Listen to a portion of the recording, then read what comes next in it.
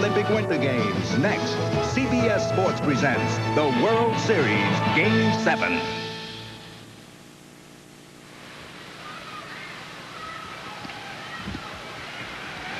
Think of baseball as a painting.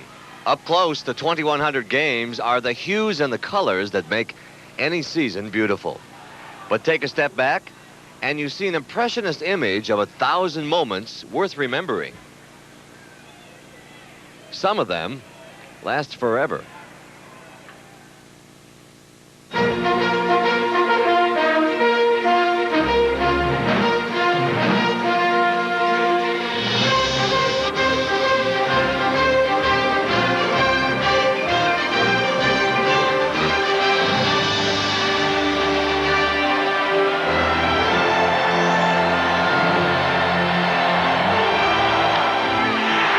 Left center for Mitchell, and we'll see you tomorrow night.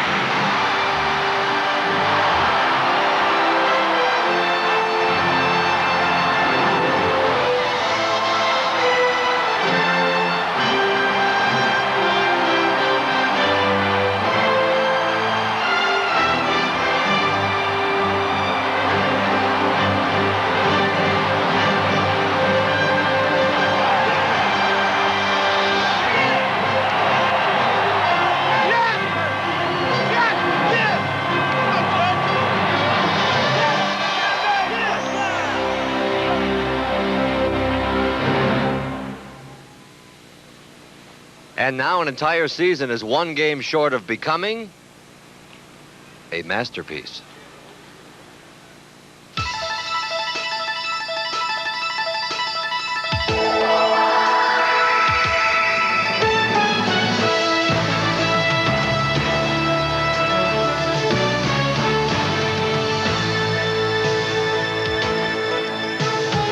Welcome back to Minneapolis, Minnesota on a foggy night here in the Twin Cities. This is where a local native by the name of Prince once said, "Party till it's 1999." And you know what? They just might do that. The Atlanta Braves, of course, have other plans as they come back into a packed and a boisterous Metrodome. And if it's decibels you like to count, you're going to see them here. This is the right place. If it's Homer Hankies you want to wave, you're going to see a few of those, too. And there's going to be even a smattering of brave tomahawk choppers. But most importantly, if it's baseball drama you dream about, well, we couldn't have written this script any better for you. And so it's live from the Metrodome. It's Game 7 of the World Series.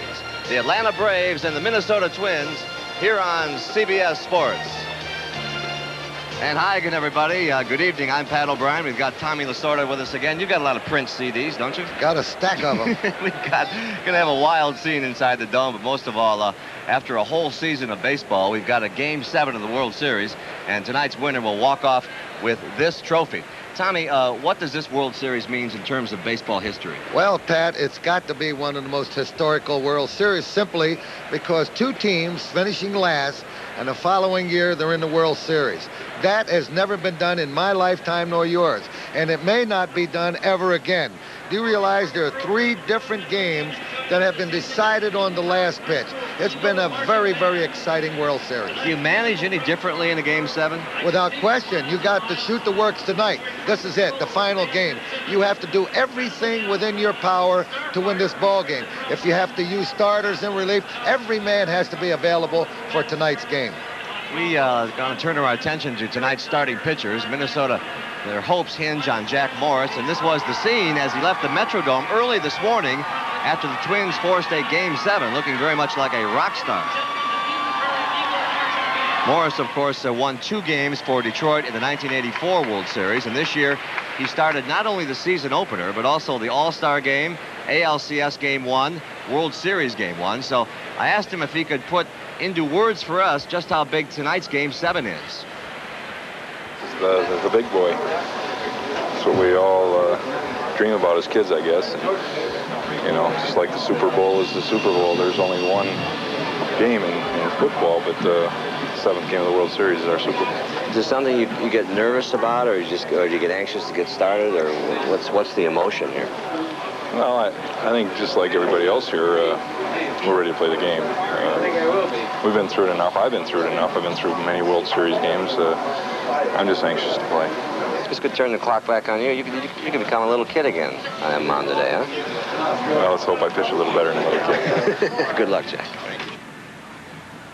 We want to welcome, by the way, those of you who are just joining us for our live coverage of Game 7 of the World Series. We're here talking a little pitching. We've been talking about Jack Morris, and if Jack Morris pitches the openers, John Smoltz specializes in pitching the closers. He beat the Dodgers to put Atlanta into the NLCS, and then he shut out the Pirates in Pittsburgh to put the Braves into this World Series. And Tommy, what about this pitching matchup tonight?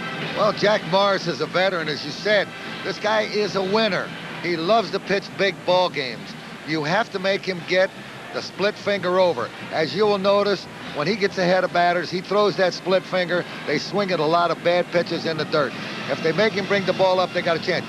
They got to make him throw his fastball if they want to beat him. This guy's tough. John Smoltz is being asked, Tommy, to pitch again on 3 days rest. He has had mixed results, and do you think it'll hurt him tonight? No, I don't think it'll hurt him with 3 days rest. This guy has to get all the energy that he has within him. This is the biggest game of his life. He has been the hottest pitcher in the entire major leagues in the second half. He has good stuff. If you get him out in front with 3 or 4 runs early, he is tough to beat. You've got to get to him early. Tommy, some lineup changes tonight. With the righty Smoltz on the mound, Mike Pagliarulo will start at third base for the Twins. We come back here from Minnesota. We'll hear from Minnesota's man of the year. I'll get this right, Tommy. Kirby Puckett, as our coverage of Game 7 of the 1991 World Series rolls on from the Twin Cities here on CBS. Stay with us. CBS Sports coverage of Game 7 of the 1991 World Series is brought to you by Hyundai. Yes, Hyundai, makers of the Excel, Scoop, Sonata, and the brand new Elantra. And by Charles Schwab, helping investors help themselves.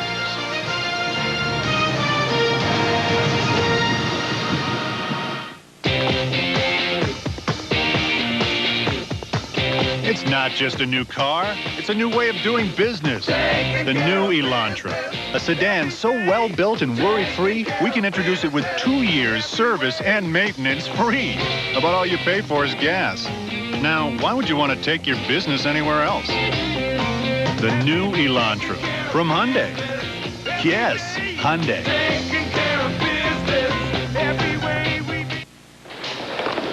Personnel, please. 7th floor. Now, when life turns up the heat, there's Degree antiperspirant. Because it's body heat activated, Degree turns on extra protection when you really need it. Degree, your body heat turns it on. Sparky's Big Game Wisdom. You need delivery in the clutch. So call Domino's Pizza. They've been coming through with clutch deliveries for over 30 years. Call now and get a Domino's Pizza delivered for the game. Nobody knows like Domino's. Everyone has a dream, a vision deep inside. When I decide to follow up on an investing idea, I need a broker who's ready when I am. We make it easier to follow your own lead. I can call Schwab at any hour, nights or weekends, get the information I need, even place an order to trade. Always there to give you just the help you need. Help yourself at Schwab today.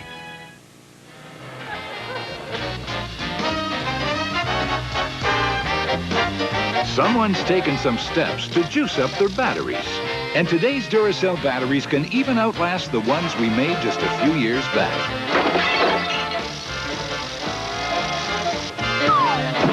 In fact, today's Duracell batteries aren't just built better, they're built to beat the band.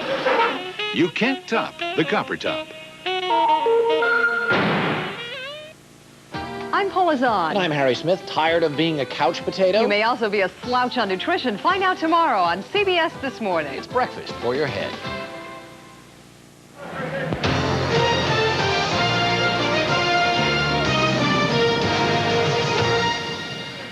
Just another game on the schedule, huh, guys? Mark Lemke and Lonnie Smith there sitting around thinking about Game 7 of the World Series, and maybe you saw the signs down in Atlanta that said Lemke for president. We know that won't happen because he can't afford the pay cut. And if they wanted to draft Lemke in Atlanta, Here in Minneapolis, after last night's game-winning home run, they're crowning Kirby Puckett. This morning, we were the first entry on His Majesty's calendar. Tonight, we're bringing all our friends from Indian Hills. Good luck, you know. All right. All right. Look at the neighbors brought you. Oh, what do you do here, Pat? Kirby, rock on. Congrats. Nice catch. Nice home run. We love you, Kirby. They put all these pumpkins down here for you? All these pumpkins, I don't have to go buy one now. What about tonight? Can you do it again tonight, or what do you think? Oh, we hope so, Pat. We've been playing well here at home, and they got the win last night. The momentum got to be swinging our way a little bit. Plus, we got Mr. Morris tonight, but then again, they got Mr. Smoltz. So I wish I knew the outcome. If I knew we were going to lose, I wouldn't show up. But unfortunately, in this game, you had to show up to see what the outcome is going to be. Did you get any sleep? A little bit. I got a few hours, but like I told you, I'm still tired. So I get my rest after it's all over. What'd you dream about? I didn't have time to dream. Just got to close my eyes and open them up again. Hey, good luck tonight. Hey, Pat, thanks a lot, man. We'll Appreciate it. Well, no visiting team has ever won a World Series game in the Metrodome, and Jack Morris has personally won 15 games here this season. We spoke to members of both the Braves and the Twins about their mission tonight and their mood coming into this Game 7. I would say this is it. Hit Jack Morris against Smoltz, so I figure it's going to be some more high-drama baseball. The team seems a little less loose than they did last night. Are you guys a little more concentrated, you think? Or? No, we're still loose. We've been loose all year, but, you know, the whole season, 7-game series, it's come down to this one ball game, so I guess the winner is going to take the trophy. Team focused, and how do you stay focused on this thing? You've had so many there's a lot of things going on. I think we faced a lot of adversity coming in, even winning the division championship on through the National League Championship Series with the Pirates. So we're used to it. We're ready for it, and everybody's relaxed. We just know what we got to do out on the field and just maintain our focus on what we got to do to win. You're an at-bat or two away from being the MVP of this thing. Haven't really thought about it too much. Yes, you are. It's crossed my mind a little bit. All right. Getting a little nervous or no?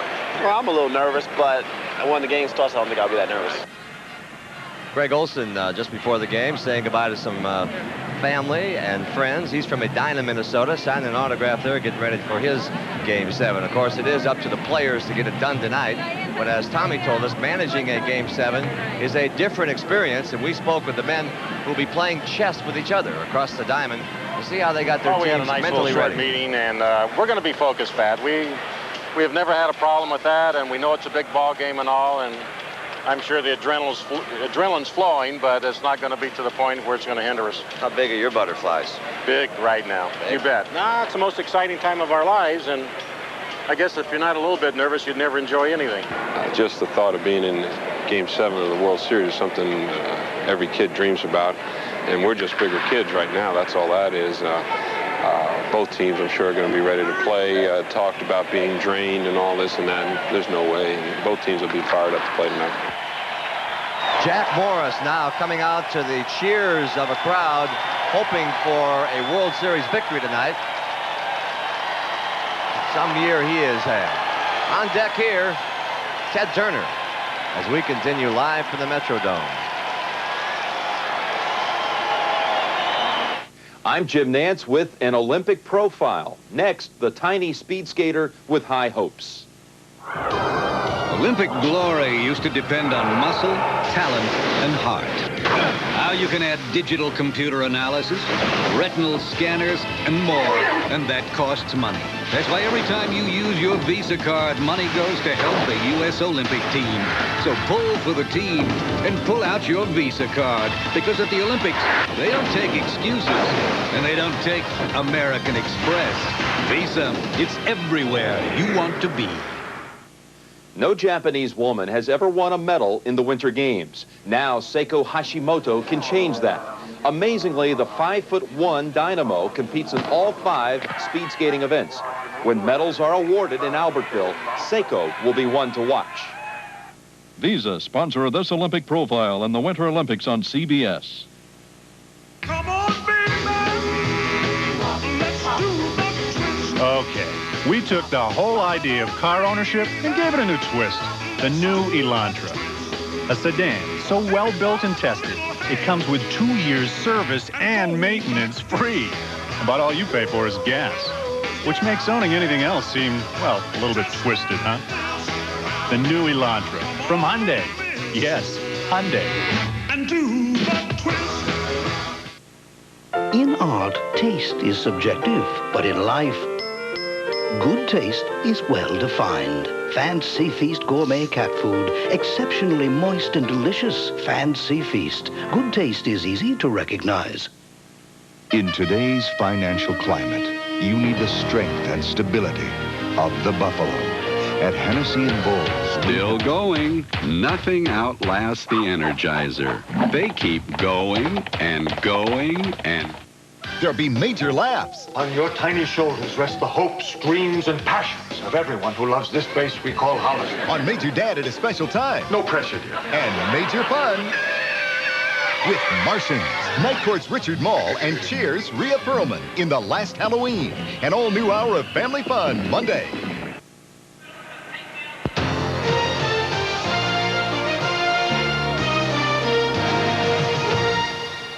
Live picture there of John Smoltz, who will be given the ball by Bobby Cox tonight for the Atlanta Braves, and he is 2-0 in the postseason. Smoltz going out, getting ready to warm up for his Game 7. You know, this series has been a long time coming for the fans of Atlanta, and in particular for owner Ted Turner, who sat down with our own Tom Lasorda to put this experience into perspective. Well, after having been last and near the bottom for so long, it's a refreshing change, to say the least. Ted, if Bobby Cox could come to you right now and say, Ted, I'd like for you to talk to the ball club tonight in this very, very important game, what would you say to them? Well, I am going to see them tonight right before the game because I'm not going back on the team plane. I'm going to tell them that I'm real proud of them no matter how the game comes out, and that I look forward to seeing them next spring.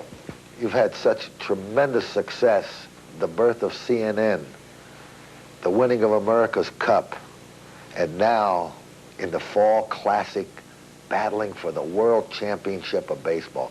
Where does this fit in your career? Well, I don't rank things, but it's certainly right up at the top of all the experiences that I've had. Ted, there's been a lot of talk about how you are going to address the chop. We're going to have the heads of the organization are going to get together and discuss it. It really was something that the fans started doing. It wasn't something that the organization came up with. Both Jane and I quit chopping when we heard about the Indians being offended by it, but I think it's much ado about nothing myself. I think it's unfortunate, but certainly no insulting intentions were made at all. We thought it was kind of honoring it, but basically it was just cheering for the team. That's all it is. And there is Ted Turner's counterpart, Twins owner Carl Pohlad, a Minneapolis banker and businessman who bought the franchise from Calvin Griffith back in 1984. The nerves there. We've heard from the players, the managers, even the owner. But you know, if baseball is ultimately a game for kids, and aren't we all kids at heart, then maybe we should turn to the real experts, those who have spent this day talking about Game 7 in backyards and sandlots across this country. Probably the most dramatic since the '75 World Series last night. It was exciting. It was exciting. I don't know anything about the '75 series. I didn't ever see it, but it was the most dramatic home runs that I've ever seen. Yeah, and tonight's game, I think the Twins are going to Morris is going to shut him down. Yeah, I think the Twins are going to win it because Morris is too good of a pitcher. The real boys of summer, Tommy. What about tonight's game? Well, it's going to be a great game, and I think with the crowd, the dome, and Jack Morris, as much as I want to see the National League and Atlanta win, I've got to say that they have the edge tonight. Thomas order for the Twins tonight, then. Yeah. We'll be back to meet the starting lineups for tonight's Game 7 when our CBS Sports coverage of the 1991 World Series continues after a word from your local station. U.S. champion Todd Eldridge and skating's bad boy Christopher Bowman in their first major competition of the season. It's Skate America on Olympic Winterfest next Saturday. This is CBS. Every 11 minutes, someone goes blind, and many didn't have to. If it happened to you, what would you miss most? A beautiful sunset? Your child's face? Monday on Channel 2 Action News at 5. Dr. Howard Torman brings you a dramatic special report that could help save your eyes. Watch Don't Go Blind on Channel 2 Action News, Monday at 5. Because frankly, we'd miss seeing you, too. You're gonna love this. We guarantee it. You're gonna love this. We guarantee it. You're gonna love the new pastrami melt at Jack in the Box, or we'll give you your money back. We guarantee it. I just had my first taste of a breakfast sandwich on grilled sourdough. It's gonna be a beautiful day. Only Jack in the Box puts an egg, ham, and melting cheese on grilled sourdough. The new sourdough breakfast sandwich. My daddy loves me so much, he bought me a baseball glove. My daddy loves me so much, he bought me a baseball glove and a video game. My daddy loves me so much, he bought me a baseball glove and 3 video games. My daddy loves me so much, he bought a Volvo. Save your eyes. Watch Don't Go Blind tomorrow at 5.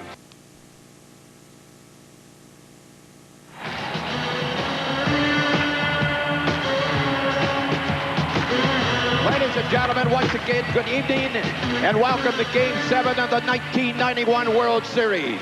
At this time, we would like to introduce to you the 1991 National League champion, Atlanta Braves. First, the non-starters, the coaches, the trainers, and the equipment men. Hi, Mom. Hey. That's good. And now the manager, number 6, Bobby Cox.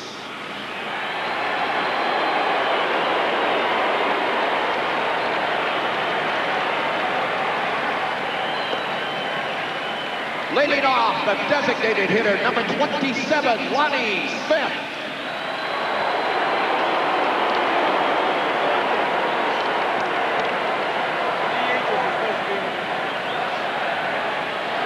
Batting second and playing third base, number 9, Terry Pendleton.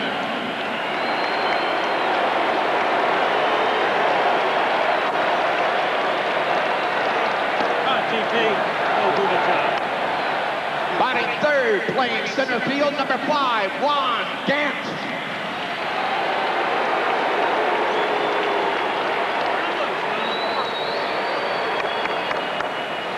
Batting fourth in right field, number 23, David Justice.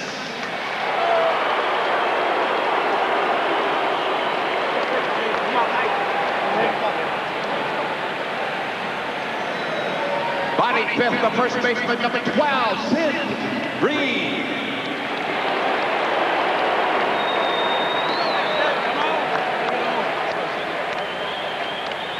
Batting sixth in left field, number 14, Brian Hunter.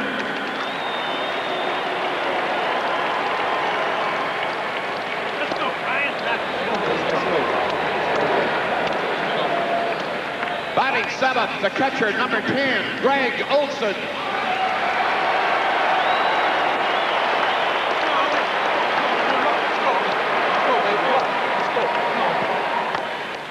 Batting eighth, playing at second base, number 20, Mark Lemke.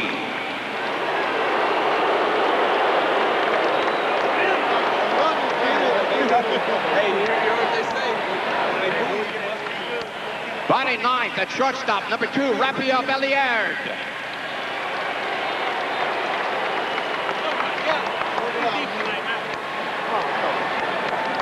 And in the bullpen, the starting pitcher for Atlanta, number 29, John Smoltz.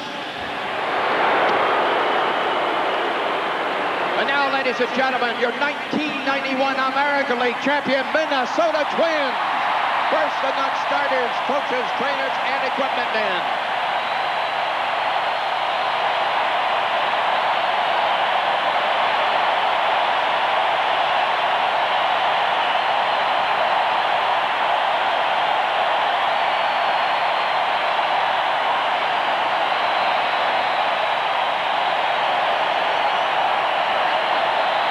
First, the non-starters, coaches, trainers, and equipment men.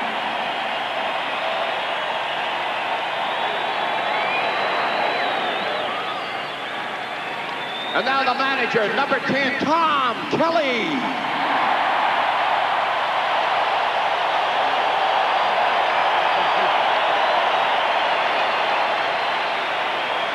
Leading off in left field, number 32, Dan Gladden.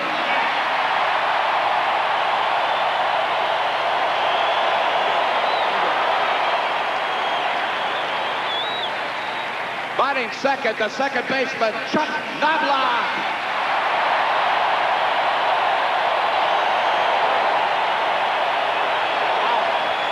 Batting third in center field, number 34, Kirby Puckett.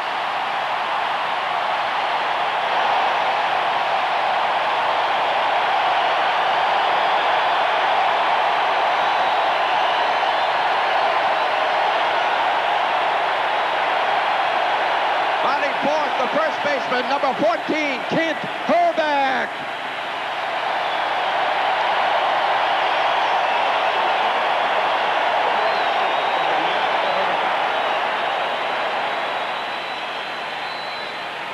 Batting fifth, the designated hitter, number 44, Chili Davis.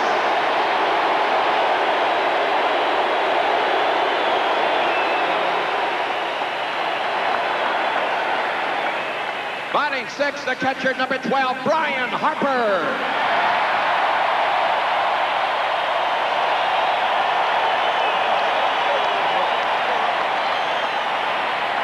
Batting seventh, playing in right field, number 24, Shane Mack.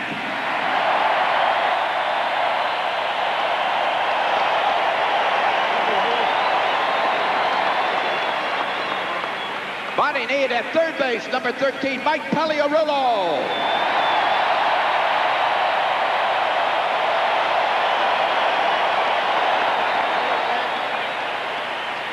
Batting ninth, the shortstop, number 7, Greg Gagne.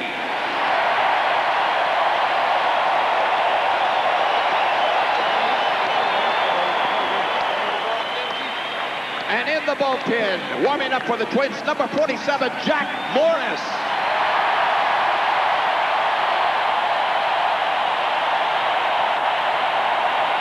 Ladies and gentlemen, please stand as the United States Marine Color Guard presents our nation's colors. And now, to honor America, please join 7-year-old Jacqueline Hawkins from New Hope, Minnesota, as she leads us in our national anthem. Oh, say, can you see him by the dawn's early light? What so proudly we hailed at the twilight's last gleaming, whose bright and bright star heart through the perilous fight. Oh, the ramparts we watched were so gallantly streaming, and the rockets riding west, bursting in night, that marooned through the night, that our flag was still there. Oh, say, and does that star-spangled benighted wave o'er the land of the free and the home of the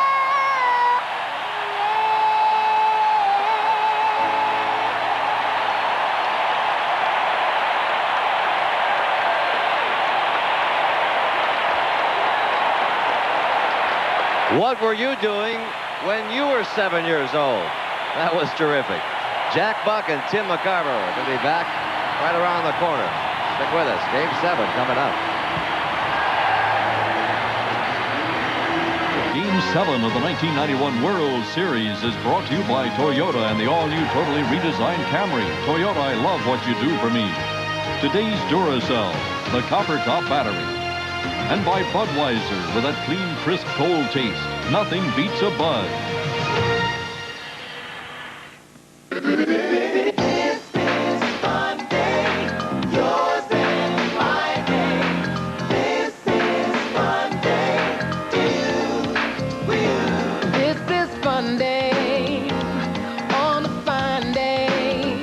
something happens between the weddings and birthday parties. It's called the rest of your life. That's why we created America's most popular camcorder, the Handycam, from Sony. Buying 100% Colombian coffee can be tricky if you don't know what to look for. Because some coffee is only part Colombian. And some coffee isn't any part Colombian. So how can you be sure you're getting the richest coffee in the world? Always look for Juan Valdez. He'll only be on brands that are 100% Colombian coffee. The richest coffee in the world.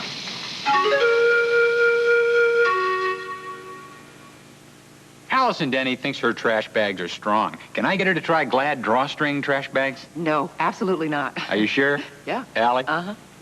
Well, what if we take a Glad drawstring bag filled with 25 pounds of last week's garbage and drop it onto your house? Not to worry, Big Al. Those Glad trash bags have 3 strong plies of Stress Flex plastic, and those red drawstrings tie up tight. Now will you try Glad drawstring bags, Allie? Sure, even though that's not my house. Is this rope important? Oh, don't do that. Whoa! Glad. Only the strong survive. The day may come when travelers don't care how much their luggage weighs. But for now, there's the Samsonite Lightweight. It's 25% lighter than the average soft-side suitcase. Because at least in the immediate future, the weight of the luggage you carry can still be a matter of some gravity. Samsonite, our strengths are legendary.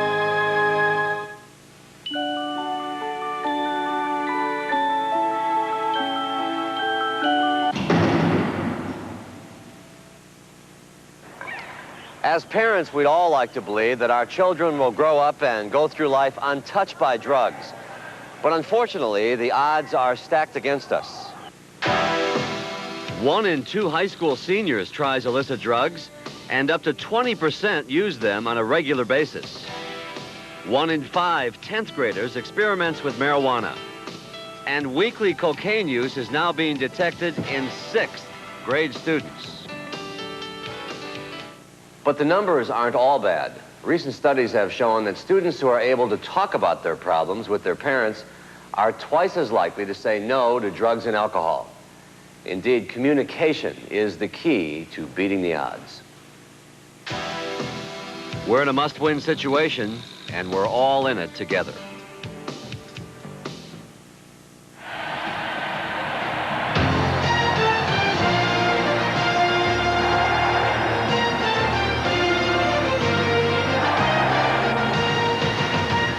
Well, they're getting ready in the Metrodome, and get used to this scene because you'll no doubt, depending on the Twins do, see it all night long. You know, there is no game in baseball more important than Game 7 of the World Series, and no one knows that more than Jack Buck, who has called so many of them, and Tim McCarver, who batted folks 300 as his Cardinal teams won 2 out of 3 Game 7s. I think he even stole a base in one of those games. Gentlemen, have a good game. Let the goosebumps begin, Mr. Buck. Yeah, thank you, Pat. It's going to be terrific. I just hope that little 7-year-old girl who sang the anthem doesn't do play-by-play. No, wasn't she terrific? I'm telling you. She was terrific. Folks, we've been wrong. We kept saying this series can't get any better. And it got better and better and better. And now here we are with this game to mark the end of a glorious baseball season. And Jack, so many vivid memories of the first 6 games that we thought it appropriate to show some of the scattered pictures of the smiles we left behind.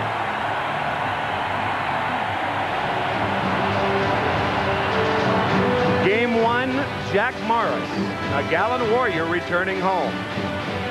Hats off. Game 2, when push comes to shove, a bad turn for Atlanta. Game 3, Rick Aguilera, the pinch hitter. Later, Game 3, a force emerges in Mark Lemke, driving home the winner. Game 4, the violent collision of Smith and Harper. To end Game 4, an arm's length, an elbow's width, the subtle difference between out and safe. Game 5, it was David Justice putting Atlanta on top. And last night, Puckett's charge ignites the Twins.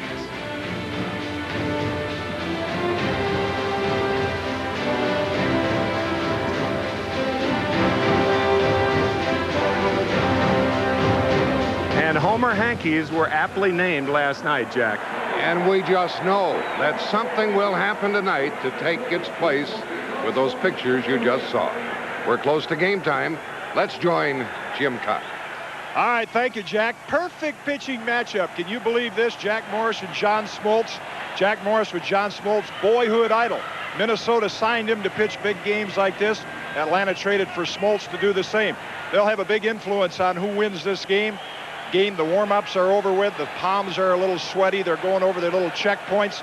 Few hours, we're going to celebrate, see which team wins. These guys have been thinking a lot of thoughts since they warmed up. Backyard games, boyhood dreams of pitching Game 7. And when it's all over and the champagne is kind of dried off, there's one thing they're playing for, and that's this ring. More than anything else, a ball player wants that. Morris and Smoltz going to have a big influence on who wears it after this one's over.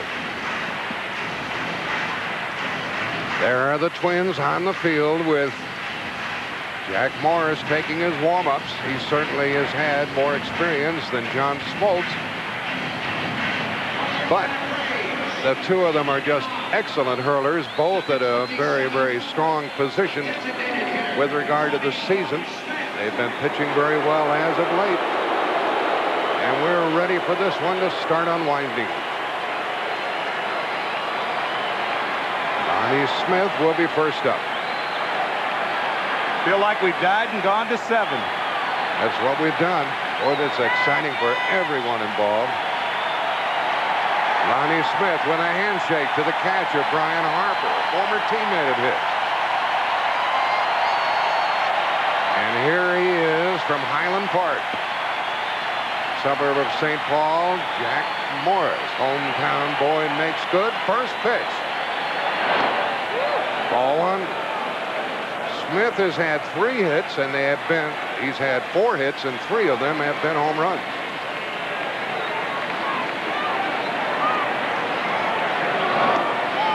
One ball, one strike. Smith, Pendleton, and Gant in the Atlanta first.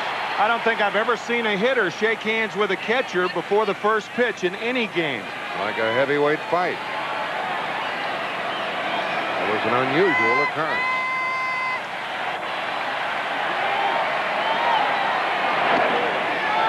Balls and a strike. Jack Morris, the pitcher. Brian Harper, the catcher. We'll meet the umpires here in a moment. Playable into right field. Shane Mack is there. And that's the way this one starts. Here are tonight's umpires. Don Denkinger will work the plate. Harry Wendelstedt, Drew Coble, Terry Tata, Rick Reed, and Ed Montague.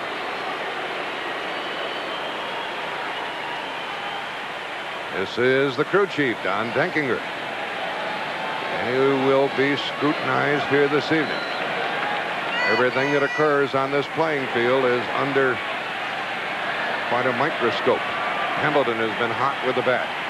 He's had 10 hits in the series. He homered here last night, his second home run of the series. To him. Terry 6 for his last 7. He won the batting title this year, the first Atlanta Brave to win a National League batting title since Ralph Gard did it in 1974. Out of play. Ralph Gard, by the way, still with the Braves organization. He was one of my favorites when he was with Atlanta. What a nice fellow he is. 1 ball, 1 strike.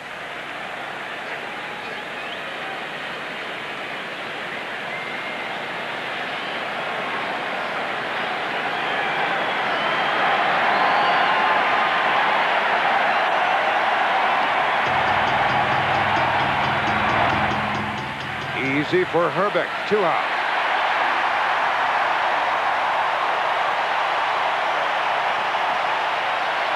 $55,000 plus here in the Metrodome.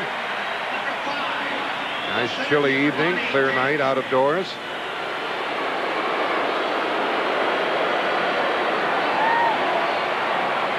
Ron Gant stands between Jack Morris and a perfect first inning. Gant with no home runs in the series. He has 8 hits. He hits everything hard.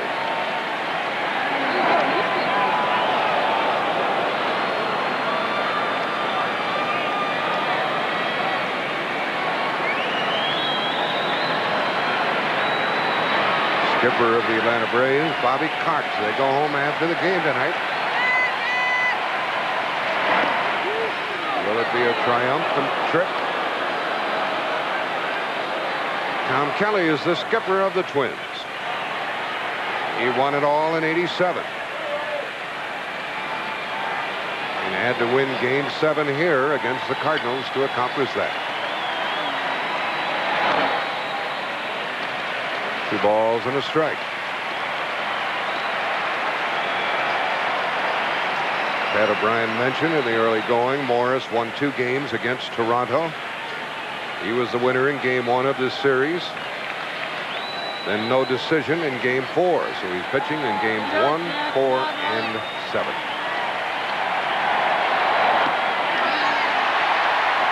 Turn 2. He can't be any more of a #1 guy. He started the first game of the season for the Twins. He pitched in the All-Star game. He pitched the first game of the American League Championship Series. And he pitched the first game of the World Series. He won all 4 of those games. And he is 6-1 in postseason play during his career.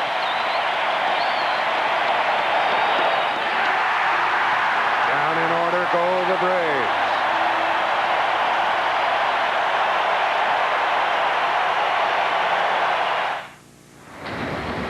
We built the all-new 1992 Toyota Camry with many exotic materials, including the one you see here, the road. You see, by putting insulating panels made from asphalt in the new Camry, we were able to help keep something else out: noise. The all-new 1992 Toyota Camry. We just couldn't leave well enough alone. The race is on to make batteries that last longer. And today's Duracell batteries can even outrun the ones we made just a few years ago. Today's Duracell, you can't top the copper top. I think kids have it tougher now than we did. All the pressure. Well, it's one thing they got the same as us. Hot Quaker oatmeal. That'll help get a kid through the morning as good as anything I know. Instant Quaker oatmeal. It's the right thing to do. One more, Jack. Think about tomorrow.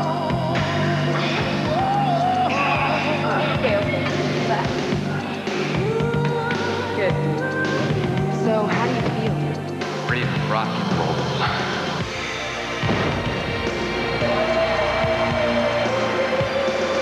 Only one beer has the taste as genuine as the people who drink it. Budweiser. How so fast? I could turn out the light in the bedroom and be in bed before the room got dark. I like a full-figured lady like you, honey. That way, if we lose the house, we can live in your bloomers. Well, when you're knocking on the gates of heaven, you better stay on good terms with the doorman. The Braves went down in order, no score in the first. Each team has won their home games. Minnesota won the first 2 here in the Metrodome. And the series traveled to Georgia, and Atlanta won all 3. Came back here, took a day off, and last night's exciting win went to the Twins. There's John Smoltz, a 14-game winner during the season, but 8-1 after the All-Star game. And he won 2 games against Pittsburgh, including the clincher. No decision in 1 World Series start. He has won all 3 of his postseason starts. And he won his last 8 starts in the regular season.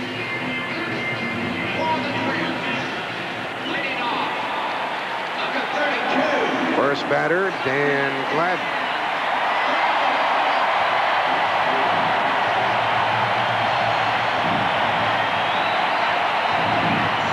I have to announce those names before the PA announcer does, or you wouldn't hear a thing.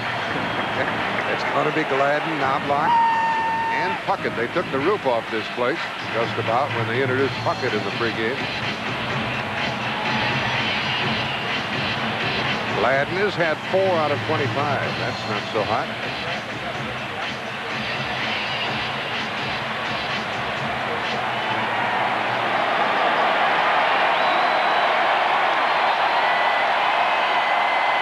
We'll see how John Smoltz gets along. Greg Olson has caught each game of this series. And he was a strong performer down the stretch for the Braves. Pulled an Iron Man act.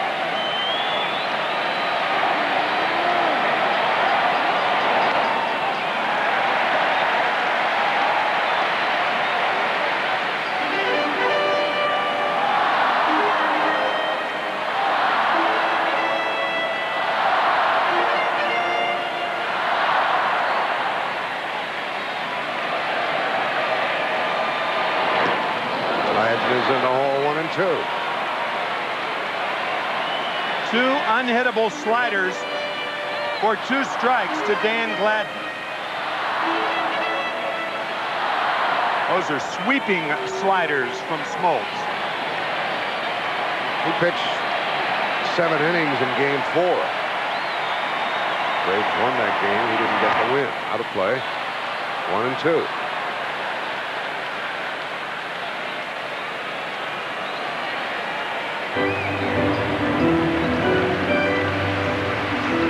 Had a remarkable sports season up here in the Minneapolis area. Now game 7 of the series to add to the luster. And Smoltz is off on the right foot with a strikeout. There have been 5 previous series in which the home team won each of the first 6 games. But in only one of those 5 series did the home team win game 7, and that was the last World Series here in Minnesota, won by the Twins against the Cardinals, game 7 in the Metrodome here. Batting is Chuck Knobloch.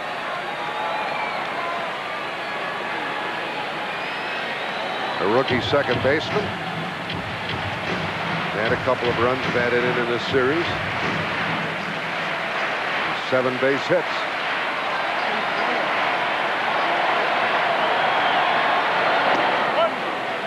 Smoltz pops one in there.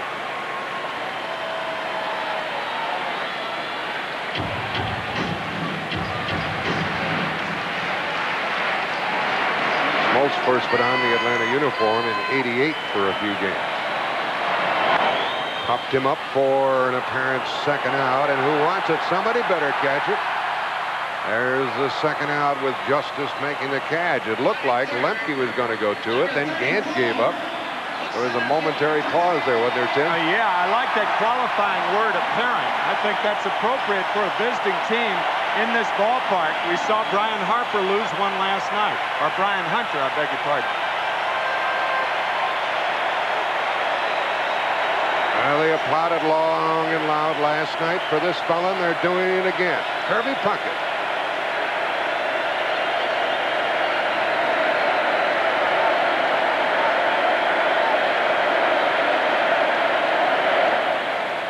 A flair for the dramatic. His 11th inning home run was only the 4th extra inning game-ending home run in World Series history. Dusty Rhodes hit one. Eddie Matthews, Carlton Fisk.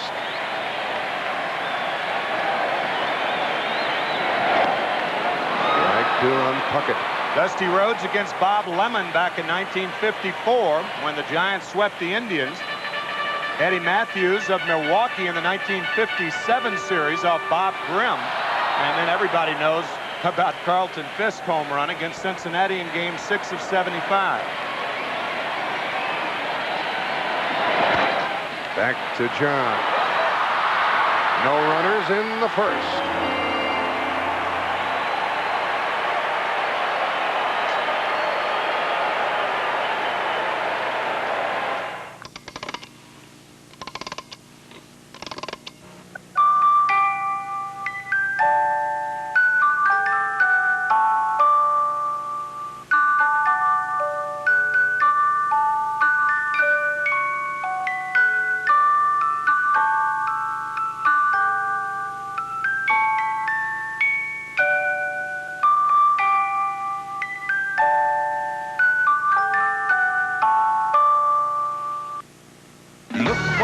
sipping a fat-free Special K waffles from Eggo. Once you see how good fat-free can be, oh no, you never let go. No way.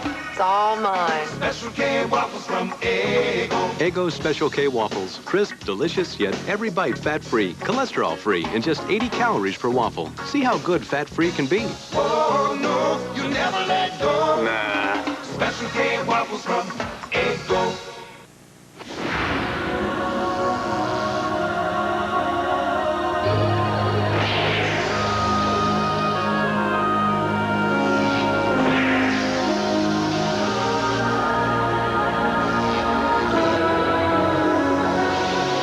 To celebrate the 21st century a little early. Introducing the all-new 1992 Toyota Camry. We just couldn't leave well enough alone. Every business morning, while the rest of the world is getting up, UPS is guaranteeing overnight delivery before 10:30 for far less than other companies charge. And every business morning, more people are waking up to that fact. Good morning.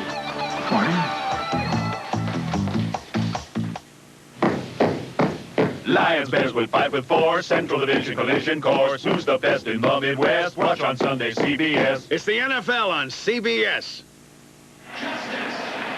No score, top of the second. Tim, you referred to that unhittable slider by John Smoltz. When you're all pumped up in a game like this, you get a little more fastball behind that slider, a little more velocity, a little less break, and I think that's what the Twins hitters saw a lot of in the bottom of that first inning. And he threw some nasty pitches indeed. Now it's Morris pitching to David Justice. Hit it hard, but right at Puckett, and it plays in front of him for a first base hit of Game 7. Had to play deep with Justice up there, and David gets his 7th hit of the series. Well, we've talked about Kirby Puckett. If he has an Achilles heel, it is playing a little bit too deep. And I think he gets in the habit of doing that here at the Metrodome to try to cut down on gap base hits. But that ball normally is caught, but because Puckett was so deep, it falls in front. For Justice, it kind of makes up for the ball that just missed being a home run last night. And these Braves did hit into some tough luck. Here's Sid Bream. No runs batted in the series, and ball 1 to him. Tommy Lasorda referred to Jack Morris and how the hitters of the Atlanta Braves should either try to get ahead of Morris or hit early in the count. By doing that, you don't allow him to throw that split finger fastball. He usually throws it when he's ahead in the count. So if he throws that fastball over for a strike, you want to put that ball in play instead of trying to hit the splitter. He throws that about as hard as he does his fastball. Ryan Harper gets some help from the dugout. Justice is a threat to run.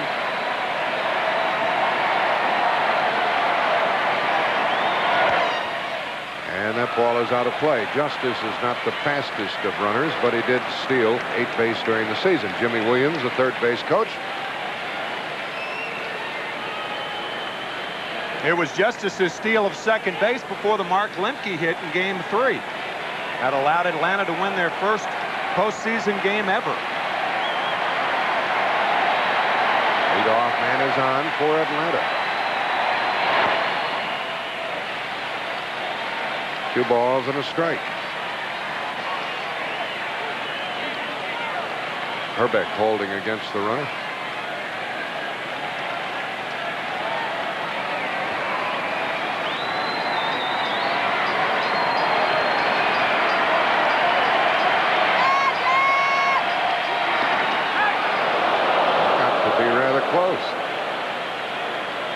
Combination of Jack Morris and Brian Harper, a good combination on which to run. 15 wild pitches led the American League, and Jack Morris had no pickoffs on the season. Almost had one there. Justice has shortened his lead. There he goes. And the runner will advance as Knobloch couldn't get it out of the glove immediately and had to go to first base for the first out of the inning. I think Dave Justice pulling an Edwin Moses. He looked like a high hurdler going over that ball, and I think that upset the rhythm of Chuck Knobloch. Watch Justice hurdle this ground ball, and Knobloch, I think, caught it a little in the heel of the glove, couldn't get it out cleanly, and had to go to first base. That's an Edwin Moses form, isn't it? Good form by Justice. And good for Atlanta that they started the runner, or with Green running, that would have been a double play. Hunter is up. Ball one. Ryan, 3 out of 17.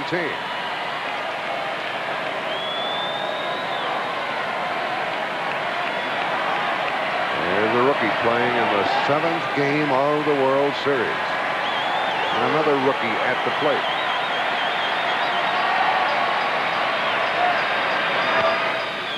And that's just foul. Well, that's the way it went all last night for Atlanta, wasn't it, Tim?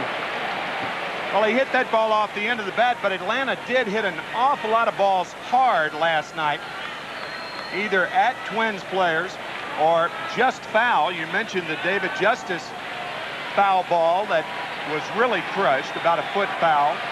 And then Terry Pendleton, his second time up, just missed an extra base hit.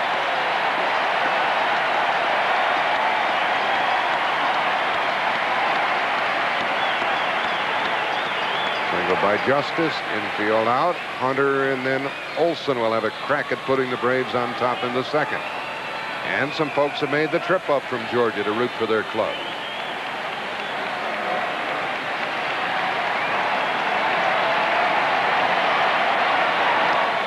They haven't had a winner since the Braves moved there. The last Braves team to win was the '57 group.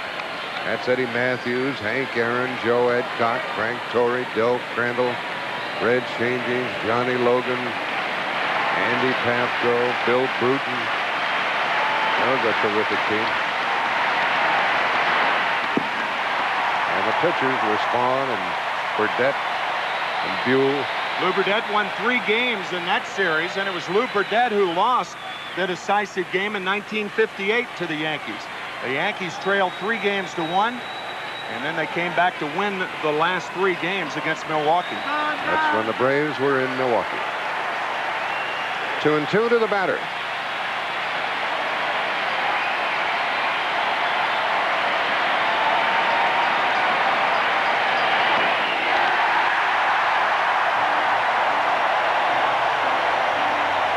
High heat for the second strikeout. Morris just blows this high fastball right by Ryan Hunter. See Hunter under it. That's the second out of the inning, and it's up to Greg Olson. He is trying to do some damage against his hometown team. He is from Edina, Minnesota. He's cooled off lately. He's had 6 hits in the series.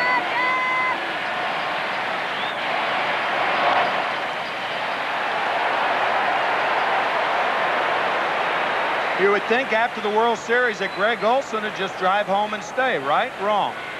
He will take the plane back with the Braves and drive home. He left his car down in Atlanta, so he won't get here until Thursday or so. If he wins the series, he'll be able to buy a new car. That's right. Popped him up. Second baseman under it. Braves lead 1. No score after an inning and a half. I remember it well. I just come out of some of the most rugged country of Utah when I turned 200,000 miles on my truck. I was way back in the woods. It's rugged. It's at the base of Chestnut Mountain. A lot of people won't go there, but it's a special place to me. I pulled over the side of the road, showed a sign saying 200,000 miles. Is that cool or what? Where were you when your Toyota truck hit 100, 200, or 300,000 miles? Call us and tell us your story. The only truck I'll ever own will be a Toyota. I'll tell you that much right now. Radio Shack, America's technology store. Now get 0% interest on all Tandy computer products until November 1st. No down payment and no payments until February 1992. 0 interest on this easy-to-use home organizer computer system with hard drive and color monitor, only $899.95. 0 interest on our special edition 20 megahertz 386SX system with 85 megabyte hard drive, mouse, modem, and software, just $12.99. Now save better at Radio Shack, America's technology store. We've added the leading cough suppressant to the proven cold relief of Alka-Seltzer Plus. So now you can relieve your cold and cough together. Introducing Alka-Seltzer Plus Cold and Cough Medicine. 2 kinds of relief from only 1 medicine. I'm toning up. I'm toning up from my head to my toes. I'm toning up. I'm toning up. Now my skin's gonna glow. New Tone with cocoa butter is specially formulated to rinse clean. I'm toning up. Tone up with new clean rinsing Tone. Baseball. It's really quite a simple game. Throw the ball, hit the ball, catch the ball. But some of this game's greatest moments haven't taken place in front of thousands of fans. Like the look on a young boy's face when a legend takes time to visit a hospital. Or the entire Red Sox organization whose Jimmy Fund quietly helps sick children. Or a hometown hero who hasn't forgotten his less fortunate neighbors. Yes, baseball really is a simple game. And it's simply at its best when it's caring for others. A message from Major League Baseball and its players. Now, when there's a lot of tension, no score here in the bottom of the 2nd inning, there's a lot of tension and numbness in the joints, a lot of pressure on the players. Close-up look at Tommy Glavine. Oh, it's just twisting the joints, trying to get them loose.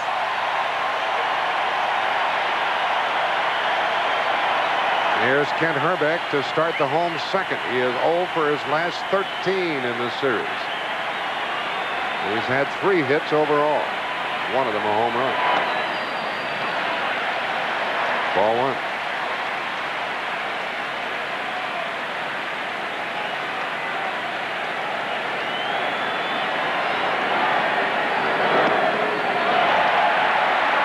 It'll be Herbeck, and then Chili Davis, and then Brian Harper.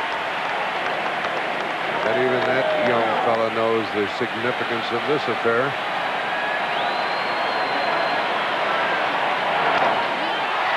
Into short right, and Justice has it. 4 in a row, retired by the Atlanta hurler.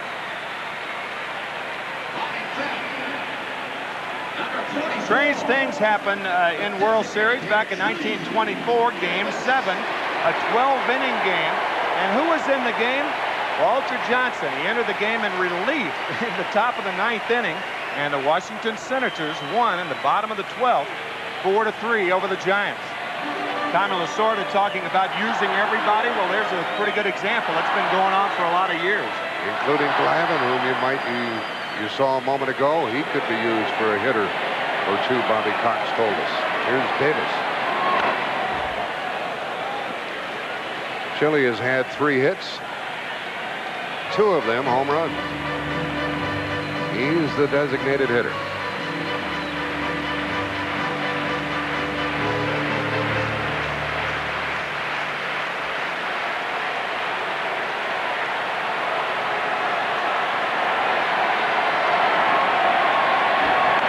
Out of play, strike 2. And happy to see that John Smoltz, as young as he is not letting this situation bother him. Only 23 years old, he came to the Atlanta Braves for Doyle Alexander from Detroit.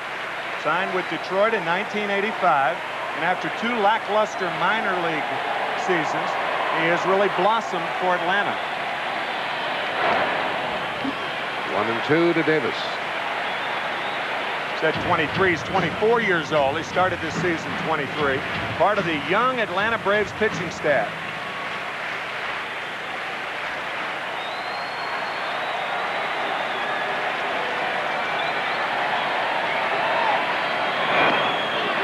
And that's strike 3. And that's 5 in a row by Smoltz, 2 on strikes. We talked about the sweeping effect. Jim Cott commented on the sweeping effect of the breaking ball by Smoltz, and that's a good example right there. Smoltz throws the curveball that goes down to left-handers, the slider that goes away to right-handers. And the first to Harper is a ball. Brian Harper with a half dozen hits, 6 out of 17.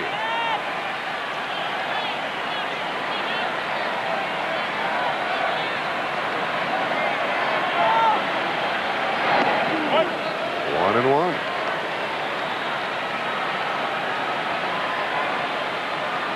Brian Harper with that left leg, you'll notice how he has it cocked. That's what hitters do when they try to stay back and wait for the pitch. Had a good swing, but he's in the hole, 1 and 2. By waiting for the pitch, you're not lunging. The two elements of successful hitting is to wait and have quick hands. Yeah, that's what they say. Wait, wait, wait, and then hit the ball in front of the plate. If you can do those two things, then you're a hitter.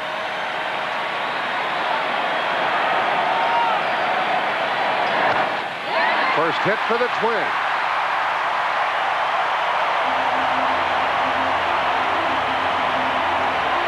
He's a good two-strike hitter, Tim. Yeah, he's a contact batter. Struck out only 22 times this year. We have seen him time and time again do well with 2 strikes, and had a good pitch by Smoltz, but better hitting by Harper.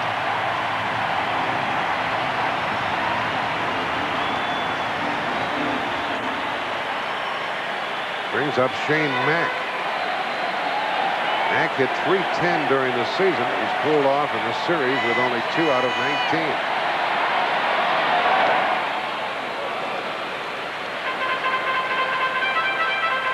And the Atlanta pitcher continues to get ahead of the batter.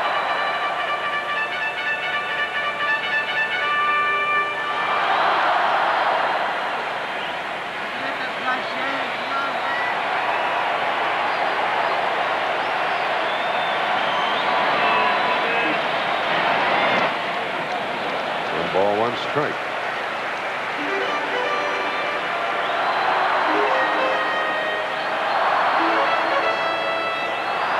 Ron Gardenhire is the third base coach.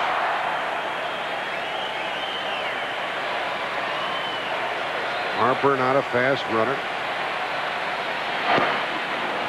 Boy, Smoltz has made some dandy pitches in the early going. Wayne Terwilliger over at first base. Wayne Terwilliger played for about 18 years in the major leagues, primarily with the Washington Senators, and his top salary was $11,000 a year. And here you may get the upwards of $130,000 a share for the winning team tonight. 2 and 2. Yeah, that's what they figure that the full share will be worth for the winners. Not 130, maybe even more, 130,000. Shane Mack, 2 and 2. This fellow hit 18 home runs this season. Driven in 1 run in the series.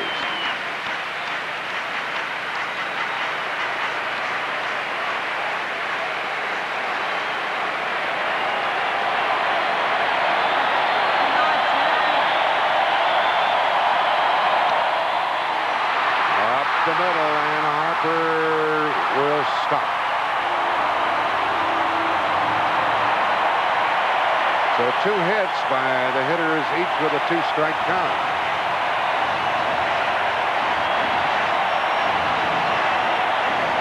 One on a slider away to Brian Harper, and now the fastball away. And Shane Mack grounds it hard up the middle.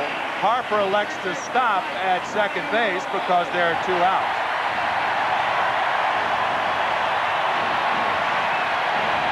Two on, 2 out. For Mike Pagliarulo. He's had 3 out of 8 against Atlanta.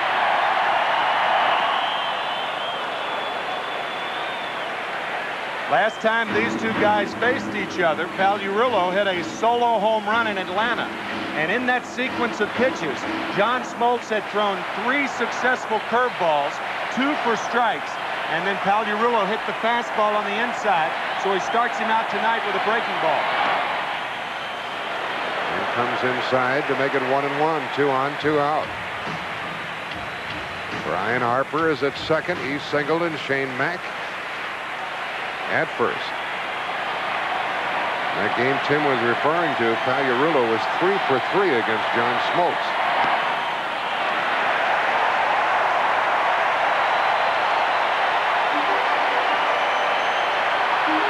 No score in the second of Game 7.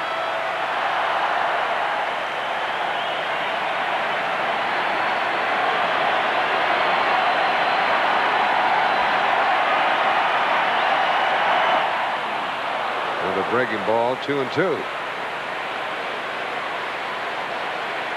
on, 2 out, 2 balls, 2 strikes, second inning.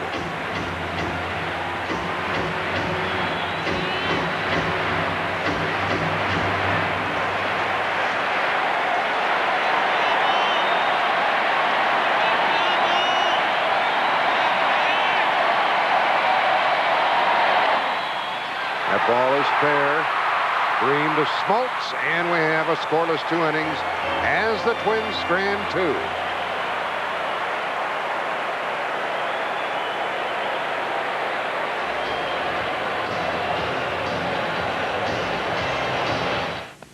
She was sympathetic. My gynecologist said she'd been through it and the irritation could be intense. You couldn't cure a recurrent vaginal yeast infection fast enough. She said a woman should first see a doctor for an initial diagnosis. After that, with gynolotrimine, you can cure yourself. It's available full prescription strength without a prescription. She said it would bring me early treatment and early cure. Gynolotrimine, my gynecologist's cure, and mine.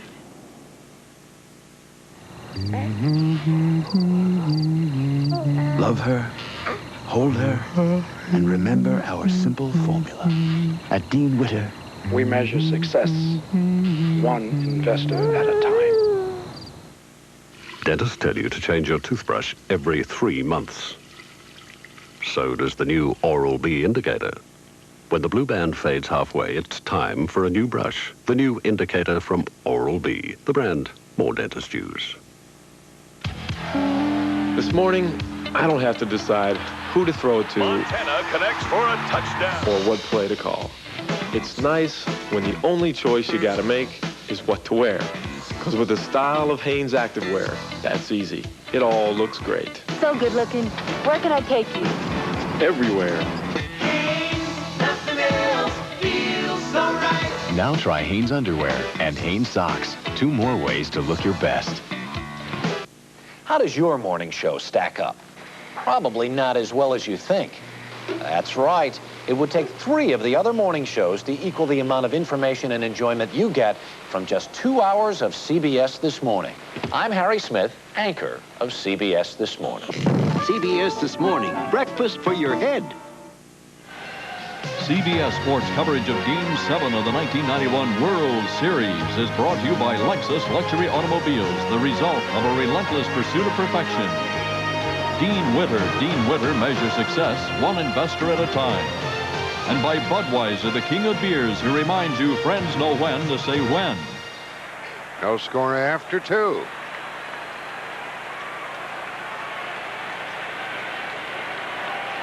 Greg Olson working on his swing with his shin guards on in the dugout. Do a lot of strange things in the 7th game of the World Series. Lemke, that's right. Talk about tension. You can look around the stands and see the owners of each of these clubs, the executives as well as the players. Nobody can sit still. 2 quick ones on Mark, who has had 9 hits. We've talked about how there's more tension in the League Championship Series, and I think generally speaking that's true. But somehow this year it's different in the World Series.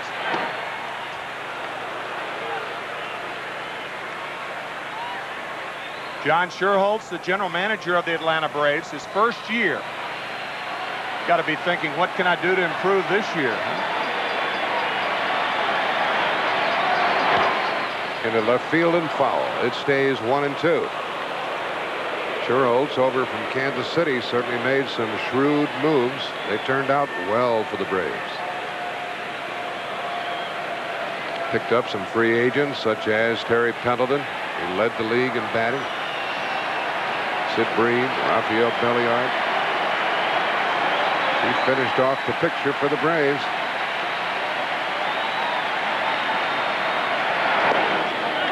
2-2. Lemke, Belliard, and Lonnie Smith in the third.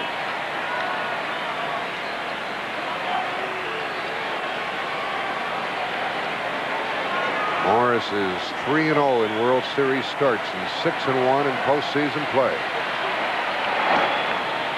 3-2. It was strike 2. 0-2.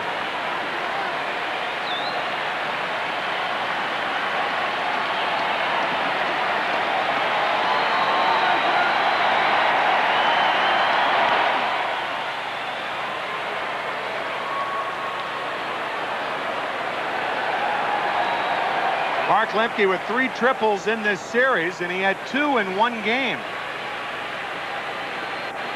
Biggest names, I guess, most recently, Bobby Richardson of the Yankees, Tommy Davis of the Dodgers. To the second baseman, Knobloch.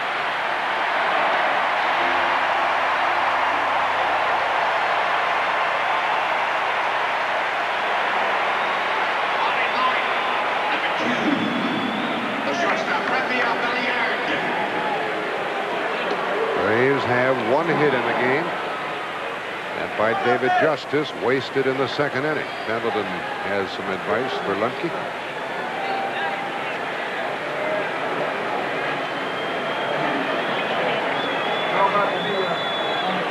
Belliard is up.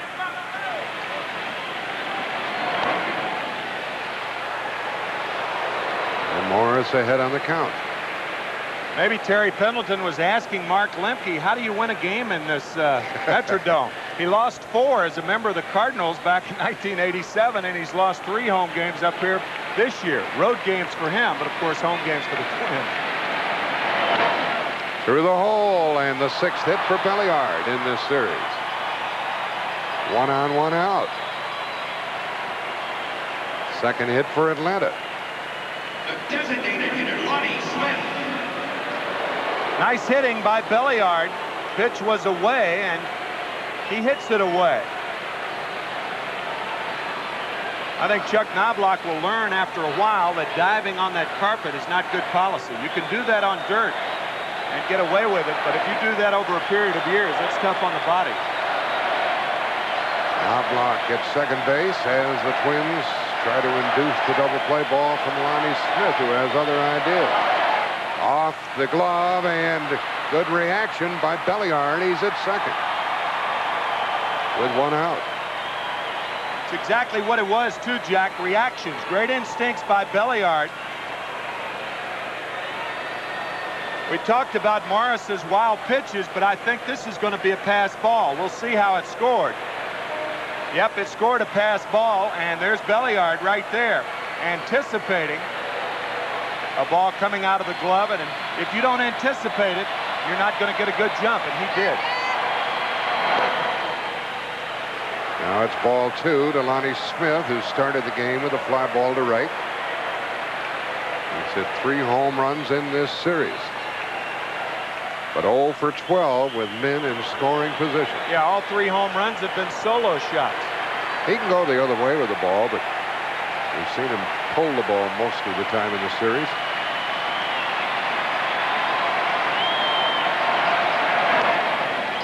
That's ball 3. 55,000 plus here at the Metrodome in the Twin Cities. No score, top of the third. Runner at second, 1 out. Game 7. It's all over when the curtain comes down on this one.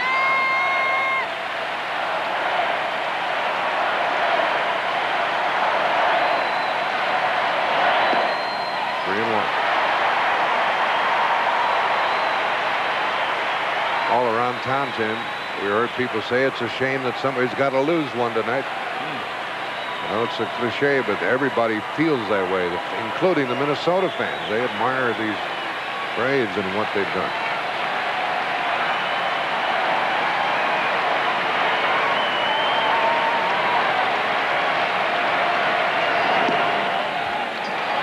Lonnie Smith joins Rafael Belliard on base. Well, how do you win a game here in the Metrodome? Pendleton wants to know. Huh? to do something with men on base. Belliard at second, Lonnie Smith at first. Pendleton grounded out to first his first time, and he has driven in 3 runs in the series. Has 2 homers. Has 10 hits.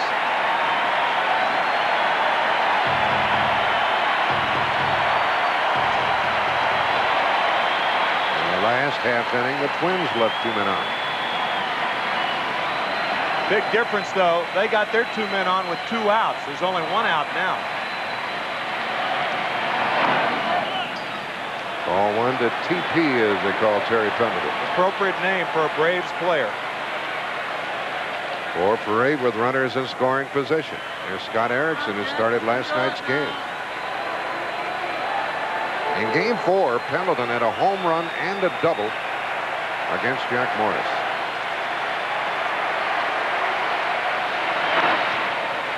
1 ball, 1 strike.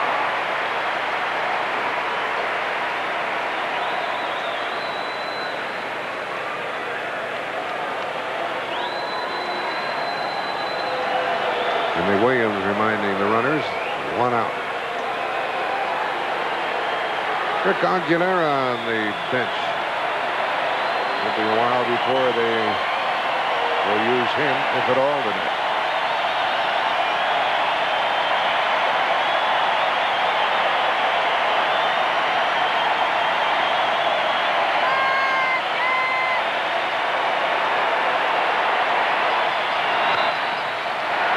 Two strikes, and Pendleton's had some good swings.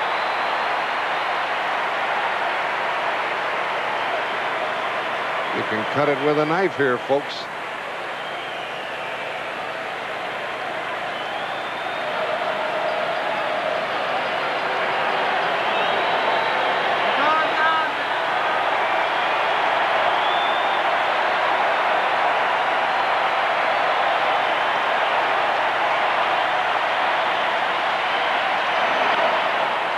Into short left field. Gladden cruises to it.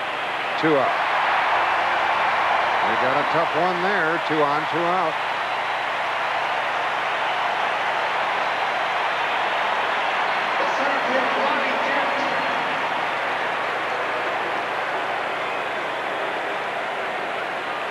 Ron Gant comes up. Harper went out to talk to his hurler. And sooner or later, if the Braves are going to have good results, this fellow is going to have to pop one. Gant struck out his first time.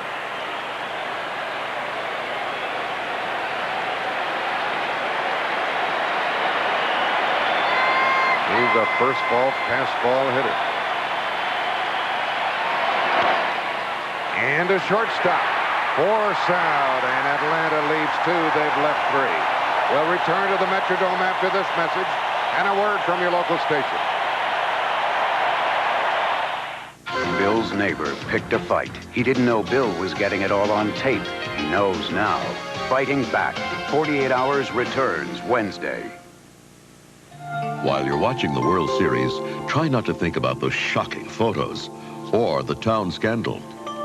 Try not to think about, well, you get the picture. Knots Landing will return Thursday. In the meantime, please, try to keep your mind on baseball. This is CBS.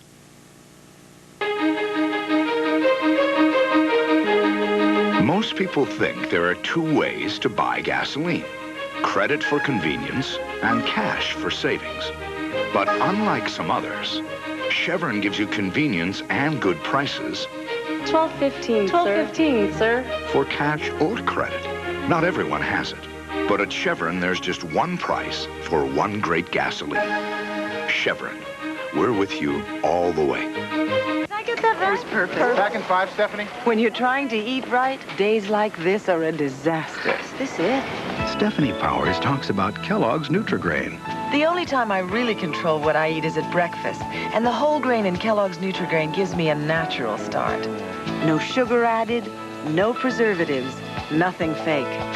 No matter what I eat later, at breakfast I call the shots. Naturally good. Nutri-Grain. The natural place to start. Time after time, vintage clothing of Hollywood. Are you saving what you'd hoped since leaving AT&T? Prop Masters Incorporated of Burbank. Are you having more trouble getting faxes through on the first try? We want you back. AT&T Pro Watts, a discount plan that gives you very competitive prices. Switch now and get 1 month of long distance free. Los Angeles, we want you back. Call 1-800-222-0400. Save your eyes. Watch Don't Go Blind tomorrow at 5. Atlanta's left 3, Minnesota 2. Bottom of the third, no score. Good Treadway on the Atlanta bench.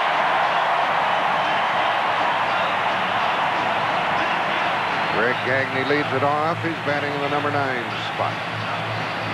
Has a home run among his 4 hits. Big 3-run home run in game number 1. Keith Mitchell and Nick Osaski.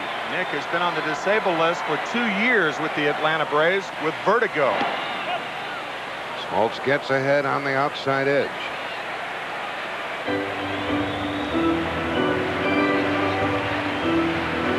Smoltz has allowed 2 singles. They came in the second after 2 were out. That's strike 2.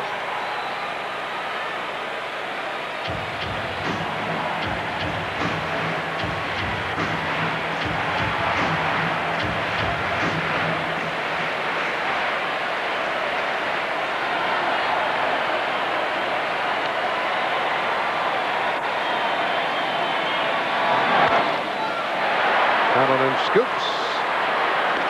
1 out. Let's go back 31 years and take a trip to Old Forbes Field in Pittsburgh. This one, in typical fashion, was going right to the wire. Here's a swing and a high fly ball going deep to left. This may do it. Back to the wall goes Berra. It is over the fence. Home run. The Pirates win. Ladies and gentlemen, Mazeroski has hit a 1-0 pitch over the left field fence at Forbes Field to win the 1960 World Series for the Pittsburgh Pirates. And a foul ball off the bat of Gladden. That is the only home run that has ever ended a World Series. Bill Mazeroski, Game 7, the only home run that ever ended a World Series.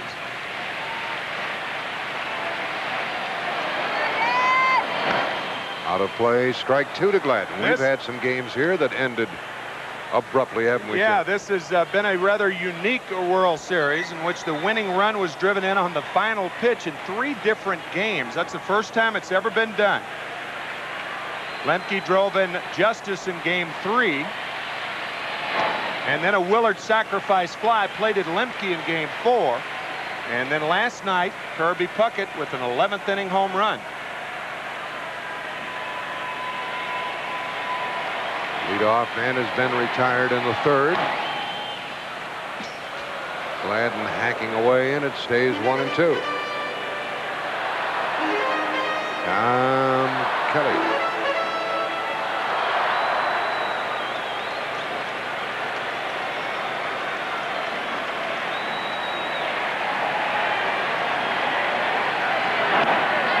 Did he?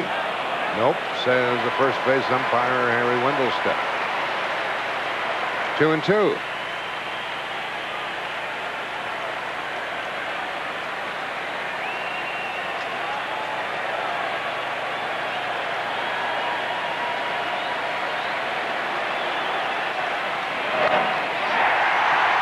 He'll get more than 1.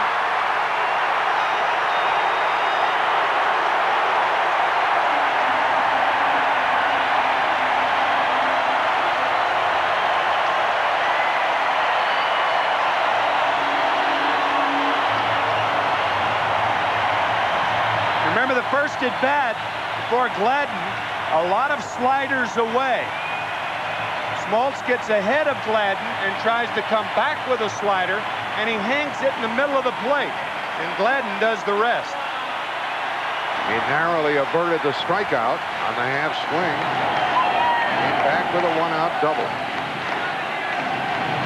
Now Knobloch, and then Puckett will have a chance to put the Twins on top in the third.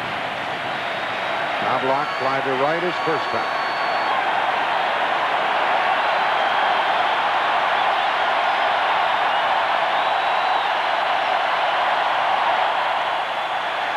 He missed with that one.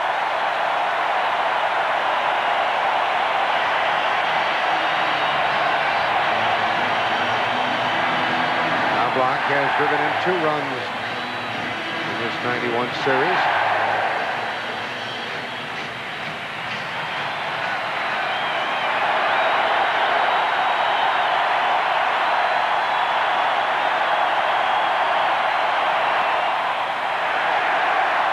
Ball 2.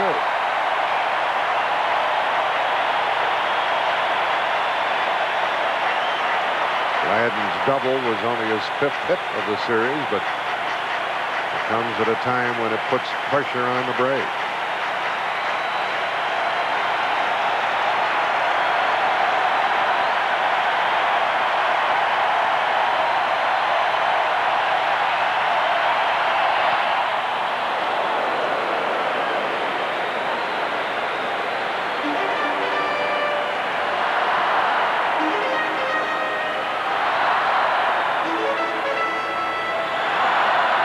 Tom Kelly was talking to Dan Gladden to keep an eye on Knobloch.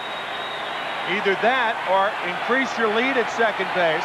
With 1 out, it's a good time to try to steal third. We'll see. He's able to get a big lead. 2-2.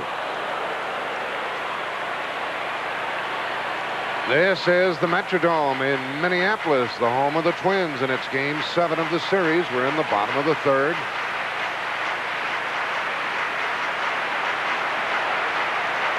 Runner at second base, 1 out. Tim McCarver and Jack Buck with you, and this is the last baseball game of the year. The center of the baseball universe, the Metrodome.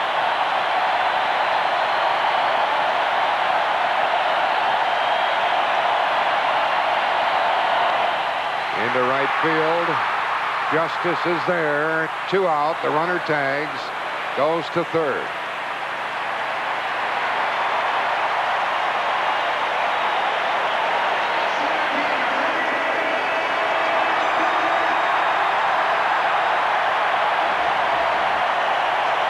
This may seem like a harmless out, but it does push Gladden to third base. And the one thing to keep in mind, we talked about the wild pitches of Jack Morris. John Smoltz had 20 wild pitches during the season. That's the most by any pitcher in the major leagues. So being at third base with 2 outs is much more important with a guy like Smoltz out there than it would normally be.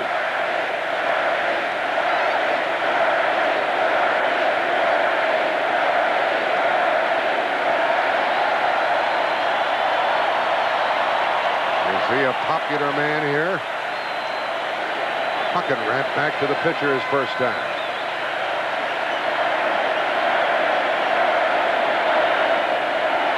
There's that pitch in the dirt that Tim was talking about. Ball 2.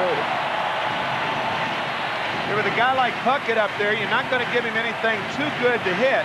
You're going to try to make your breaking balls break a little more. That means there's a chance of it being in the dirt, and there's going to be a little more ride on the fastball.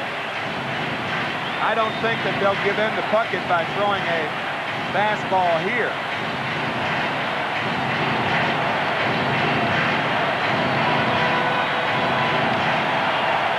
I wonder if Puckett can get a hit after Pat O'Brien woke him up so early this morning to do an interview. Runner at third, 2 out.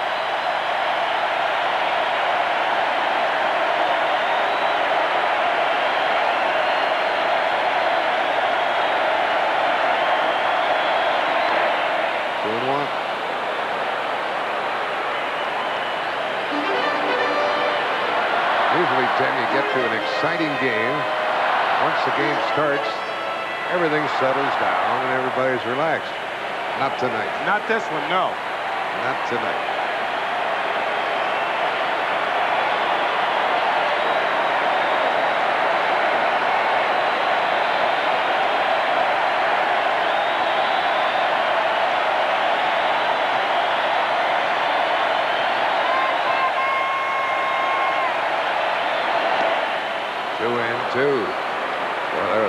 Excellent pitch by Smoltz. Smoltz has just blown the last two fastballs right by Kirby Puckett.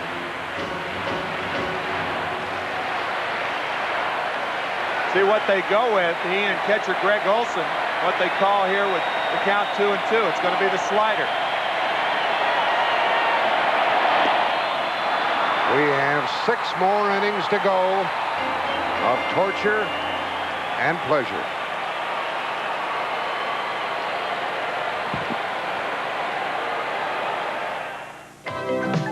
Toyota presents All-Around Champions.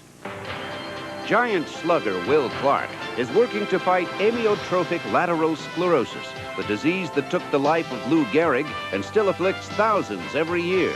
As the athlete spokesman for ALS in Northern California, Clark pledges $100 for each home run he hits.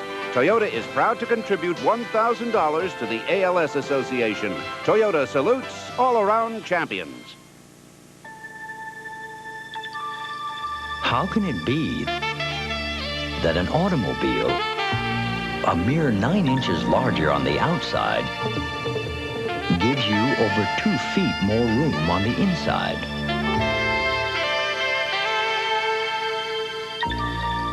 Maybe it's the new map. The all-new 1992 Toyota Camry. We just couldn't leave well enough alone. So I'm doing my sound check. Hello, hello, hello. And I hear this woman's voice. Crunch that last chord. I'll show you. She grabbed the guitar. And then she started rocking. No, I mean rocking. You're pretty good. Not.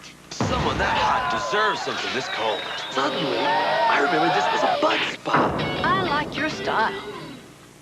You know what's smart? This Magnavox digital CD shelf system that's incredibly powerful, compact, but what's really smart is this Magnavox 8mm Easy Cam that weighs less than 2 pounds, but what's really brilliant is this 13-inch TV with a built-in VCR. But what's ingenious is this 31-inch with a smart window that lets you see other channels and swap the picture. You know what's smart? This Magnavox digital CD... Go away. The ingenious products from Magnavox. They're smart, very smart. You are watching the World Series on CBS. This game summary is sponsored by Budweiser. We've played 3 and each team has left 3. And we're scoreless. 4th inning. John Smoltz and Jack Morris holding 4th. And Morris ready to pitch to David Justice.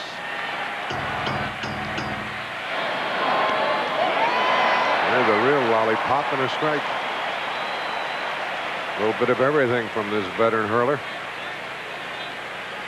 That lollipop was sweet if you're looking for it, but most hitters don't look for it. He only throws it 4 or 5 times a game. 2 in a row. How about that? He's got 2 more to go. Mind you, the 46 All-Star game. Rip Sewell to Ted Williams. The result was a lot different as Williams hit his second home run. You could see all 4 fingers choking the ball. That's a palm ball from Morris. This one misses, although Harper thought they had a strikeout, and so did Jack Morris. Morris is really howling about that last one. Here's that second pitch right there. Look how Morris chokes that changeup. And hitters, if they do swing at it, they have a tendency to swing at the arm motion. That's how he got ahead of Justice, but that 0-2 pitch was close. And he gets him out. And that for Jack Morris, his 3rd strikeout. We'll hear from Jim Cott. Well, from field level, watching some of those close pitches and the facial reactions from both Jack Morris and John Smoltz, it's pretty evident. Not pleased with Don Dinkinger's strike zone, but that's customary. He's not known in the American League as a pitcher's umpire. Very tight zone. David Justice wasn't pleased with that fork ball from Morris either. Here's Bream to the opposite field, chased by Gladden. He's there. Fair ball, 2 out. That off-speed pitch from Jack Morris, we clocked at 63 miles per hour. That, of course, the palm ball. Big disparity between that pitch and his split-finger fastball. Kitty, is there anybody who throws a forkball any harder than Morris in the American League? I don't think so, and I think that's one of the big differences. Atlanta is seeing pitchers like Morris and Tapani, who doesn't throw quite as hard with the hard forkball. Hunter, ball one. I guess Mike Scott, when he was healthy, was comparable to the way Morris throws his. Brian Hunter struck out in the second. Jack Morris having no difficulty here in the fourth.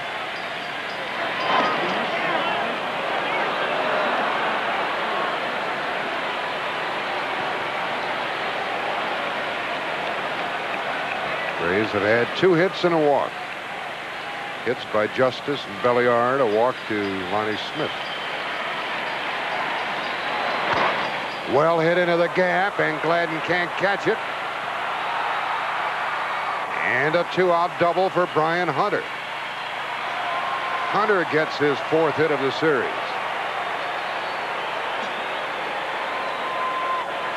That is the 40th extra base hit of this World Series. The record for extra base hits by 2 teams in a World Series, 42. So both teams just 2 extra base hits away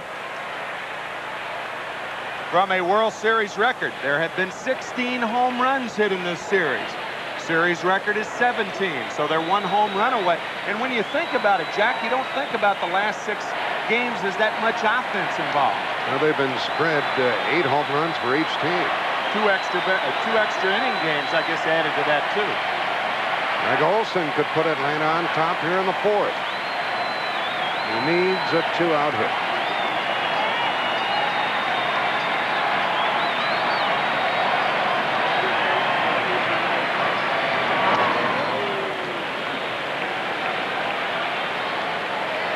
Olson has 6 hits, 5 walks.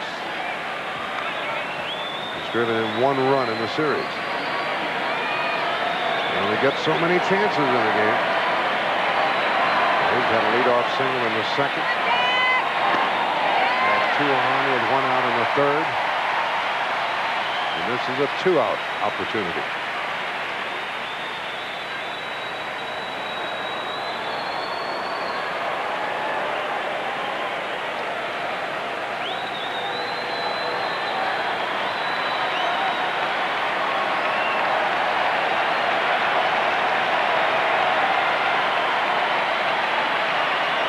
Different signs with that runner at second.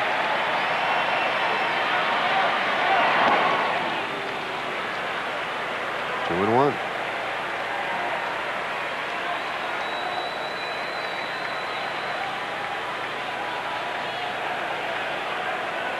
Mark Lemke will bat next. Either here in the 4th or leading off in the 5th.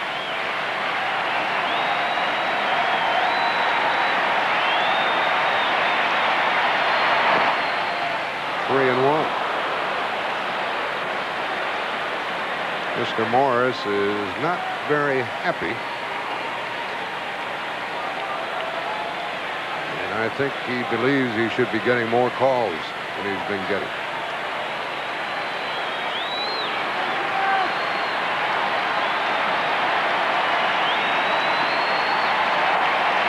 Brian Harper trying to calm him down.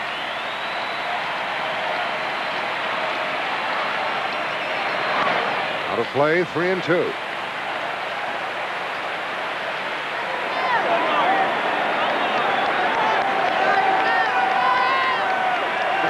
Got her glove. Yes, she's ready. Sir. Right. Madam Leather, she is ready.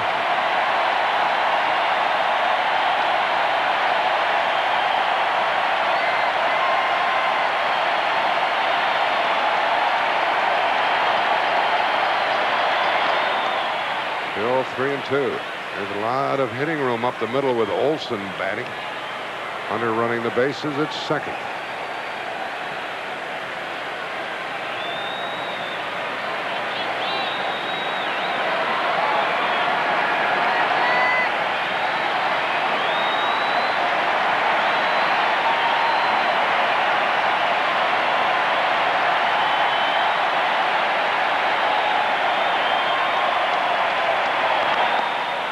That ball is is caught by Mack. A well-hit ball by Olsen. And we're still scoreless, and now Atlanta has left 4.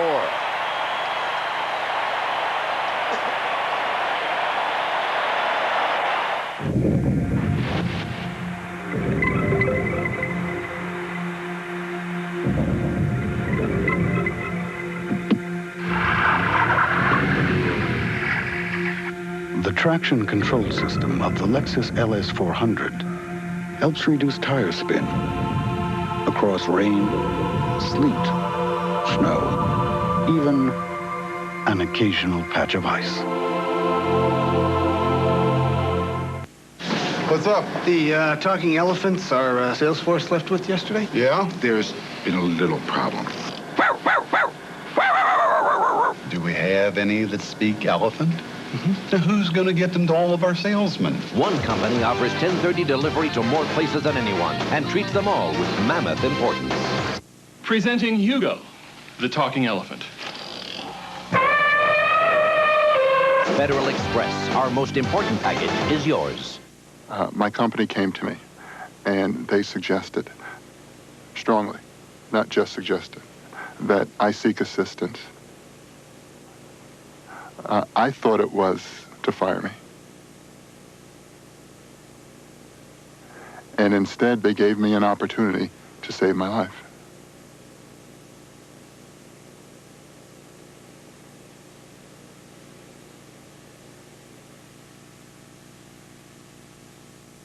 From director Martin Scorsese. Somebody's out there.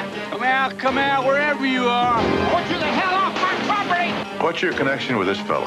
I was his lawyer. Dad, you should have just punched him out. Yeah, you know how to fight dirty. You do that for a living. Evening, ladies. There is nothing in the dark that isn't there in the light, except fear. Cape Fear. Rated R. Exclusive engagement November 13th. Starts November 15th everywhere. What would you do in the name of love? In the name of lust. Premiering November 7th on CBS Late Night. Silk Stockings. It's too hot to sleep.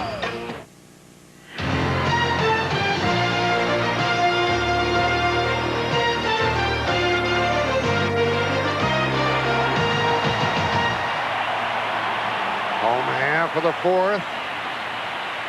3-0 for each club.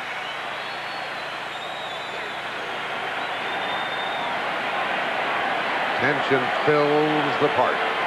Herbeck leads it off. Out of play, strike 1 to Kent, who flied to right his first time and is 3 out of 24 and 0 for his last 14.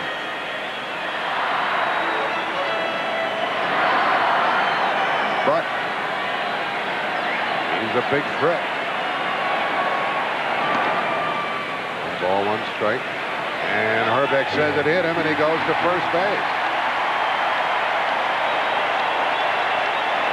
Here comes Bobby Cox out to argue. I don't think Olsen is really arguing. Cox is saying it didn't hit him. Well, there was a delayed reaction on the part of Ken Herbeck and Don Dinkinger, the home plate umpire. Olsen, I think, initiated the request. The slider inside, did it hit him? It looked like it did. Or it looked like it could have. Watch the delayed reaction on the part of Herbeck. Now Dinkinger is looking down. Now Dinkinger ought to call that right away and not be enticed to call it after Herbeck calls his attention to it. Seems to me that if you call the play right away, that would be the appropriate thing to do. You can't let a hitter talk you into thinking that that he was hit by the pitch. Judging by the way Olsen and Smoltz reacted, you would have to say it did hit him, right? I thought Olsen questioned the call. Yeah, that's exactly right. I thought he questioned the call, and then Cox came out. I think that's what brought Cox out of the dugout. In any event, the leadoff man is on for the first time in the game for the Twins, and Chili Davis has a 1-1 count. Number one, a pitcher can't tell whether it hits him or not. The catcher can, and the catcher, what he determines is whether the ball changed directions or not. If the ball changed directions, then it hit him. If it didn't change directions, it didn't hit him. Boone playing behind Herbeck at first. Nobody out.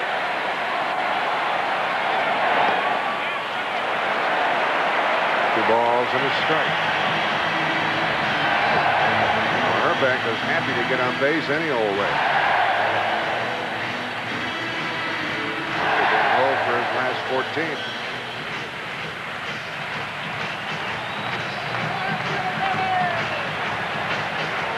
Twins have left 3. They have their leadoff man here on base in the 4th.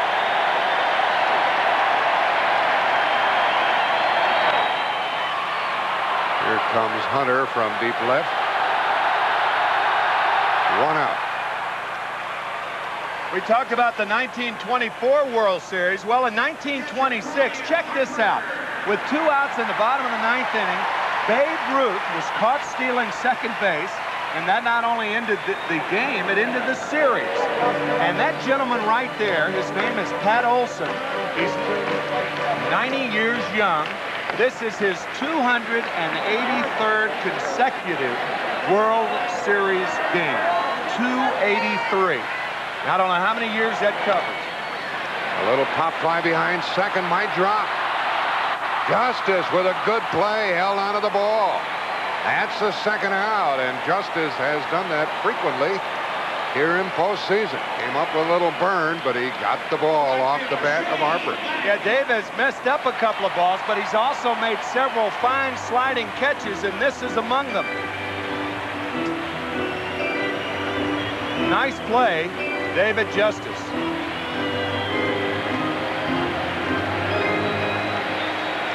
Now there are 2 out with Herbeck still at first.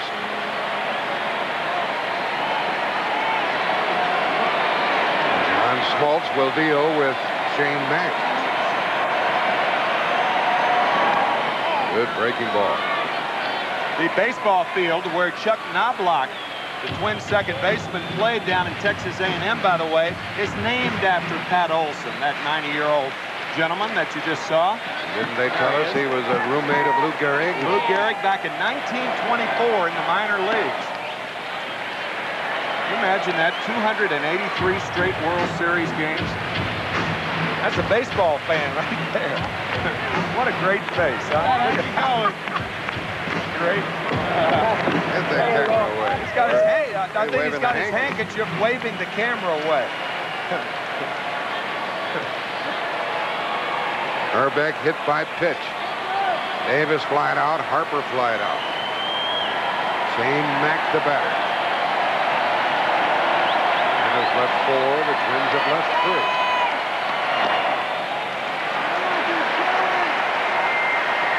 3. Two and 1 the count.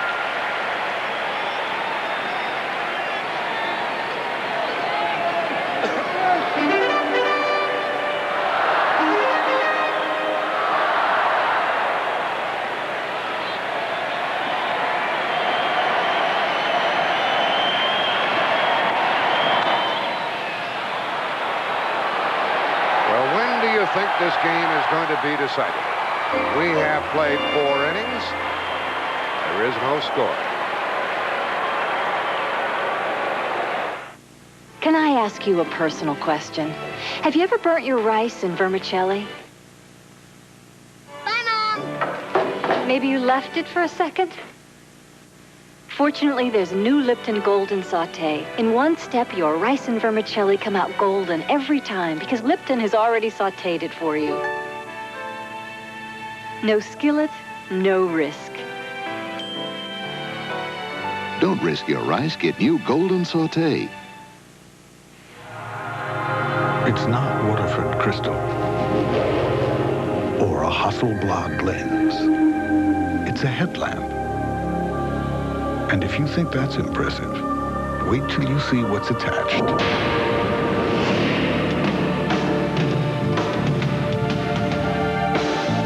Introducing the new Lexus ES 300 Sports Sedan.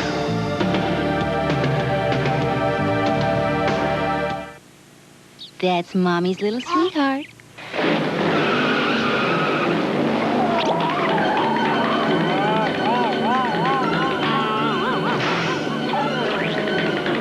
Now there's a new Stainmaster carpet that handles foot traffic like never before.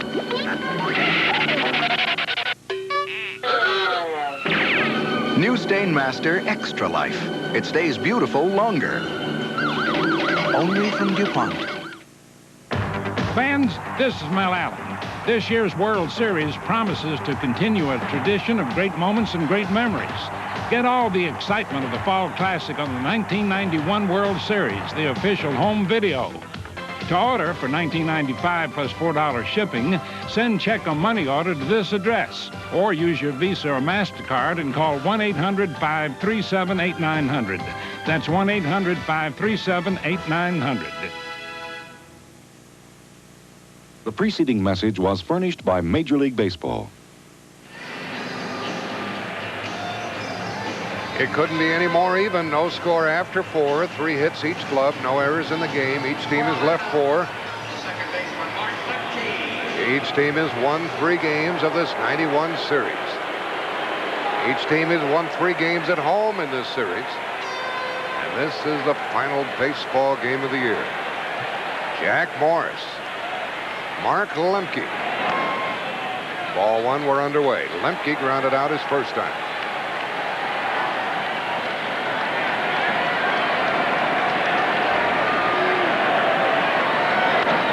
And another hit for the little guy. That is number 10 for Lemke. And it marks the second time in the game the Braves have put their leadoff man on base. And we're to the point where you would expect a bunt, Tim. Well, with Belliard coming up,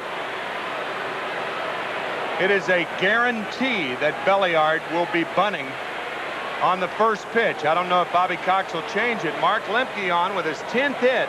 Not bad for a 27th round draft choice. That's the 4th hit of the night for Atlanta. Never more than 1 per inning. Belliard singled his first time.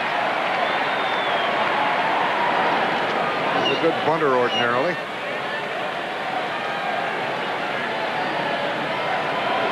Herbeck holding against the runner.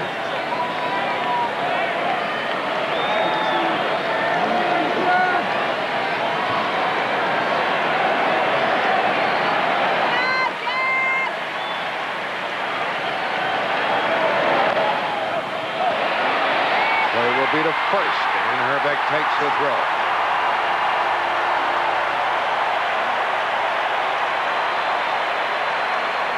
There are a lot of ways to sacrifice successfully on the artificial surface. One of the best ways is just to bunt the ball into the ground. Look at the high hop that Harper has to contend with, and that's enough to get Lemke to second base. That ball looked like it was off home plate. Good bunt by Belliard. Now the Braves want something from their leadoff hitter with Lemke at second and 1 out. Lonnie Smith is flying to right, and he's walked.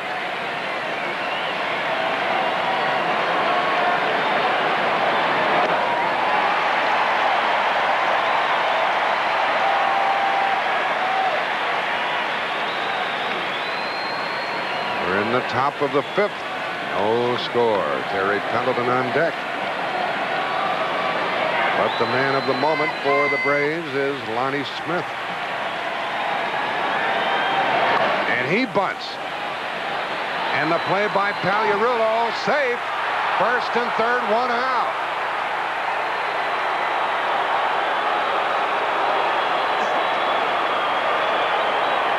Rather surprising play by the Atlanta outfielder. Well, if you do this with a runner at second base who is just bunted over, it's got to work 100 out of 100 times. And had that throw been on the money, Lonnie would have been out.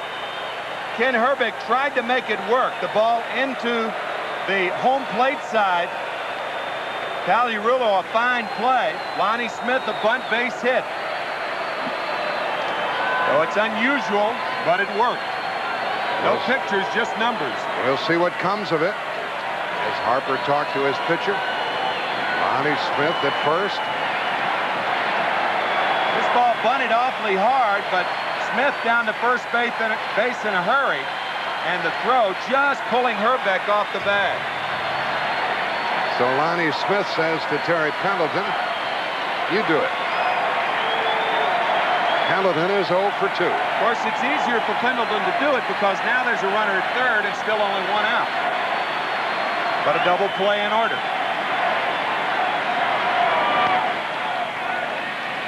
And strike 1, foul ball to Pat Corellis.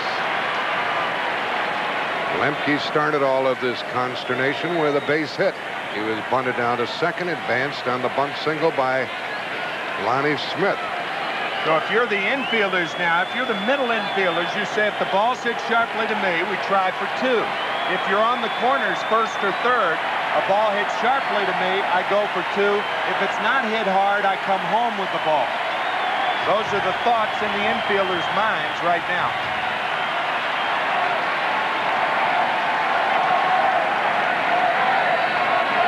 Everything came to a standstill, and Pendleton asked for time.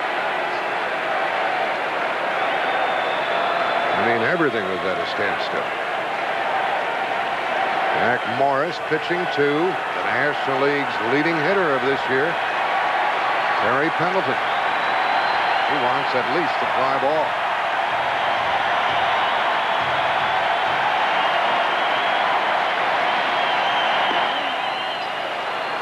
One ball, one strike.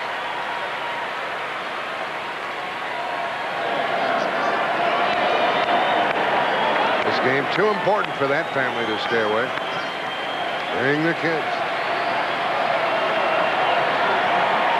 1 ticket for 2 people.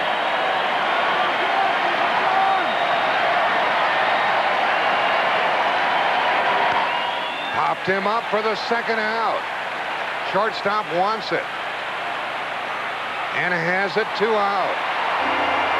So Pendleton leaves them.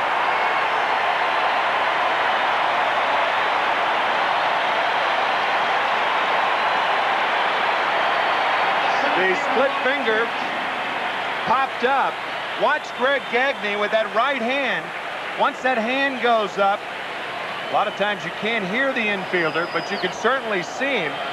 And Greg Gagne makes the play. So Gladden stayed away, and there are 2 on, 2 out. And up is Ron Gant, who is 0 for 7 in game 6 and 7. 0 for 2 tonight. I said it the last time he batted. If the Braves are going to win, sooner or later, Ron's going to have to do something.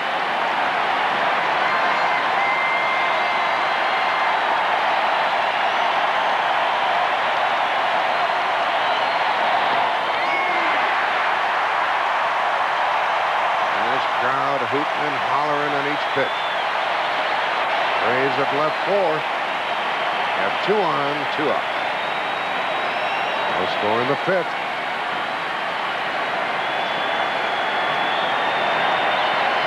Lemke and Smith run the bases.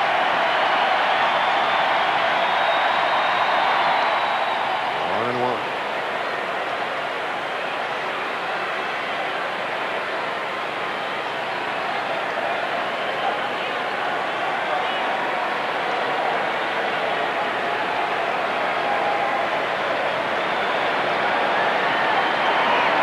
Lonnie Smith is somewhat of a threat to run in a spot like this. Well, with Gant the batter, I think they're going to give Gant a chance to drive the run home. I don't think Smith's going to run unless Gant gets 2 strikes on him, 1 and 2.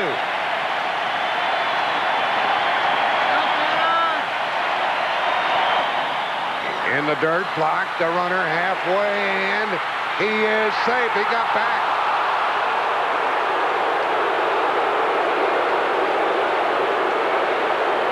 Pagliarulo tried to block him off the bag. That's a legal play. You're not supposed to do it without the ball, but if the ball's close to you, most umpires will give it to you. You can see Harper, the ball rolling out in front of home plate. Harper stays at home. Morris picks it up, and the throw back to third. Watch Pagliarulo. He tried to block him off. He thought he had him, but Lemke back just in time. Boy, that was close. It was really close. Very close. Pagliarulo thought he had him.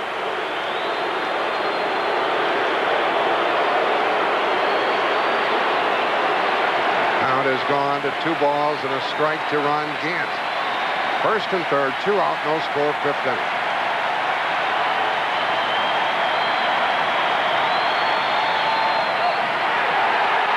That was close.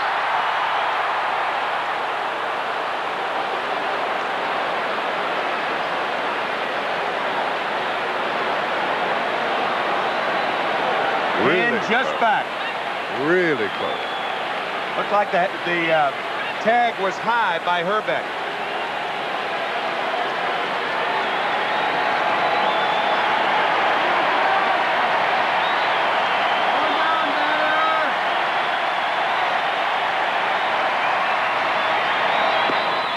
The count 3-1.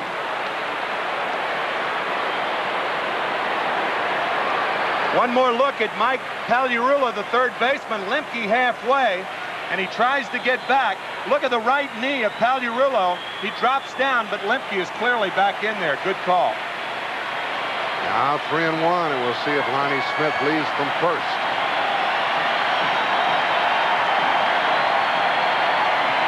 Not going. And a foul makes it 3-2.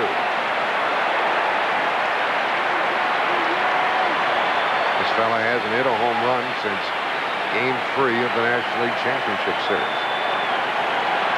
The inside of Ron Gant's cap, it says, I will, I can, I am. That's his philosophy applied to baseball.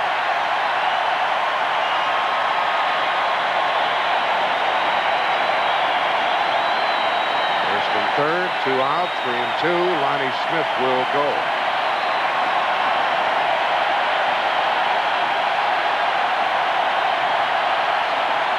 Still a hold against him, and they might try a pickoff play. Runner going. Strike.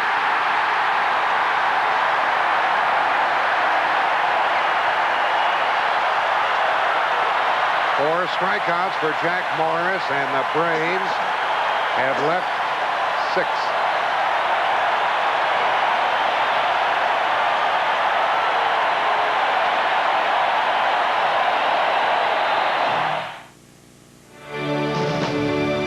Introducing a car so intelligently engineered, it can be measured along these lines or graded on a curve. The 1992 Oldsmobile 88 Royale, engineered to prove that a straight line isn't always the best way to get from point A to point B.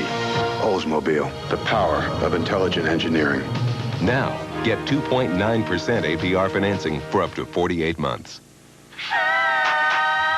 Who guarantees overnight air delivery on Saturday to more people coast to coast? Morning. UPS on Saturday? Who did you think? Thank you.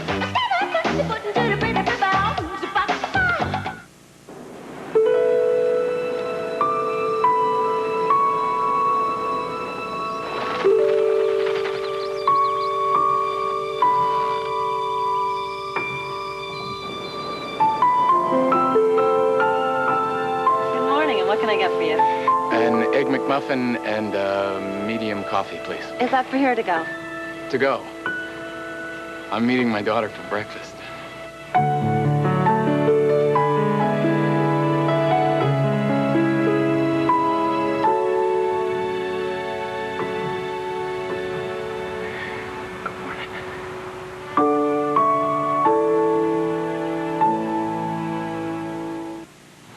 Hey, Mr. Dalthorpe, your graphites are here.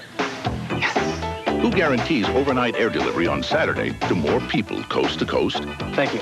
Who did you think? UPS on Saturday?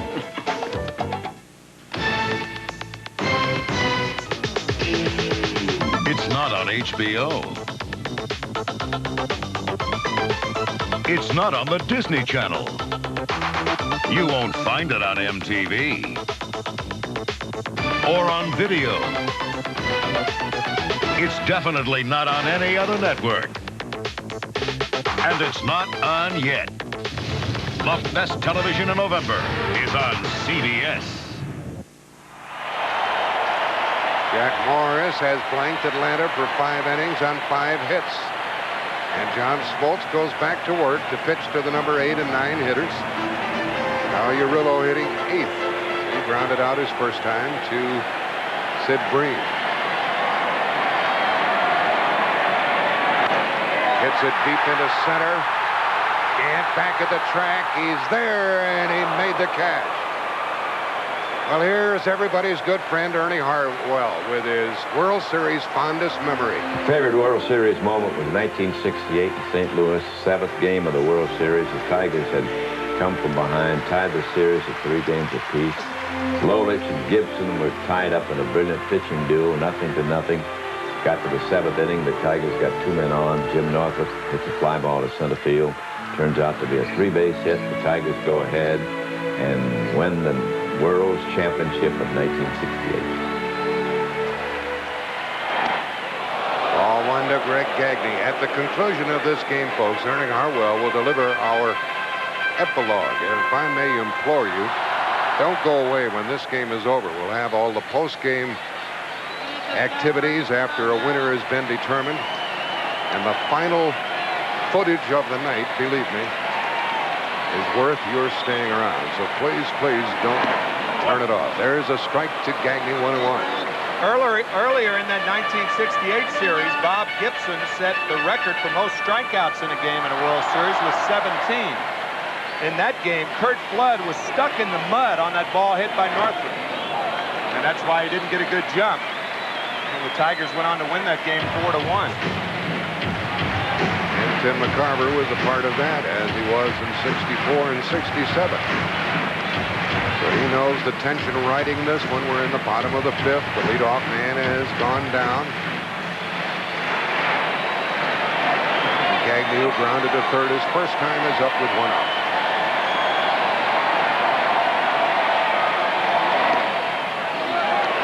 Doing what? Now it's 3-1. 3-1. Gagne has a home run in this series.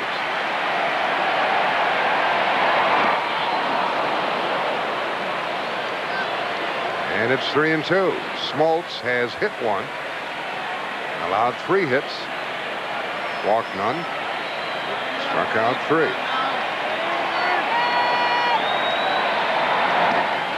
And he gets another strikeout. That's his 4th. 2 gone in the inning. This copyrighted telecast presented by authority of Major League Baseball. It may not be reproduced or retransmitted in any form without the express written consent of Major League Baseball.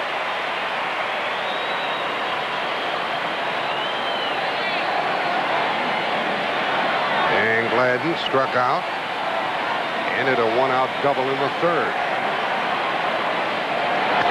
Up the middle. Nothing doing. His 2nd hit. And the 4th of the night for the Twins.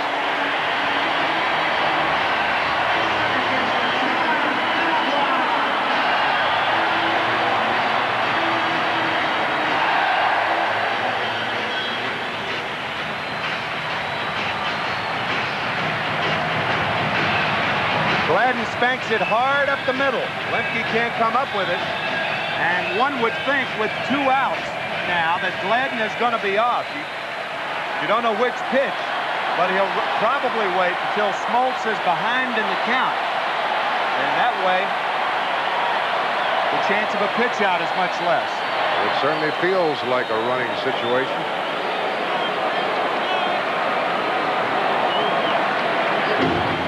Gladden stole 15 bases during the season, was caught 9 times. Folks have run successfully against John Smoltz this year.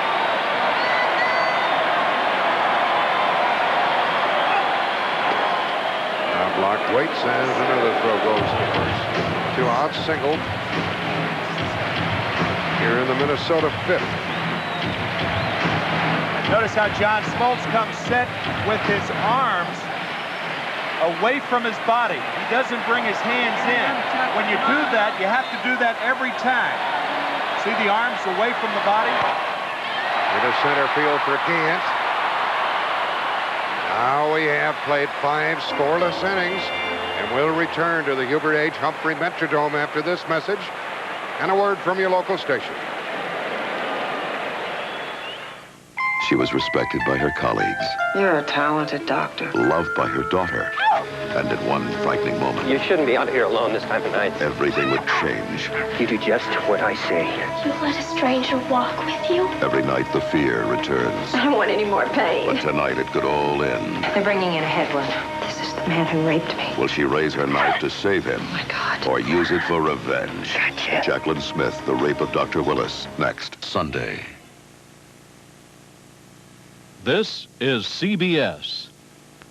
Baby blue Cadillac, baby brand in the back, baby I'm going to the fair.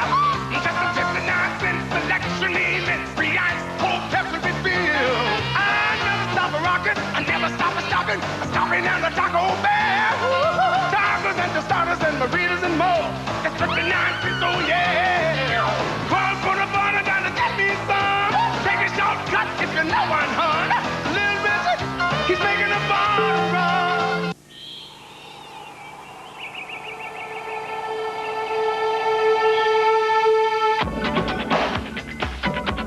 Reformulated Chevron Supreme.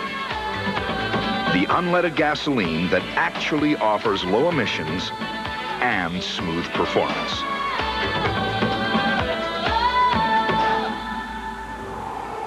Reformulated Chevron Supreme. The best of both worlds.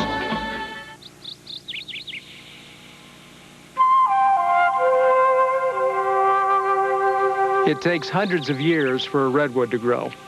And HealthNet's planting 40,000 more for everyone to enjoy in the years to come.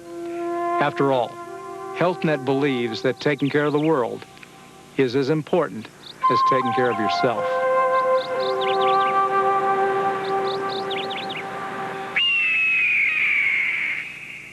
"60 Minutes tonight after the post-game show on Channel 2. The best pinch hitter the Braves have, Tommy Gregg, has taken his jacket off. He took his soft hat off, and speculating that Brian Hunter, that right thumb, may be too bruised for him to hit. We'll see. He's due up third in this inning. After Justice and Bream, we're underway in the sixth, strike one. There's Tommy Gregg. He is ready if Bobby Cox wants him. Yeah, those hard hats are very uncomfortable, and the only time a hitter puts those things on is when he's going to go up to bat.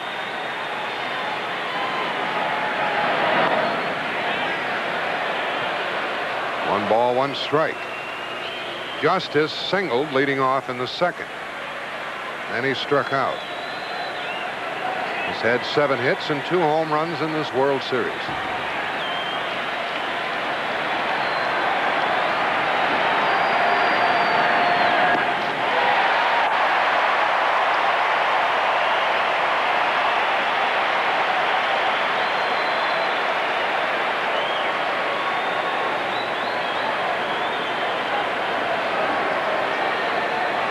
Leadoff hitter in the 6th. Justice in the hole.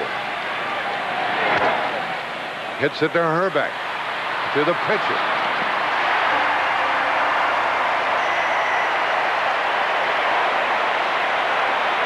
Ken Herbeck says he plays first base like a hockey goalie. Anything that gets by him, he thinks, is a goal. Well, there hadn't been too many goals in Ken Herbeck's career with him at first base. He's the best there is. That's what his manager says. He's the best I ever saw, says Tom Kelly. I think, Tim, you and I would throw in for Keith Hernandez in the National League. He's not active, though.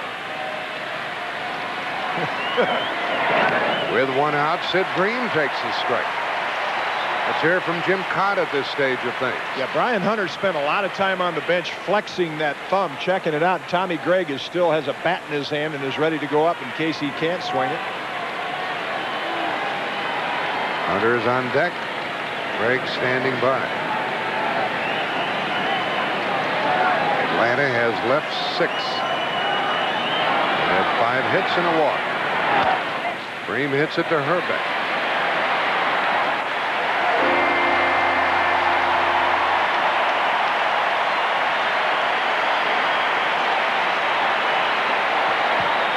Bream 0 for 3. And Hunter will take his place at the plate. Bryan struck out in the second. Doubled into left center in the fourth inning. Some people may not realize how much force a hitter uses when he swings a bat. There are a lot of tendons in the fingers and in the thumb, and you pull one of those tendons, and it's very difficult to hit.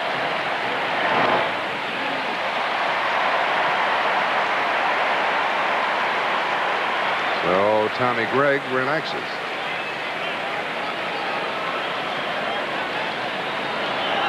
Two quick outs here in the sixth.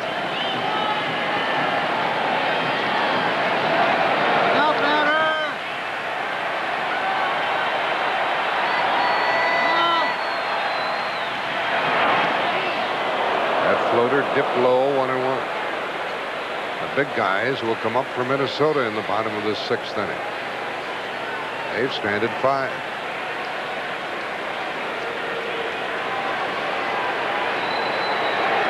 Hunter, 12 home runs during the season.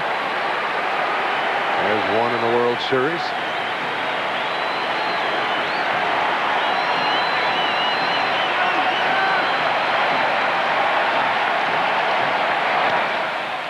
Into center field, Puckett coming. He's there. And the Braves have gone 6 innings without scoring a run. Puckett will lead it off.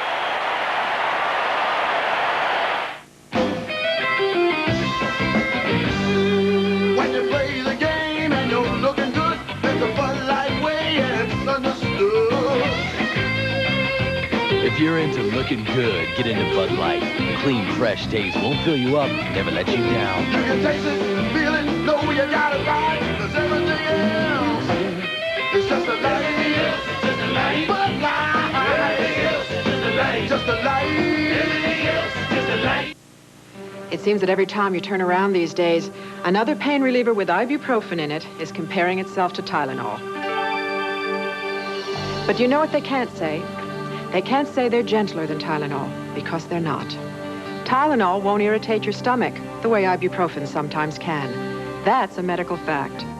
And is it any wonder that today hospitals use Tylenol 14 times more than ibuprofen? Tylenol, the pain reliever hospitals use most. Someone's taken some steps to juice up their batteries. And today's Duracell batteries can even outlast the ones we made just a few years back. You can't top the copper top.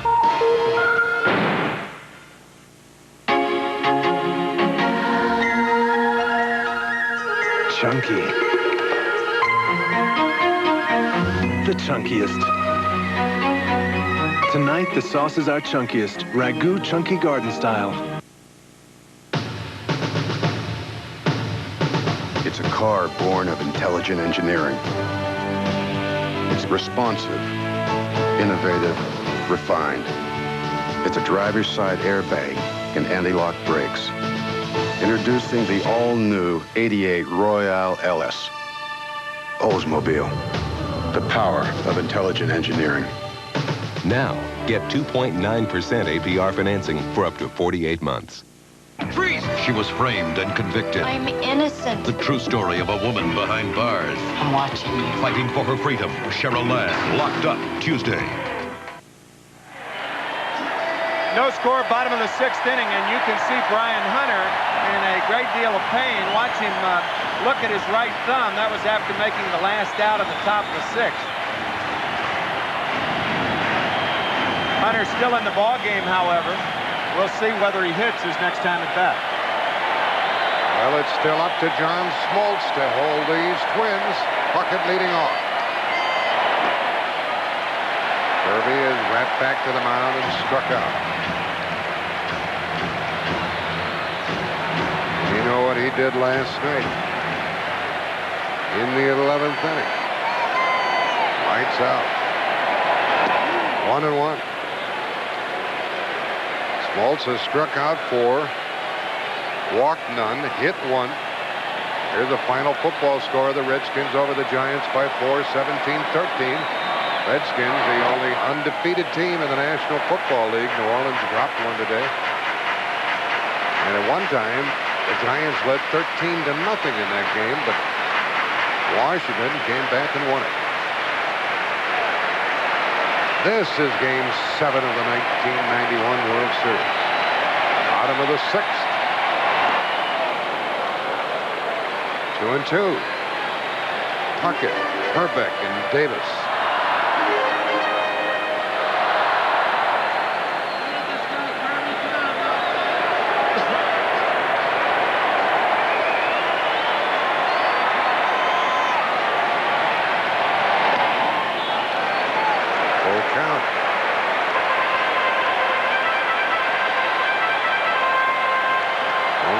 Have the Twins put their leadoff man on base in the center.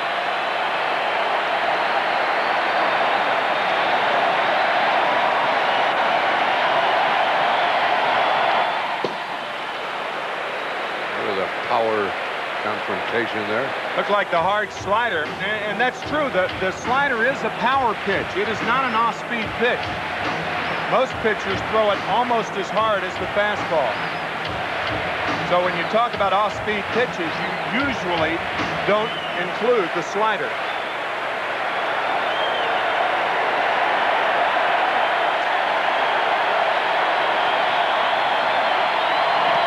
He walks Puckett to start the 6th. That's the first walk by the Atlanta hurler.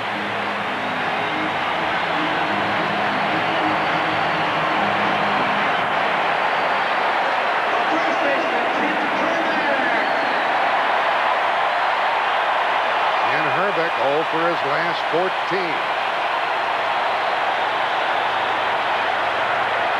He's a big threat in this friendly park.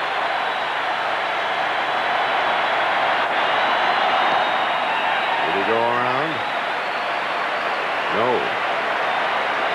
You know, a quick check of the regular season shows that Ken Herbeck had 3 sacrifice bunts this year, but you'd have to assume they were against left-handed pitchers. Cox was upset about that half swing. I thought Herbeck had swung also. He went around that time 1-1. Let's go down to Jim Cott. Well, Tim, you know from being behind the plate when Steve Carlton was pitching, boy, you get a lot of strikes on check swings. And that's what we're seeing here tonight, the last one to Herbeck. Tough to lay off that hard slider and curve. Serves as the illusion of a strike. A hitter goes after it when it's in the strike zone, and it breaks late. The later the break, the more effective the pitch.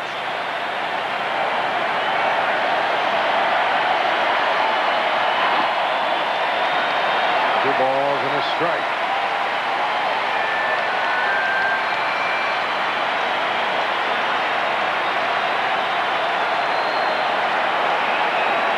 Good play by Greg Olson.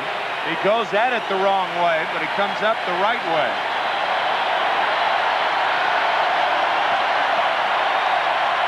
Puckett at first, nobody out. 2-2 to Herbeck. The Atlanta fans had a lot of good-natured fun with Ken Herbeck.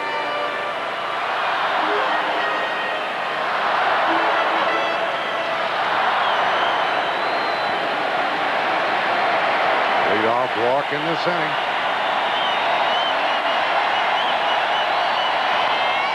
Into center field, Gant. Runner tagging at first. Gant holds him there. So Herbeck couldn't move him along.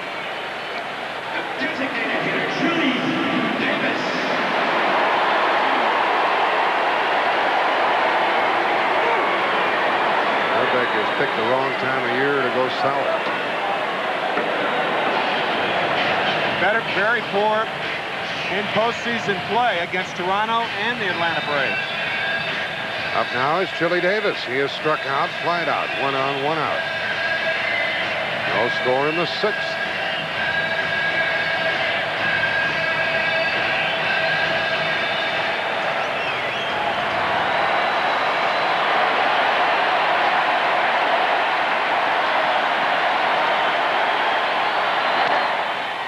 To Bream, throws to second, gets one, and gets the return. Folks, This game is going to be decided late, isn't it?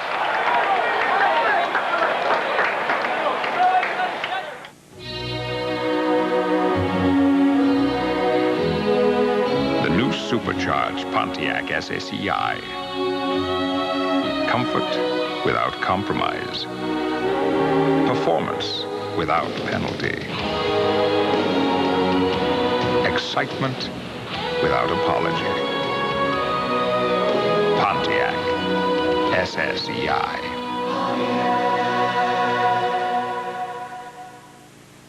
Imagine a rent-a-car company that offers special delivery right to your door. That's Enterprise. Here, let me help you.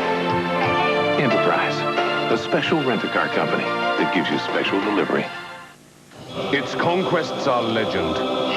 Germ killer, plaque slayer. Now Listerine faces its greatest challenge. The ever-present threat of the gum disease, gingivitis.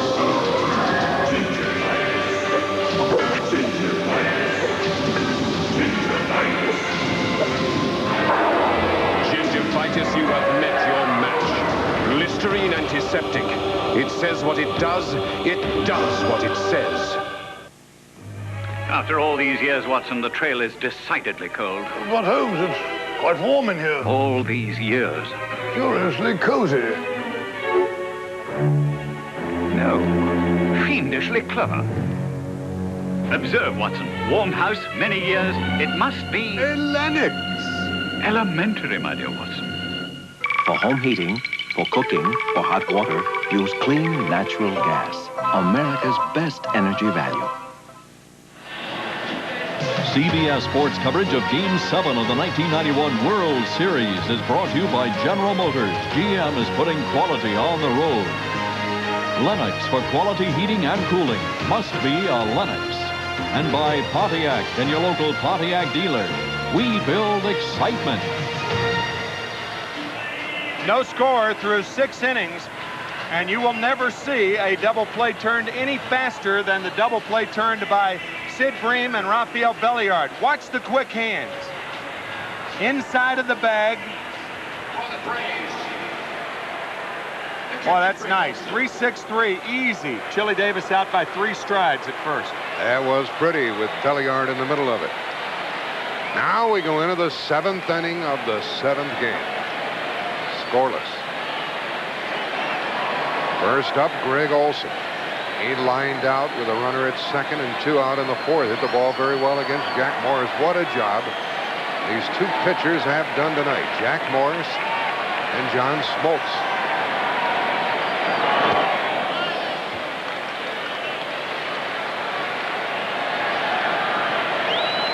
Brian Hunter, the left fielder of the Braves, icing that right thumb down.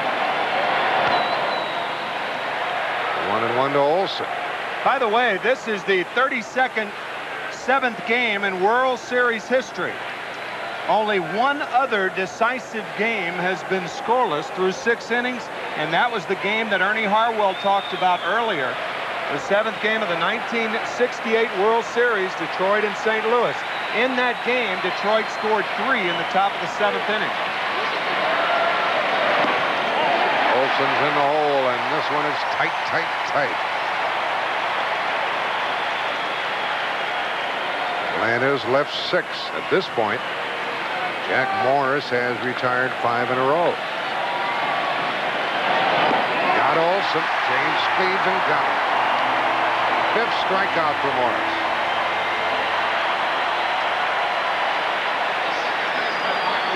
It's hard to be a hero. If you're a hitter tonight. These guys are throwing some buzz balls up there. Morris with the fastball, the high fastball, the splitter, an occasional slider. Lemke into center field, and Puckett waits. 2 out. 7 in a row by Morris. Let's hear from Jim Cott. Yeah, Jack and Tim, I find this fascinating just watching Smoltz and Morris duel. Can you imagine what it was like for John Smoltz as a kid? He's 12 years younger than Jack Morris, playing in the backyard, being a Tiger fan, and a Morris was his hero. You always dream about what it's like, you know, to play in a situation like this, and now you're watching a guy do it in real life. It's unbelievable. There's John Smoltz. And unless Belliard does something, Smoltz will go back to the mound in the bottom of the 7th, scoreless. Ball 1. Belliard, a hit and a sacrifice.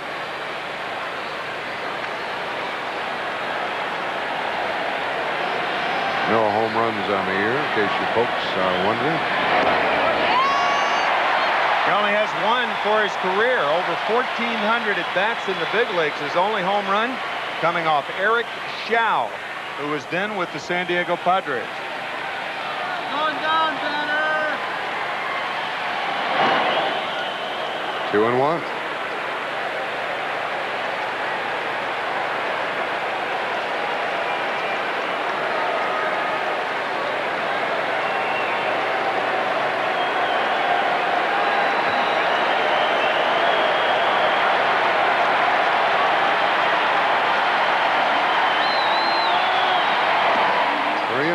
Look at Belliard and you think you're at Williamsport.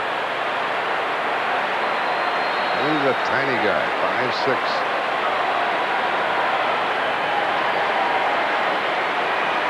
Look at his strike zone when he crouches. Up to pitch to. He thought he had walked. 3-2.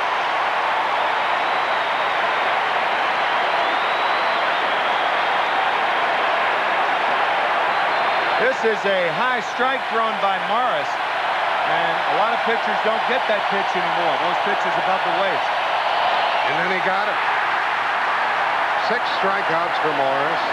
He's retired 8 in a row. Middle of the 7th inning, 7th game. No score. Head and Shoulders presents 7th inning stretch brought to you by new Head & Shoulders 2-in-1, making all your first impressions all the more impressive. This player signed with the Dodgers as a catcher, but made it to the majors as a pitcher, winning 20 games 4 consecutive seasons. Can you name him? You know, if you pay as much attention to your jump shot as you do trying to impress women. Oh, it's just this new shampoo. My hair comes out looking really good. Shampoo. Yeah, it's got a conditioner in it, right in the bottle. Talked about this before. What?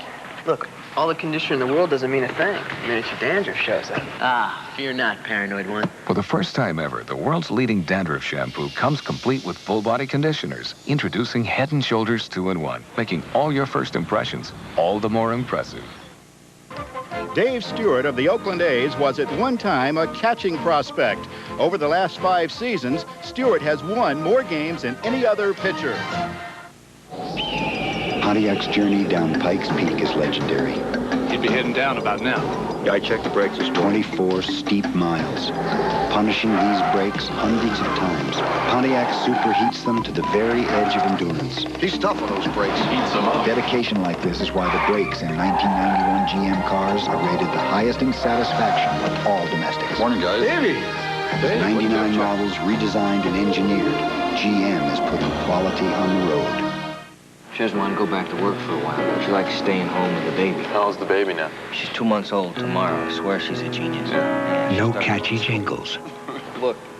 No images of snow-capped mountains. She got lucky, I guess. No rock stars. You want another Heineken? Yeah. No sports stars. You know, I've been getting about... None of that is what made Heineken the #1 imported beer in America. So you like being a daddy?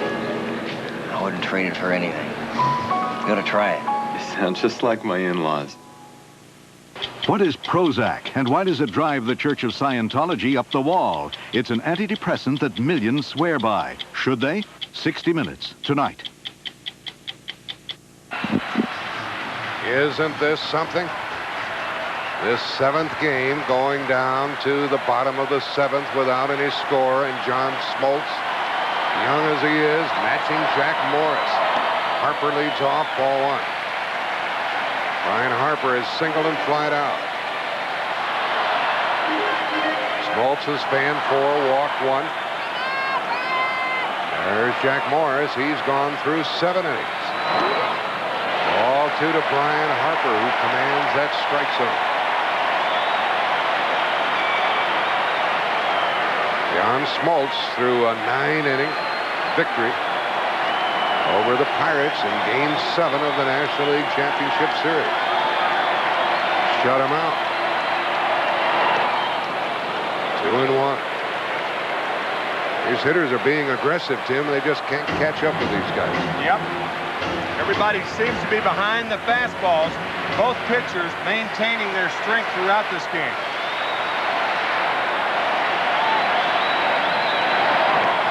Two and two to Brian Harper.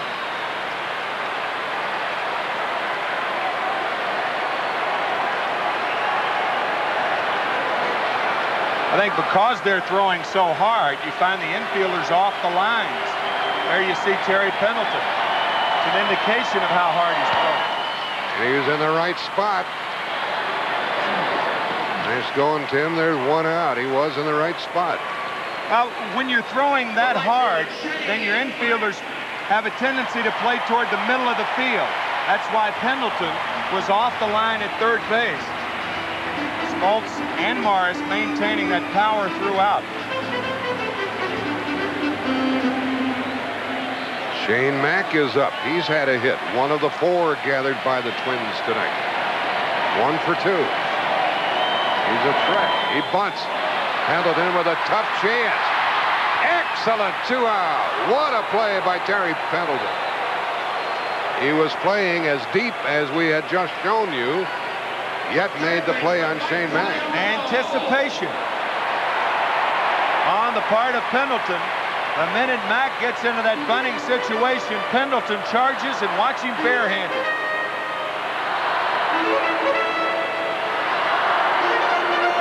Terrific play by Pendleton. And 2 outs in the home 7th. Well, here is a very dangerous number 8 hitter at the plate. Mike Pagliarulo 0 for 2. Smoltz gets ahead. Boy, this is something with these two pitchers. Man, so enjoyable. And folks, this is the longest that any 7th game has ever progressed without either team scoring. Longest ever. No score in the bottom of the 7th.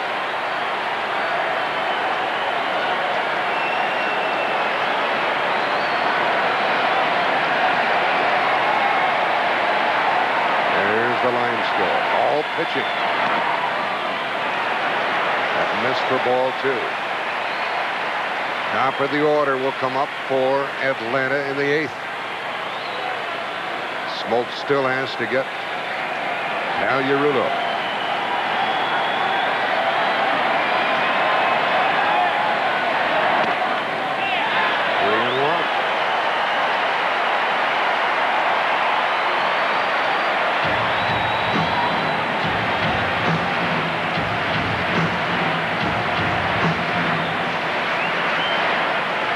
Cox unhappy with the umpire.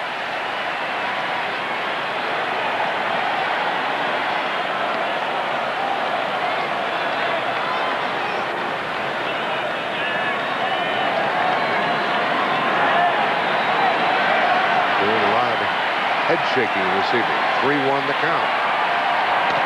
To Pendleton again. He threw out the side. We're going into the 8th inning. Isn't this something? 7th inning, 7th game. No score.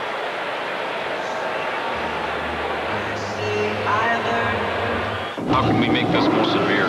Buick's pursuit of quality never ends. I agree with that. We're going to make it even tougher. We need to go in with higher speeds, higher coring loads. Because it's not perfect till it's Buick perfect. But it's not good enough for what we want to do. So let's go with 23% hill, maximum quality that lasts. The anti-lock brakes allow. Even after a year of use, no domestic car maker is more trouble-free than Buick. Great work. You sure you don't want us to run some more tests? 99 models, redesigned and engineered. GM is putting quality on the road.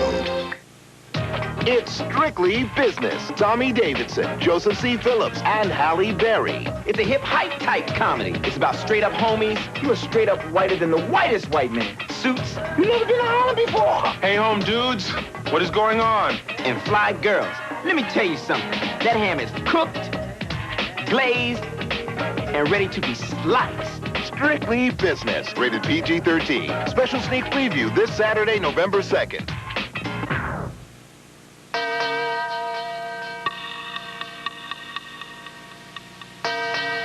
If you don't have AT&T 800 service and trouble hits, who knows how long you could be out? Only AT&T automatically protects you through the 800 assurance policy. With AT&T, you would be guaranteed back in touch in 30 minutes or less. With anyone else? Who knows?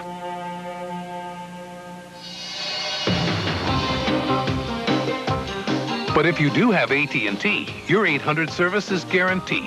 That's not all. Since AT&T connects calls faster and has the fewest blocked calls, more 800 calls get through, so you can make more sales. With all that, why choose any other 800 service? Better service, better results. Another AT&T advantage. Call about our 800 offer. This game summary is sponsored by AT&T. It's all pitching here tonight. Jack Morris, John Smoltz, 9 hits total. The longest scoreless start of a 7th game in a World Series. Jack Morris takes it into the 8th. Faces the top of the order. Ronnie Smith, Barry Pendleton, and Ron Gant.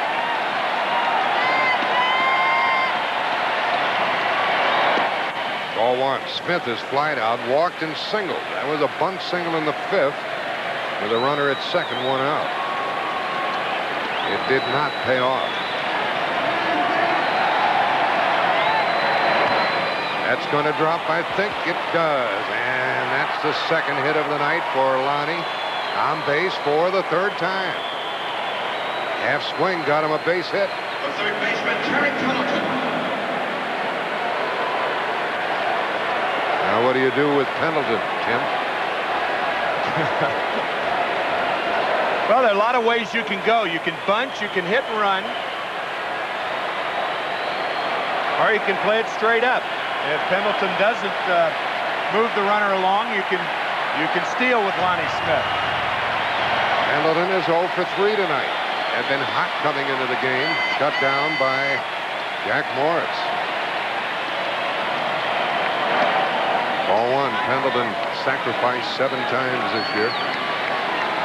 See, the reason that Bobby Cox isn't bunting here, I think, is that the matchup Morris against Pendleton is better for the Braves and Bobby Cox than the matchup of Gant and Morris. So why would you bunt your better matchup player to get to a guy who is not as good as Pendleton as far as average is concerned? Power, yes, but not average. This is the 3rd time in the game Atlanta's put their leadoff man on base. You've got the hold open on the right side with Herbeck holding the runner on at first base. Tom Kelly pointing to his head. We'll see if Harper does the same thing. I think that's the sign to throw over to first base. They took a strike. It's 1-1. Well, whenever Kelly goes to his head, then Brian Harper, you saw him go to his head. And that's the sign for the pitcher to either throw to first base or to use the slide step. We've been seeing that too often during this series to try to figure it out. So Jack Morris using the slide step there. Lead off single by Lonnie Smith.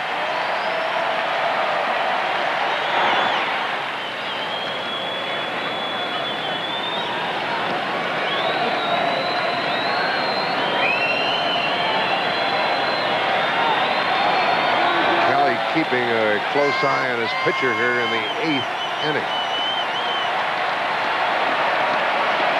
He went to his head again, so this is either a slide step or a throw to first base. They pay a lot of attention to Smith, who stole 9 bases during the season. In the bullpen, Steve Bedrosian and Mark Guthrie, the right-hander and left-hander.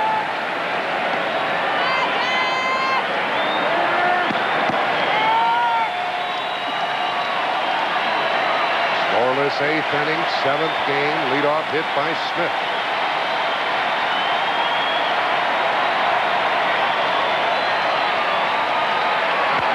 Pendleton hits it out of play, and he's in the hole 1-2.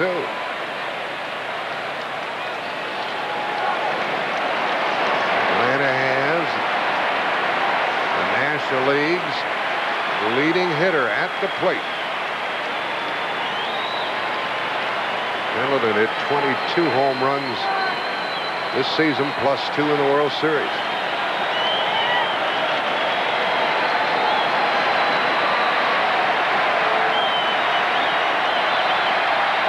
The Minnesota crowd wants a strikeout.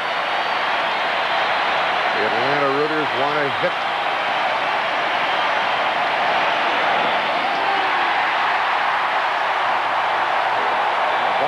In the dirt, says the third base umpire, Terry Tatum.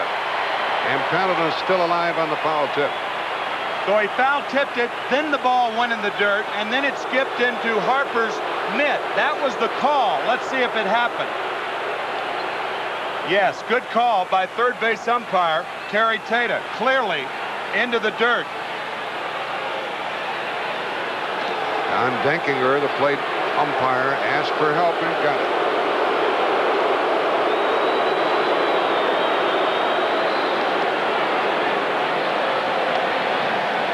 Runner at first, nobody out in the Atlanta 8th.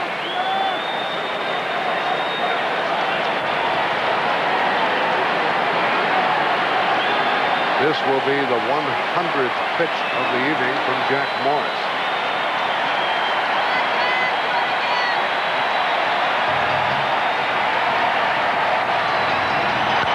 Pendleton into left center field.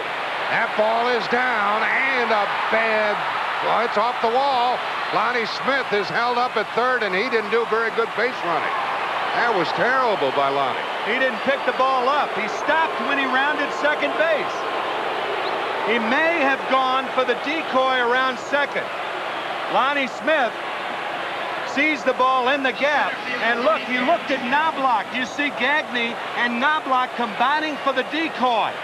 Smith clearly could have scored on the ball had he been running all the way.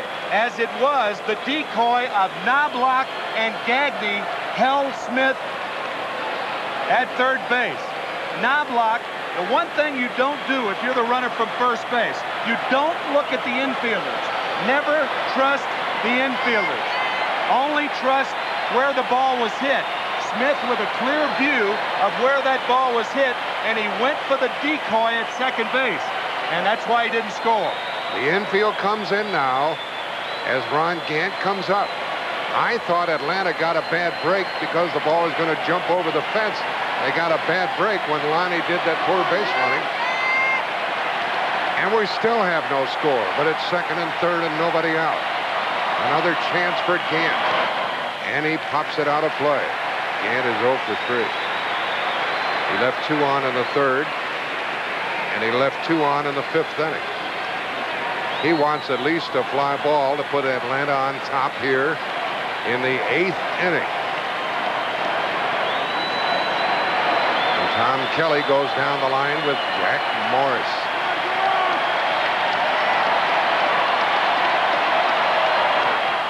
Little roller, and they'll get an out without a run scored. They got Gant again. He's 0 for 4. So Gant can again, but let's go back to the decoy play of Lonnie Smith running. Look at Chuck Knobloch, the second baseman, and watch him go through the routine of throwing a ball that is not there. Now watch Gagne. There's Gagne right there. He acts like it's a play too. That stops Lonnie Smith. It confuses him. He stops at second base. He continues to third, but it's too late. So Lonnie could have scored. He didn't, and now it's 1 out with runners at second and third. And Tom Kelly goes to the mound. He has Bedrosian and Guthrie in the bullpen, and he has Justice and Bream coming up. What a big out that was when they got Ronnie Gant, who is 0 for 4.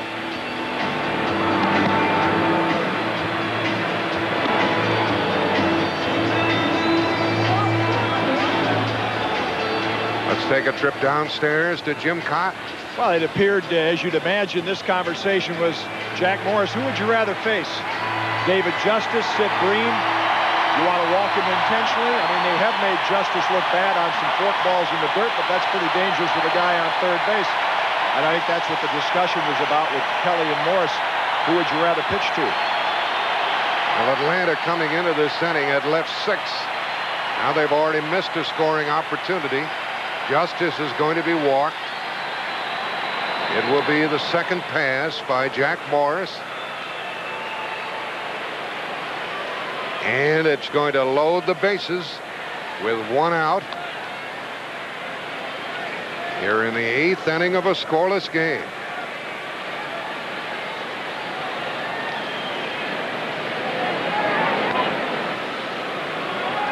And there's Sid Bream in the on-deck circle. He'll be up with the bases loaded and 1 out. Great opportunity for Atlanta. Nasty spot for the Twins. 7th game, folks. Sid Bream is 0 for 3. Grounded to second, fly to left, grounded to first. And there is a Braves fan. Infielders are back now at second and short.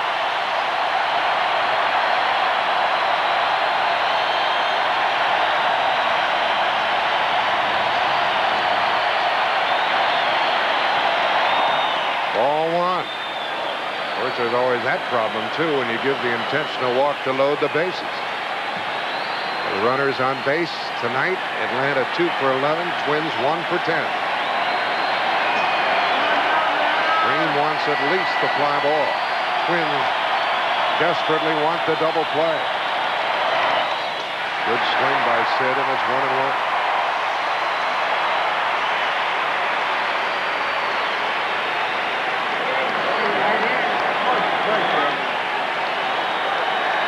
Bobby Cox knows that he should have had a run already here in the 8th.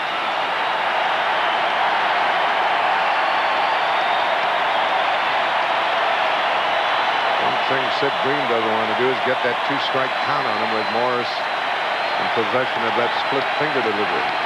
A lot of pressure on Harper also if the splitter's in the dirt. Bream is in the hole, 1 and 2.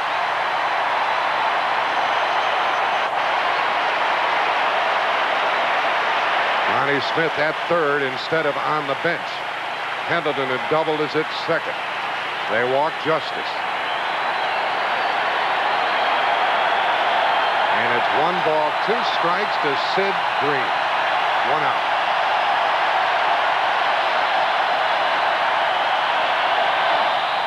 And the play is to home. Out there. Out there.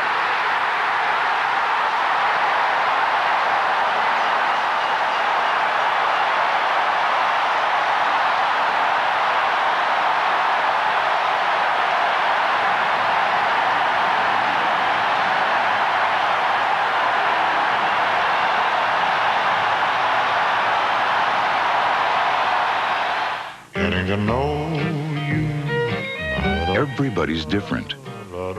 Different looks, different tastes, different lifestyles.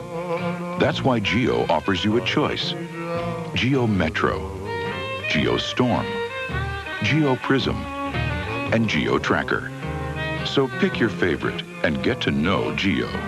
Right around the corner at your Chevrolet Geo dealers. Getting to know you. Some people perspire. We sweat. The only protection for us? New Ara XX Sports Scent. It's the only leading sports solid that doesn't leave a white flaky mess. New Ara XX Sports Scent helps keep us extra dry. I love chasing quarterbacks. But when you've got the style of Hanes socks, who wants to run around in cleats? Hanes, nothing else feels so right. I don't know how you expect to sell this stuff. It's too plain. There's no excitement. You're gonna need some flash here. You know, fancy commercials with big rock stars, catchy jingles, stuff like that. Now hang on, I like this. It's not plain, it's simple. Honest. Hey, an honest cereal called? Kellogg's Corn Flakes. Kellogg's Corn Flakes. Taste them again for the first time.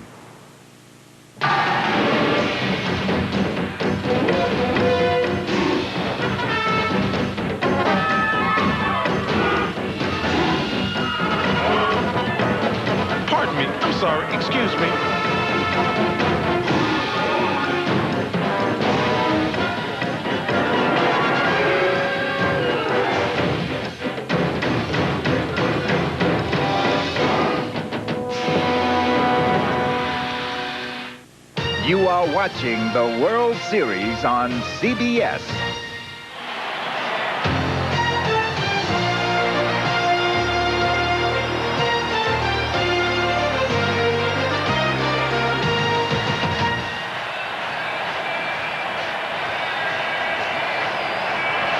I saw it as you did. But I still can't digest that Atlanta 8th inning. We're still scoreless in the bottom of the inning. 7th game of the series. Pinch hitter is up. Randy Bush. Up the middle, base hit.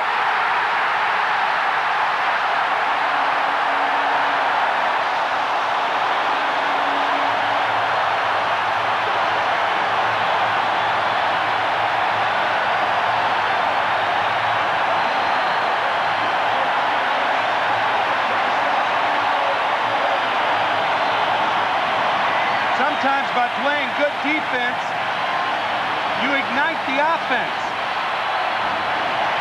Bases loaded and 1 out. And what a huge double play this was for Herbeck. Harper back to Herbeck. That was really something, and now the Braves, by not scoring, by messing up on the base paths, have left Smoltz in a bad spot. Leo Mazzoni, the pitching coach, is out talking to John. They're going to leave him in there. We have a pinch runner for Randy Bush. That's Al Newman. Smoltz had retired 5 in a row, and Bush gets that base hit. Newman, the runner. The top of the order is up, represented by Gladden.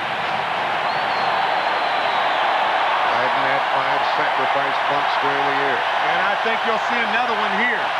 He's 2 for 3 on the night. Wow. At top of the inning. Single by Lonnie Smith, a double by Pendleton. Smith would have scored standing up if he had continued to run. Out of play, strike 1.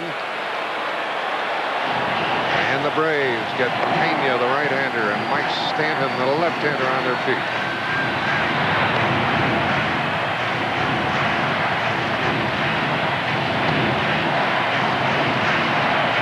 The go-ahead run on at first, nobody out for the Twins. Only the second time they've had their leadoff man on base this evening. Sid Green desperately wanted to pull the ball to avoid the double play. He pulled it and hit into the double play. After Gant had rolled out in the top of the inning. And bunts it foul again, strike 2. So now what Dan Gladden wants to do is change the bunting situation into a base hit. If you're John Smoltz, on the other hand, you want to change the failure to get the runner over into an out without moving the runner.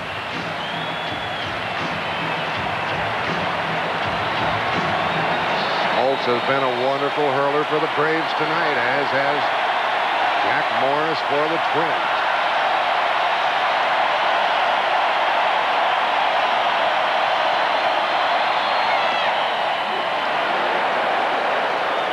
One ball, 2 strikes. No score, home half of the 8th inning.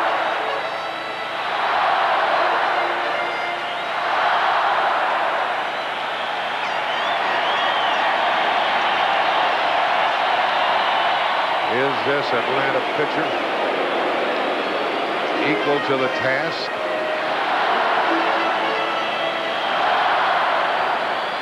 It's a tough situation.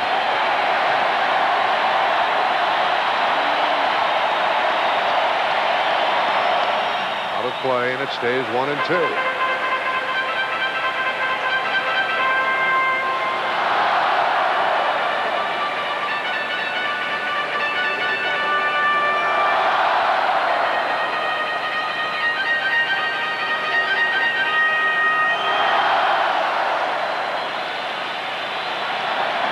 with left 5, hit into a double play.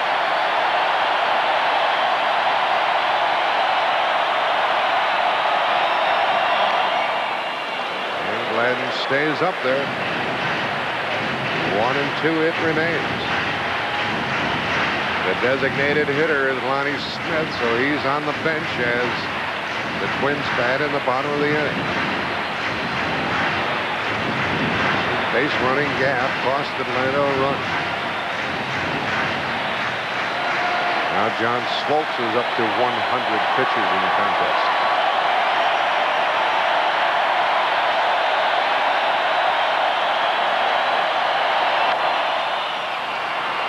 Ron Gant comes to it. 1 out, the runner back. So Gladden fails to move the runner over. And give the pitcher credit for that.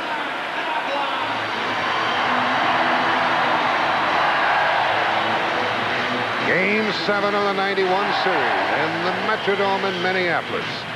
Bottom of the 8th, 1 on, 1 out, and no score. 7 hits for Atlanta, 5 for Minnesota. And a good hit and run man is up there now in Chuck Knobloch. He has flied out 3 times this inning. Newman the runner.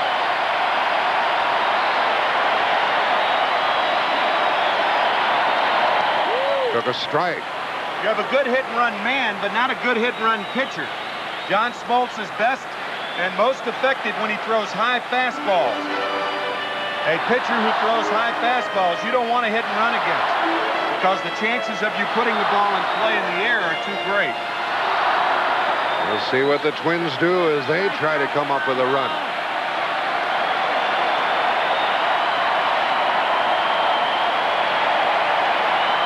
Pitch out by Atlanta, nothing shaking. 1 ball, 1 strike.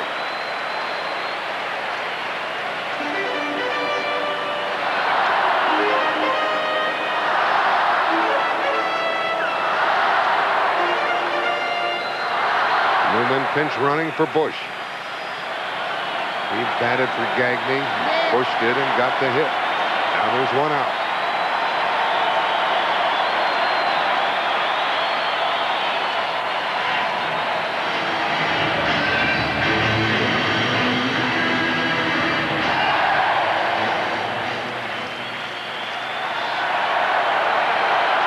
Can't say enough about this young Atlanta hurler. John Smoltz. Runner going. Base hit. First and third, 1 out. And who's up? Puckett.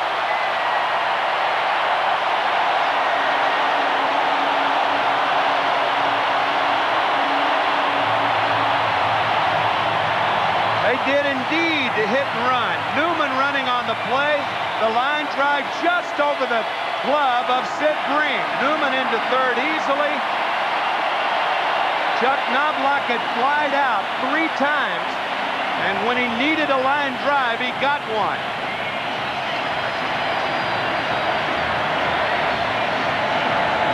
Interesting situation right here.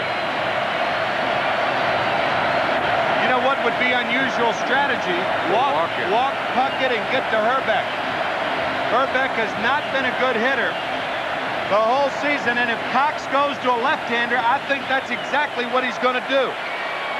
John Smoltz was terrific tonight, but is knocked out here in the 8th inning in favor of Mike Stanton. First and third, 1 out, no score. Dean Witter believed in priorities. Know why your clients are saving. Know why they're investing. Okay, come on, folks. At some point, it's college. Later on, retirement. But Dean Witter knows that often the highest priorities are all the things that happen in between. Is there anything else you want? Just the first dance.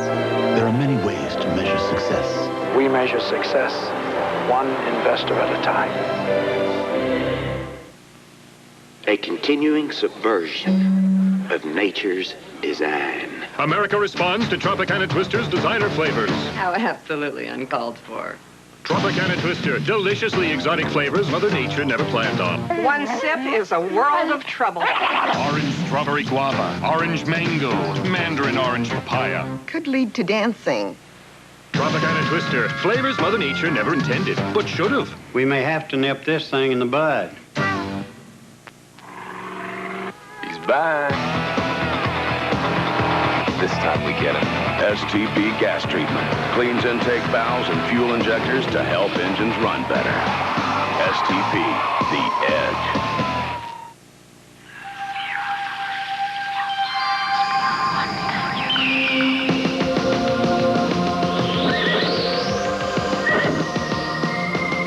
Aspen Cologne for men. Aspen, now. I'm Paula Zahn. And I'm Harry Smith. Tired of being a couch potato? You may also be a slouch on nutrition. Find out tomorrow on CBS This Morning. It's breakfast for your head.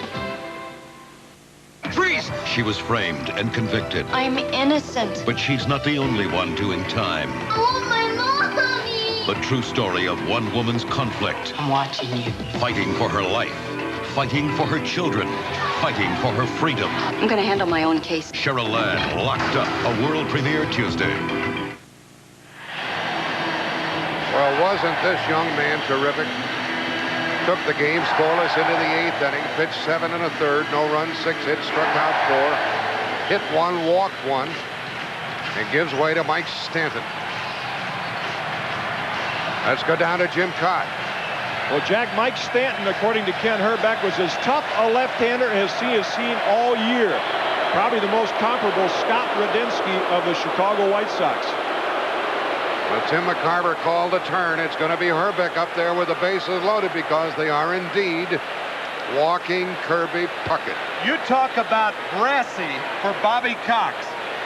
I'm telling you, this takes a lot of guts right here, but consider the reasoning. The way the Braves have been swinging the bats, Bobby probably considers 1 run, you know, that's going to open the floodgate. What 1 run's going to win it? So he's playing it like the bottom of the 9th instead of the bottom of the 8th. Ken Herbeck has struck out 3 times against Mike Stanton. And that gives you an idea of what Jim Cott was talking about, and that's why Herbeck doesn't like to face Stanton, but here he is facing him in the most important situation of the series. Interesting battle right here is that Stanton has been running that fastball in on Herbeck, and the way he handled Radinsky was he was patient and got a pitch away from him. He'll be trying to hit the ball to left field there. Fastballs inside and sliders away. Stanton to Herbeck. Well, it doesn't matter who you're rooting for. Isn't this wonderful? No score on the bottom of the 8th. Bases loaded, 1 out. Here in Game 7. Infielders back at second and short. Stanton misses. As we mentioned earlier, when you walk the bases loaded, you really put that pitcher on a hot spot. Herbeck hit by a pitch, 0 for 2. Wants at least a fly ball. And he hits it foul, 1-1. Stanton wants the strikeout, pop-up, or double play. Al Newman, the runner at third. And Chuck Knobloch down at second, and they walk Kirby Puckett. Herbeck is 0 for his last 15, 0 for 8 with runners in scoring position in the World Series. Ball 2.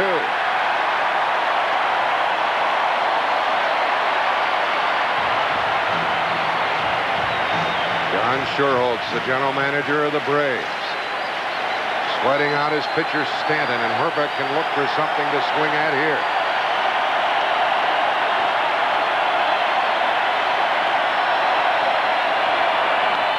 And a line drive and a double play sends us into the 9th inning scoreless. So the Braves catch a break. Stanton catches a break. And Herbeck failed to bring him home. Jammed on the pitch, and Lemke is there, and he steps on second, an unassisted double play. Unbelievable.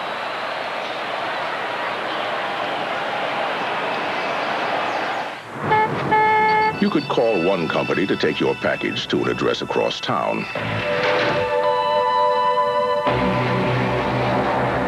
And you could find somebody to take your package to any address cross-country. Then you could call a third outfit that could take your package overseas. And yet another that could take your package overnight. But there's only one company you could call if you only wanted to make one call. Elvira here, back with a helping hand for Halloween. Coors Light, it's the official beer of Halloween. And just what an adult party needs to be a howling success. Oh. What? You don't believe me? What do you need, like a sign from above? Be sure to visit this display wherever you buy Coors Light. And it's just perfect for when friends drop in. See what I mean? Radio Shack, America's technology store. Now get 0% interest on all Tandy computer products until November 1st. No down payment and no payments until February 1992. 0 interest on this easy-to-use home organizer computer system with hard drive and color monitor, only $899.95. 0 interest on our special edition 20 megahertz 386SX system with 85 megabyte hard drive, mouse, modem, and software, just $12.99. Now save better at Radio Shack, America's technology store.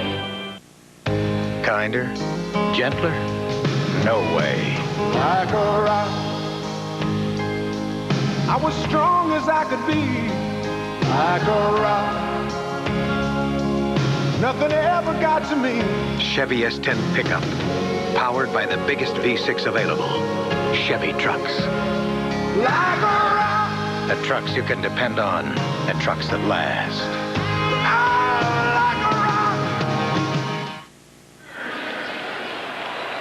Hasn't this been, and isn't it, magnificent? 7th game, 9th inning, no score. And through it all, as you try to find a smile and you can't, you find no happy faces here among the players. Through it all, Jack Moore is still on the hill for the Twins. And ball 1, Hunter. We have the new shortstop, Al Newman. After they lifted Gagne for the successful pinch hitter, Randy Bush. Hunter has a double in 3 trips. To the third baseman, Pagliarulo. 1 out.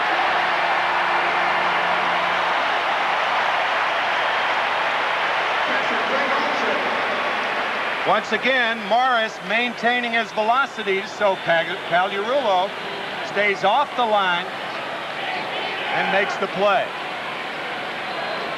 Tell you, in that double play, Chuck Knobloch breaking at second base. A third base coach reminds the guy at second to watch the line drive, but you really can't fault Knobloch on that play. Now it's Olsen. He's 0 for 3. Newman gets it.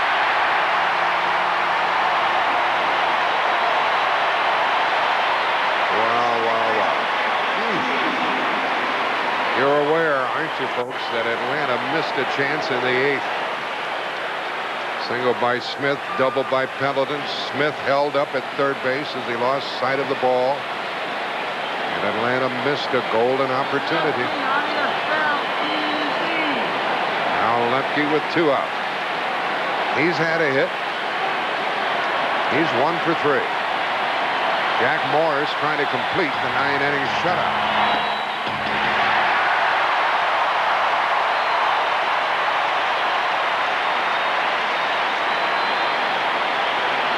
Lemke fails, the Braves can only win in extra innings.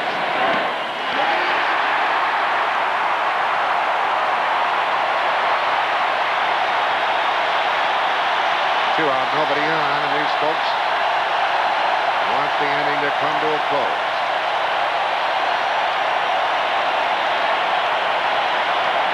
Morris has walked 2, 1 intentionally, struck out 6.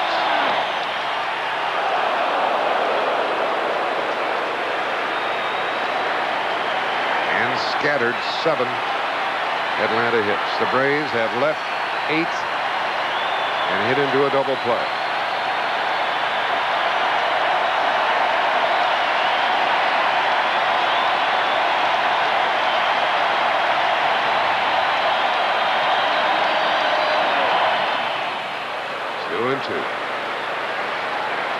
This is a fantastic game. Jeff Blauser moves on deck. He'll bat for Belliard if Lemke is able to get on. Too tough to take for this lady. Lemke trying to nail one.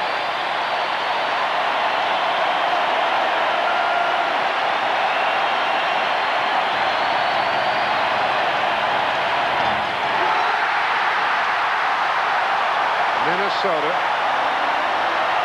could win the World Series with a run in the ninth. It's not my birthday. It's not Mother's Day. Why do I deserve this?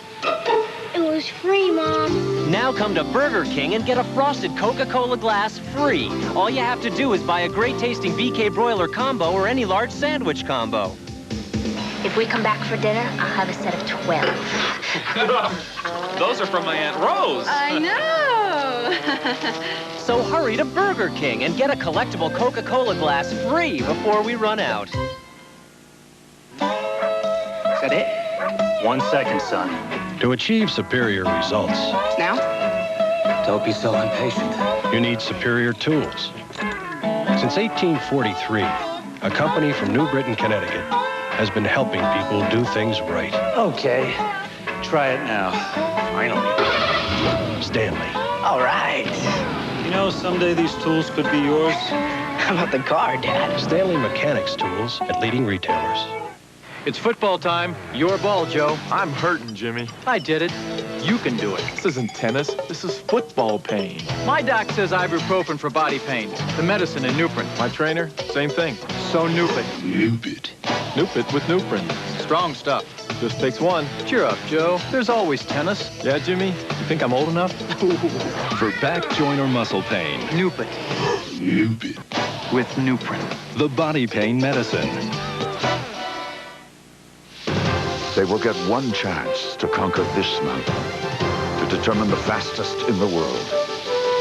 It will happen here at Val d'Isère, on a mountain whose slope is so demanding, it may produce the most spectacular Olympic downhill ever.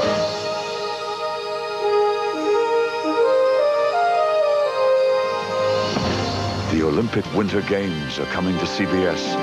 Share a moment with the world.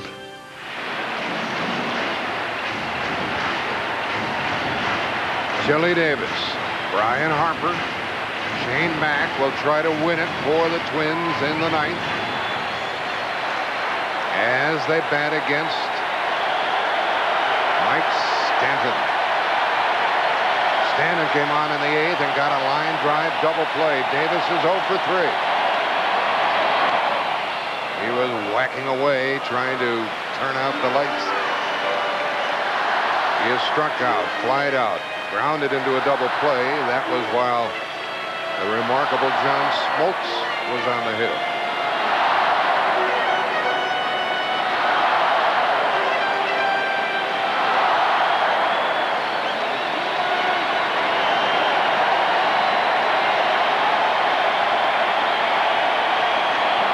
One ball, one strike. Bobby Cox, the manager of Atlanta, when talking about this particular pitcher, said, it doesn't matter whether they're left-handed or right-handed. Stanton can get them out. The only way the Braves can win is an extra inning. Then we're in the 7th game. And they still have to get there. 1 ball, 2 strikes. The Twins have left 7, hit into 2 double plays. The only 7th game of a World Series that has been won in the bottom of the 9th inning. Bill Mazeroski's home run back in 1960. And that was also the only World Series game, or the only World Series to end with a home run. Chili Davis pops it foul. 1 ball, 2 strikes. We've had a 12-inning game. We've had an 11-inning game. How about Jack Morris? 9 shutout innings against this tough Atlanta club. And he looks like he's ready for more. Nobody's warming up for the Twins.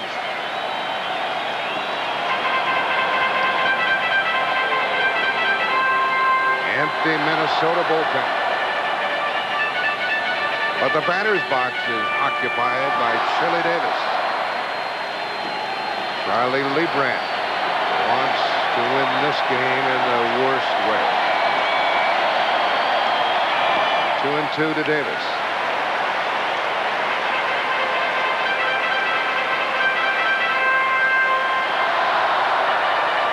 The Twins have 6 hits. They've been given 2 walks.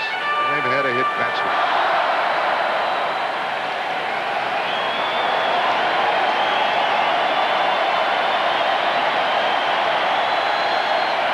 Two and two.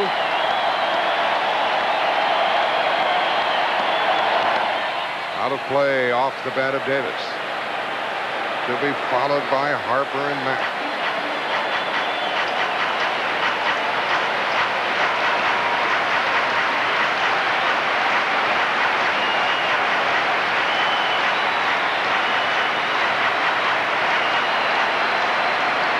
Braves just hoping to get back to the plate.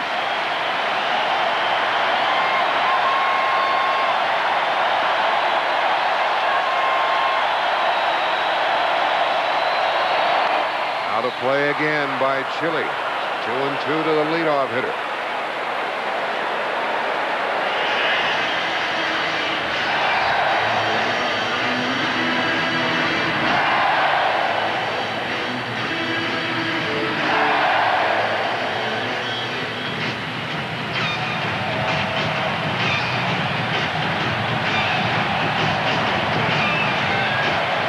Nobody on, nobody out. Bottom of the 9th.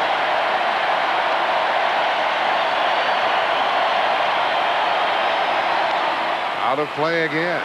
Tim, how about that walk again by Bobby Cox? A lot of guts, didn't it? First and third, 1 out. Kirby Puckett, the batter. Mike Stanton into the game, walking Kirby Puckett intentionally. And Ken Herbeck lining into a double play unassisted to Mark Lemke. He didn't hit it well. Hit it off the fist. And speaking of off the fist, that is what Chili Davis has done. Mike Stanton has thrown some nasty fastballs in on the hands. Into right center. That ball gets down. Davis stops at first.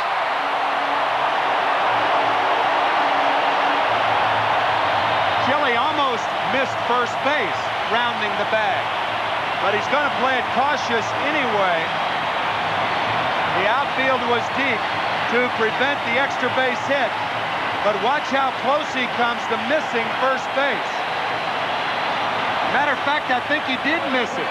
And that, you know, it was very close. He may have touched it with the side of his foot. But I think that's why he went back. Watch. Enough to make him feel uncomfortable, I'm sure. And so he retraced his steps. Now we have a pinch runner. We have a pinch runner, Jarvis Brown. Here it is right here. Watch Chili Davis right there. Did he touch first base? I'll tell you, it was too close for him to try it and go to second base, and I think that's why he came back. And the batter is Brian Harper. Jarvis Brown gets back. Jarvis Brown, number 1, is carrying the winning 1991 World Series run if he can circle the bases. Harper is 1 for 3.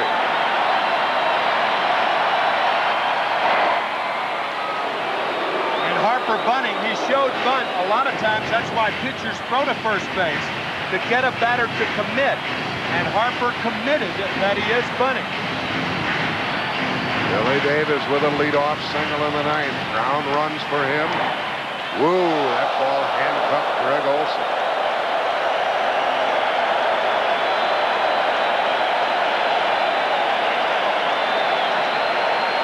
This ball almost got away from Olson. A high fastball almost took his glove off. Stanton throwing awfully hard.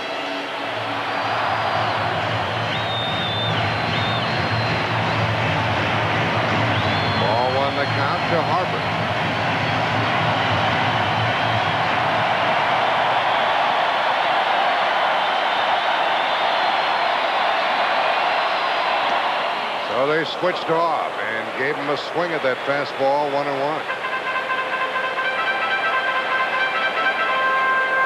Gardner gets the signs from the bench from Tom Kelly, flies them to the hitter and runner. Nobody out. Bottom of the ninth. No score. 7th game.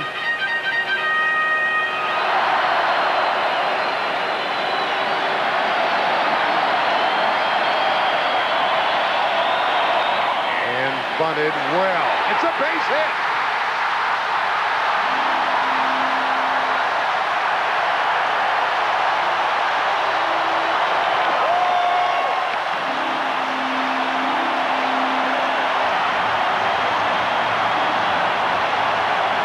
Like Mike Stanton is hurt. Stanton falling toward the third base side looks like a cramp. But what Brian Harper did, he found the seam. He found the seam between Stanton and Bream. It looks like a cramp that Stanton has, but watch Brian Harper intentionally push the ball to the right side, and he finds the gap between Stanton and Bream.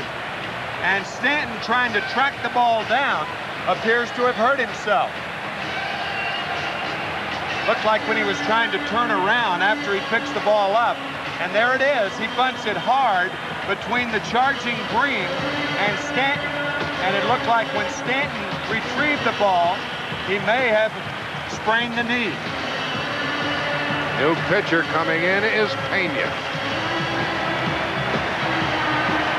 Pain from just one sensitive tooth can start the domino effect. Pain can make you stop brushing, lead to plaque buildup, gingivitis, periodontal disease, even tooth loss. Sensodyne toothpaste helps stop the pain and the domino effect. Introducing the most advanced Tegrin ever. Advanced formula Tegrin Dandruff Shampoo. Now with 40% more itch-fighting, flake-fighting medication than ever before. Try the most advanced Tegrin ever. Aren't you just itching to try it?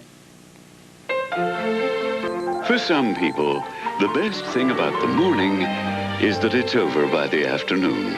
So the Braun shaver is quiet to soothe the soul. It's curved to comfortably fit the face, with 3 shaving positions to cut, groom, and trim with superb results. Braun, a state-of-the-art shaver that could improve your state of mind. The world's #1 selling foil shaver. Dentists tell you to change your toothbrush every 3 months. So does the new Oral-B indicator. When the blue band fades halfway, it's time for a new brush. The new indicator from Oral-B, the brand more dentists use. Put the power of an upright in the palm of your hand with the Royal Dirt Devil. It has a revolving brush, and it can handle all kinds of dirt. Pick up the handheld vac that really picks up. Dirt Devil by Royal. Everest, where the toughest colds live. I took Alka-Seltzer Plus at 26,000 feet. It worked for me the whole time, from base camp up. If something works, you use it, and it worked. Alka-Seltzer Plus fights tough winter colds with a combination of ingredients you can't get anywhere else. If you've ever had a cold, a stuffy nose, and had to keep blowing your nose to breathe, it relieves all those symptoms. Alka-Seltzer Plus made it to 27,000 feet. Alka-Seltzer Plus, tough medicine for tough winter colds. For nighttime relief without alcohol, try Alka-Seltzer Plus nighttime. What a game, what a series. Tied 3 games apiece. Game 7. Runners at first and second, nobody out, and Alejandro Pena into the game in relief of Mike Stanton. And how are the Twins going to play it? Pena worked 2 innings last night with 2 strikeouts. Now, one would think you're in a must-sacrifice situation, but are you? Mike Pagliarulo, the next batter. If Mac bunts successfully, then Pagliarulo is walked, and then you have Al Newman, who is in there as the shortstop. You have 2 left-handed pinch hitters left, Paul Sorrento and Gene Larkin. Let's see how Shane Mack plays it with 2 on. And a foul bunt, strike 1. Mack is 1 for 3.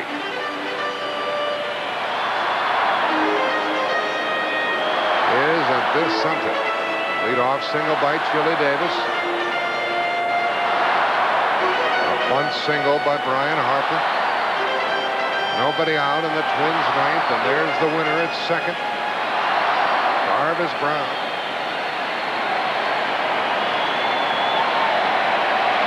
Alejandro Pena has some work to do.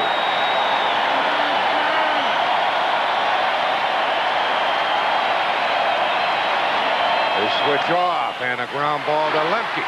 They get one, and a double play. The runner ends up at third with 2 out. Lemke and Belliard pulled it off. How, you might ask? How? Tom Kelly going away from the squeeze or the bunt, and look at Lemke back to Belliard to Breen. The takeout slide by Brian Harper, unsuccessful, and a remarkable double play turned by the Braves. What a pivot by Belliard. Unbelievable. So Tom Kelly had his strategy backfire, and now they're going to walk Hal Yarullo. I think Tom Kelly putting the hit instead of the bunt on, thinking that with Green charging, that's going to leave the right side of the infield vulnerable. It did at first base, but not at second. Lemke read it all the way. They are going to walk Hal Yarullo. Al Newman will be due up. He is being called back.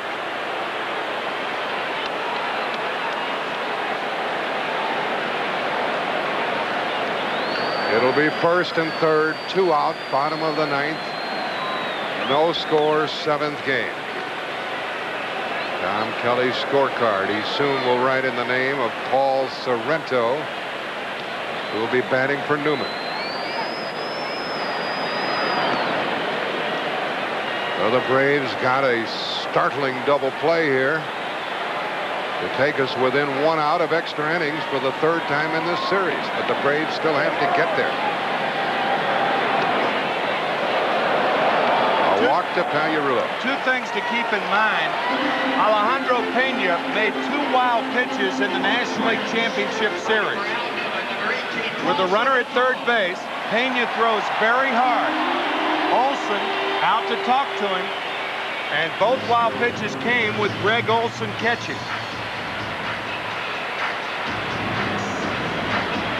One more look at that brilliant double play turned by Mark Lemke, Rafael Belliard, and Sid Breen. On a bunt play, Lemke's responsibility was to cover first base. But he held his position, and when the ball was hit, he made the play and pivoted. You see him toward first anyway.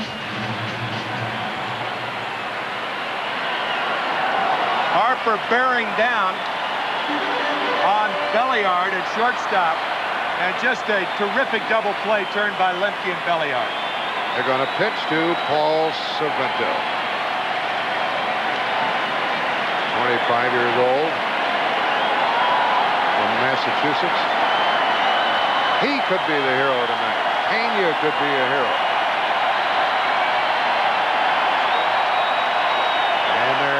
Holding the runner at first.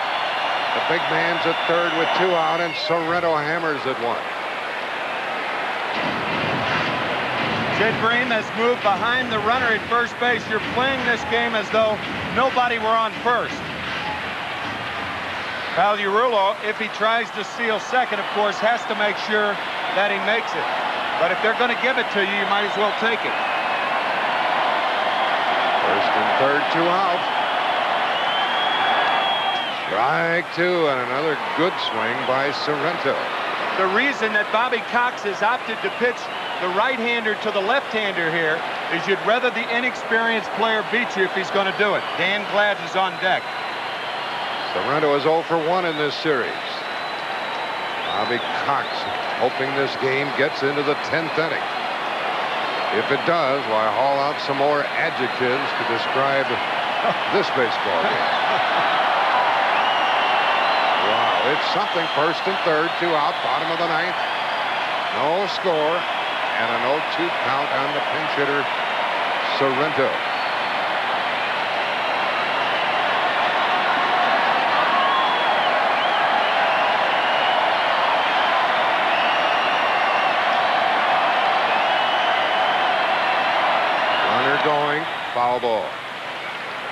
Pagliarulo was running unmolested off turf.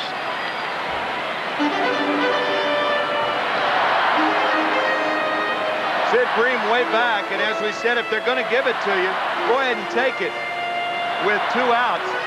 There's not even going to be a play at second base anyway. Both infielders, actually all 3 infielders, the shortstop, second baseman, and first baseman, playing as though there were no runner on first base. The only run that counts, the runner at third, of course. Sorrento's been getting his swings, I'll say that for him. Count still 0-2. Runner going. Ooh, and another nasty swing by Sorrento. That ball up a bit from Pena, but tough to catch up with it.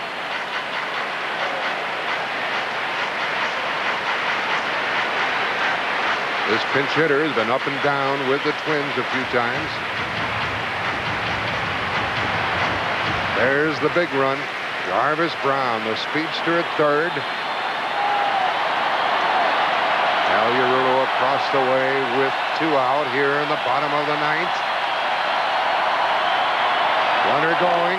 10th inning coming up. How much better can it get? The Twins have left 9, and we're still scoreless.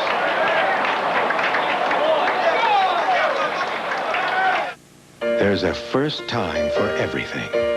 Your first love, first kiss, first date, first job, and your first new car. For more people, that first new car is Chevy Cavalier.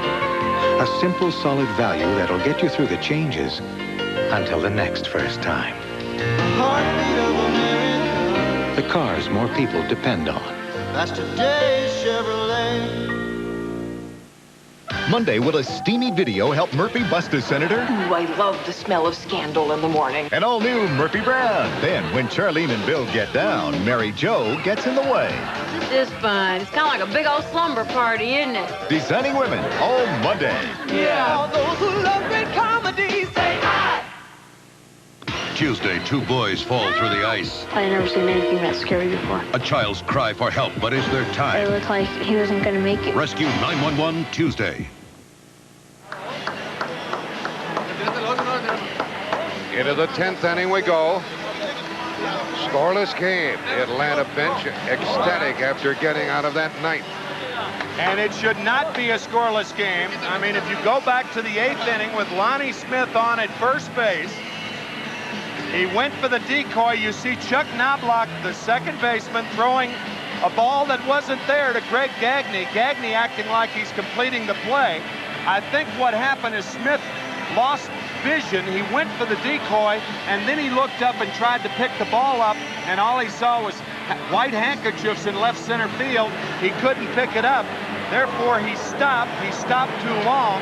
Had he kept running, he scores the only run of the game, and the Braves win the World Series in a game stocked full of strategy and anti-strategy. In the bottom half of that inning, Mike Stanton in after he walked Kirby Puckett with runners at first and third. That's right, first and third, and Herbeck lines one off the handle to Lemke, and Lemke steps on second. What a bizarre 8th inning that was. Then in the Atlanta 8th, Sid Bream hit into a double play with the bases loaded. Atlanta's left 8 hit into a double play. Minnesota's left 9 hit into 3 double plays. And this is Jeff Blauser to pinch hit, and Scott Leyes plays short for the Twins. He's playing short, and that's not an unusual position for him. Jack Morris still pitching. And a foul ball. Harper can't see it, and he caught it. He didn't know where it was, but he caught it. Blauser batting for Belliard. He didn't know where it was when it was going up, but he found it coming down. Watch this. Now, he plays here every day. He's saying, I don't see it. There it is. Got it. This is the first time since 1924 that a World Series 7th game has gone into extra innings. Isn't this something? Lonnie Smith is up. He's had a walk and 2 singles. This is the 3rd extra inning game in World Series play. In a 7-game series, there have never been 3 extra inning games. Game 3, game 6, and this one. 1-1 to the Atlanta designated hitter.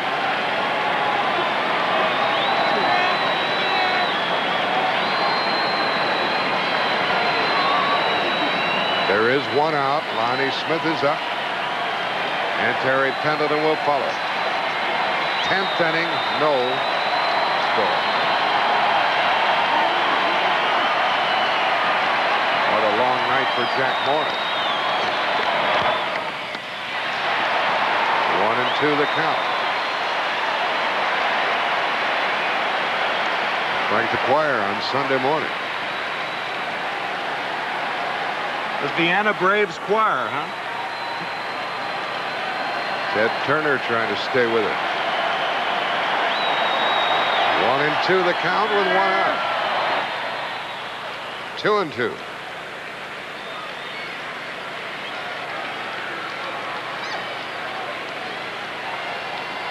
Lonnie Smith has 3 World Series home runs. 6 hits total.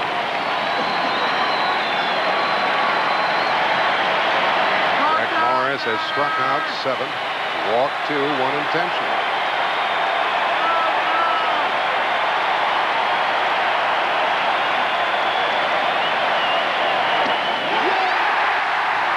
He gets his 8th strikeout.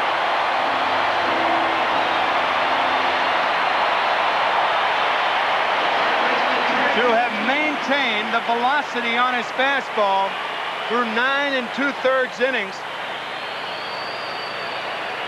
A lot of superlatives for that guy.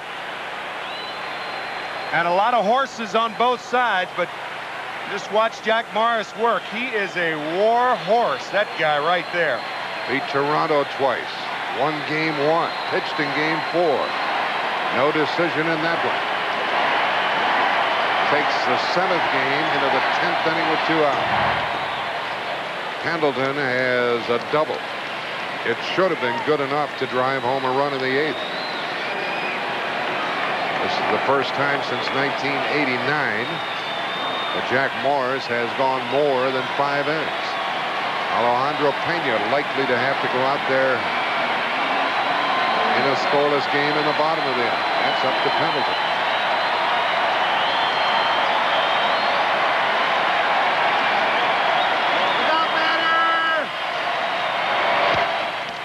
Shortstop Leas.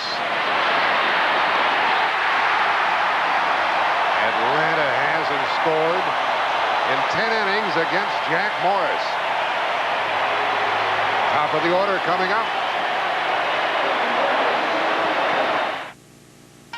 You came. I was alone. I should have known. You were temptation. The tempting taste of McDonald's alluring quarter pounder with cheese. Add fries and a Coke for an irresistible deal. The extra value meal at McDonald's today. Temptation, I am yours.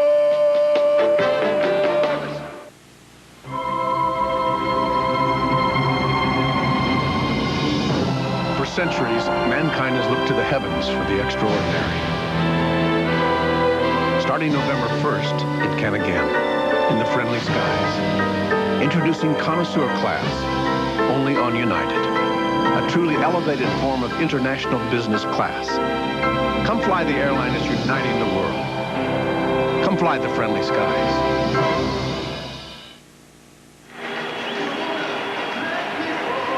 Scoreless game going into the bottom of the 10th inning. And you know, a lot of times you'll attend a sporting event or watch a World Series or some other athletic competition, Tim, and not realize at the time how sensational it is. Later you look back and say, man, I was glad I was there. That was something. Tonight, it's so apparent that this is one of the most remarkable baseball games ever played. Yeah, you try to look for some historical perspective to look back on, but you can't find any. It's a one of a kind. And it has been a remarkable evening, and everybody, I think, is glad they're here. All right, let's get on to Jim Cotton, see what he thinks after having pitched 25 years in the big leagues.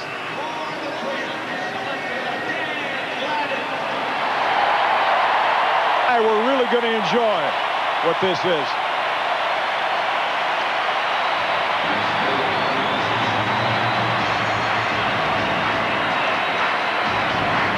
We've been a part of here for the last 10 days. We're just soaking it up right now, but as the years go by, we're going to say, wow, this has got to go down as one of the greatest World Series ever. Our statistician, Steve Hurt, keeps handing us cards and says, this is the first time this, and the first time that, and the first time this. We're piling up some records, and here we are, scoreless in the bottom of the 10th with Gladden, the batter against Pena.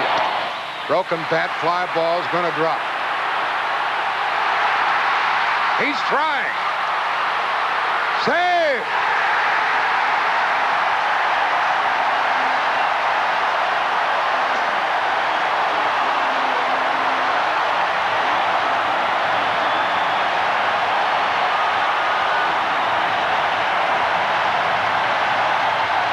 Broken bat, trademark shot over the glove of Brian Hunter, retrieved by Gann, and Gladden never slowed down.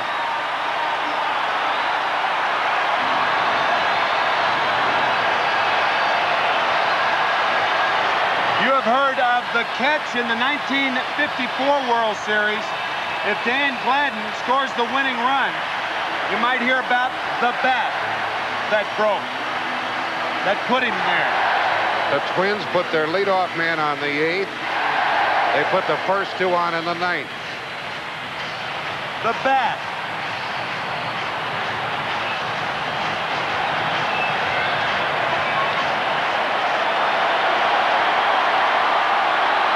And these Twins are in great shape because their batter, Chuck Knobloch, is an opposite field hitter. He's had 1 out of 4. The odds are pretty good of him moving the runner to third or driving him home.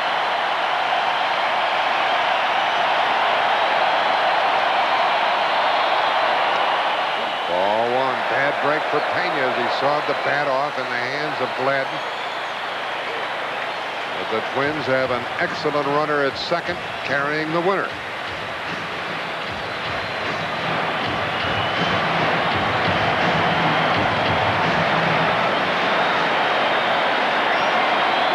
He's a rookie, folks. At the plate with a winning run at second. Is he still punting?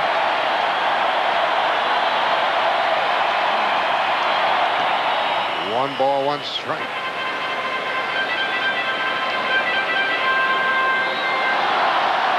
And a bullpen finds Jim Clancy and Kent Merker warming up.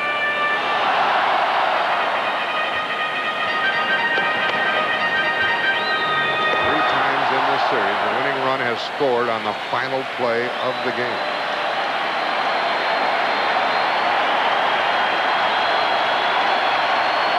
Gladden the runner, nobody out. Going to take another miracle for the Braves. Knobloch bunts, Pendleton goes to first. Lemke took the throw.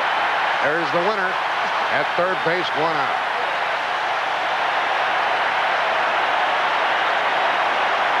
Now we'll see some more strategy. Or you know you're going to get one intentional walk. That's Kirby Puckett.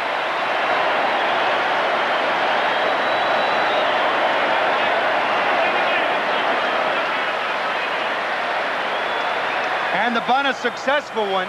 Knobloch to Pendleton to Bream for the first out. Remember, the Twins have never lost a World Series game in this Metrodome. To say you know, the alternative Bobby Cox has is to just throw Kirby Puckett high fastballs. But I doubt very seriously that they will do that. Ken Herbeck, they're going to walk him. Now the outfield comes in. The outfield in a position where they can stand flat-footed and nail the runner at third if they catch a ball. A long fly ball, and the Twins are the world champions. But Pena and the Braves are going to have to pitch to somebody here. Well, do you pitch to Ken Herbeck? There's Chuck Knobloch, who did his job. His job's out of the way. Bunting Gladden to third base. Jack Morris has pitched 10 shutout innings. On deck is Herbeck. How will they deal with him?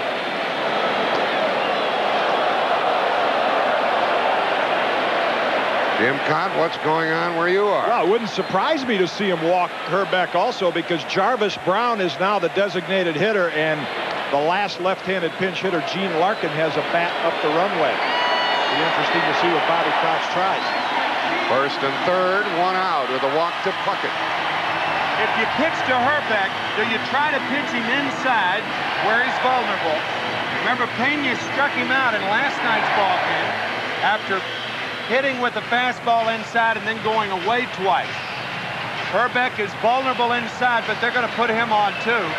And it looks like Gene Larkin is going to be the pinch hitter for Jarvis Brown. This will be the third intentional walk by Pena since he relieved. Here are these Atlanta Braves. They'll be in a spot with a bases loaded, one out, scoreless game, bottom of the 10th. They chased the Dodgers. They caught them and beat them by a game. They chased the Pirates and beat them in the 7th game of the playoff. They went home and beat Minnesota 3 straight games to get out of the hole. Now they're only a fly ball away from being the runner-up. But don't discount Pena. And the batter will be Gene Larkin. More from Jim Cott. Well, I don't know if Bobby Cox is aware of all the injury problems on the Minnesota roster, but Gene Larkin, can almost see him limping up to home plate. He can swing the bat, but he cannot run, so very vulnerable to a double play in this situation. Larkin is the pinch hitter with the bases loaded and one out. He is 1 for 3 in the series. Looks like it's his left knee that is swollen. The Kitty alluding to the left knee. He also has a shin guard on his right ankle. If you hit it far enough, you don't have to run. And I'm sure that's what Gene Larkin is thinking right now. Braves pulled off a double play in the 6th, in the 8th, and in the 9th. The infield is in, the outfield is in. And they're going to go back to halfway at second and short. It's funny, you know, they're going to, Templeton now is talking to Brian Hunter, the left fielder. Jeff Blauser, the shortstop, is back. Mark Lemke is in, and there's some confusion in the middle of the infield right now. Now Blauser's coming in. They could still go to second base. Now Lemke comes in closer. I think the key point is that Gene Larkin is not a fast runner. I think you can afford to stay back if you're the middle infielders. Both Lemke and Blauser in doubt as to what to do.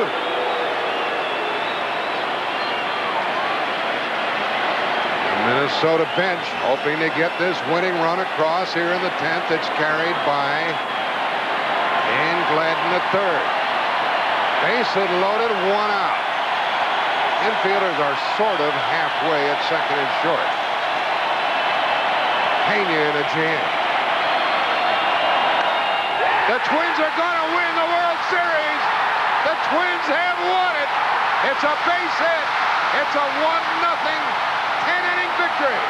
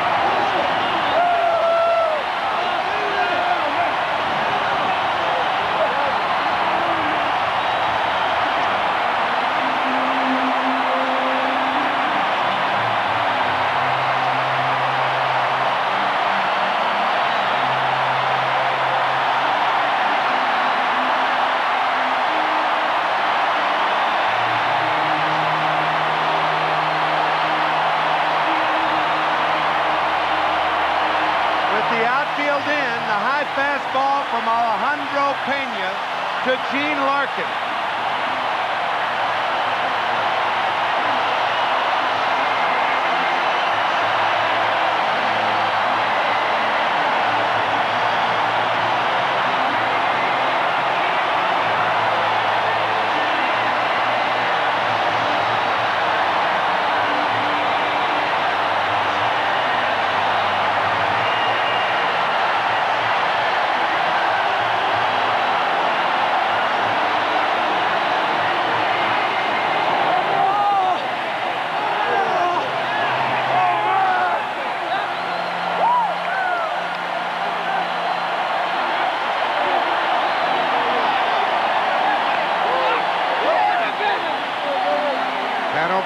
Coming up next, folks. Little kids are never this happy, but these little kids know what they have done.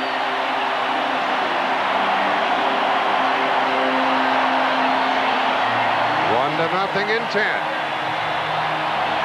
Please don't go away. You'll enjoy what's coming up.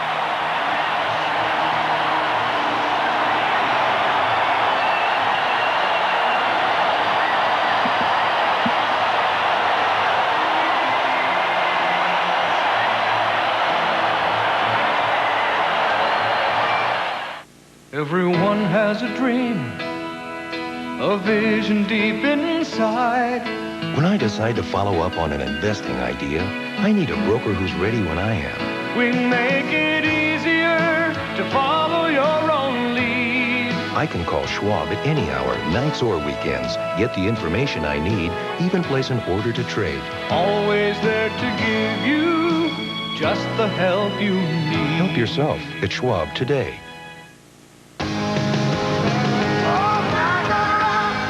Security. The sun upon my skin like a rock.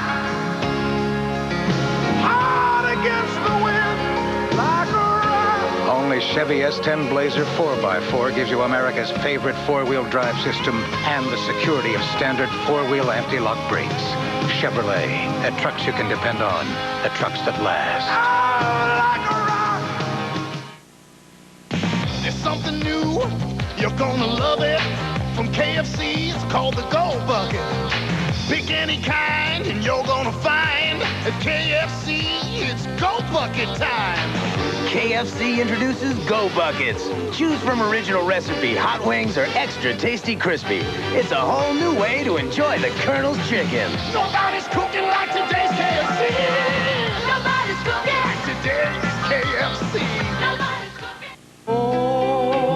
In America, your car's not just something you own. It's a part of your life. To give your car complete protection, Texaco has developed Haviland Formula 3 motor oil. With not one, but 3 kinds of protection against heat stress, starting friction, and engine dirt. Haviland Formula 3. Add more life to your car. The Minnesota Twins have won the 1991 World Series in a stunning 10-inning game. Those are state troopers lining the diamond down there, but you don't see any of the fans going down on the field. Folks, they are happy just to look on and applaud their heroes, including Jack Morris. And what a stud he has been throughout this entire season for the Twins. From opening day to pitching in the All-Star game to winning the first game of the ALCS, winning the first game of the World Series, and closing out the Atlanta Braves to take home the trophy for the Minnesota Twins. He'll be doing hugs and kisses, folks, all night long, and deservedly so.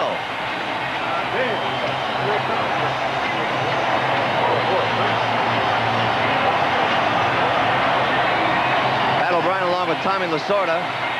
Tommy, I think they printed these up early, but they're absolutely right. Twins capture the World Series. How about conquer the World Series? I'll tell you something. That was one of the greatest pitching performances I have seen in World Series history. This guy was fantastic. He is a winner. As I said before the game began, you got to ride on the coattails of a winner. Inside the Minnesota Twins locker room, the celebration, and folks, We've seen a lot of sporting celebrations, but the crowd is still outside. The Twins are down there, and somewhere in there is our colleague Jim Cott. Kitty? I don't even know if this is fair, but I'm going to have Kurt Ritter present the Chevrolet Most Valuable Player Trophy. I mean, there are probably about 20 of them, but is there a better one than Jack Morris for the job he did tonight? It's my privilege to introduce Kurt Ritter, Chevrolet, make the presentation to Jack Morris, Most Valuable Player of the 1991 World Series. Kurt? Thank you very much, Jimmy. Jack, what a bear-down performance tonight. I want to tell you that was a thrill for everybody around. On behalf of Chevrolet and all of its dealers, I'd like to present you with the Chevrolet MVP Trophy Award and the keys to a new Chevrolet Astro van that'll be donated to the charity of your choice in your name. Congratulations. Thank you, Jimmy. Thank you very much. Have you got enough strength left to hold that trophy? I mean, we talked all night. The Minnesota Twins signed Jack Morris, and the word that came into play was horse. And you were a horse that I think about 135 pitches, and it didn't appear that you lost anything. I just didn't want to come out. The guys kept fighting. I got to congratulate the Atlanta Braves. What a great series. I mean, they fought us tooth and nail. What, 5 one-run games. These guys in this room, somebody had to go home a loser, but nobody was a real loser in my mind. It was two of the greatest teams that fought so hard all year long, and I'm just proud to be a part of it. Yeah, nobody really was a loser. I'd like to know what it felt like. I mean, you come off the mound with an emotional inning, and yet your ball club doesn't score, and you gotta dig down and go back out there again. What were those feelings like, 7th, 8th, 9th inning? Well, there's a lot of guys that influenced me in my career about battling the guys and don't worry about what we do offensively, because sometimes the pitcher has no control over that. But perseverance, I guess. I just didn't want to quit, and somehow we figured out a way to win this thing.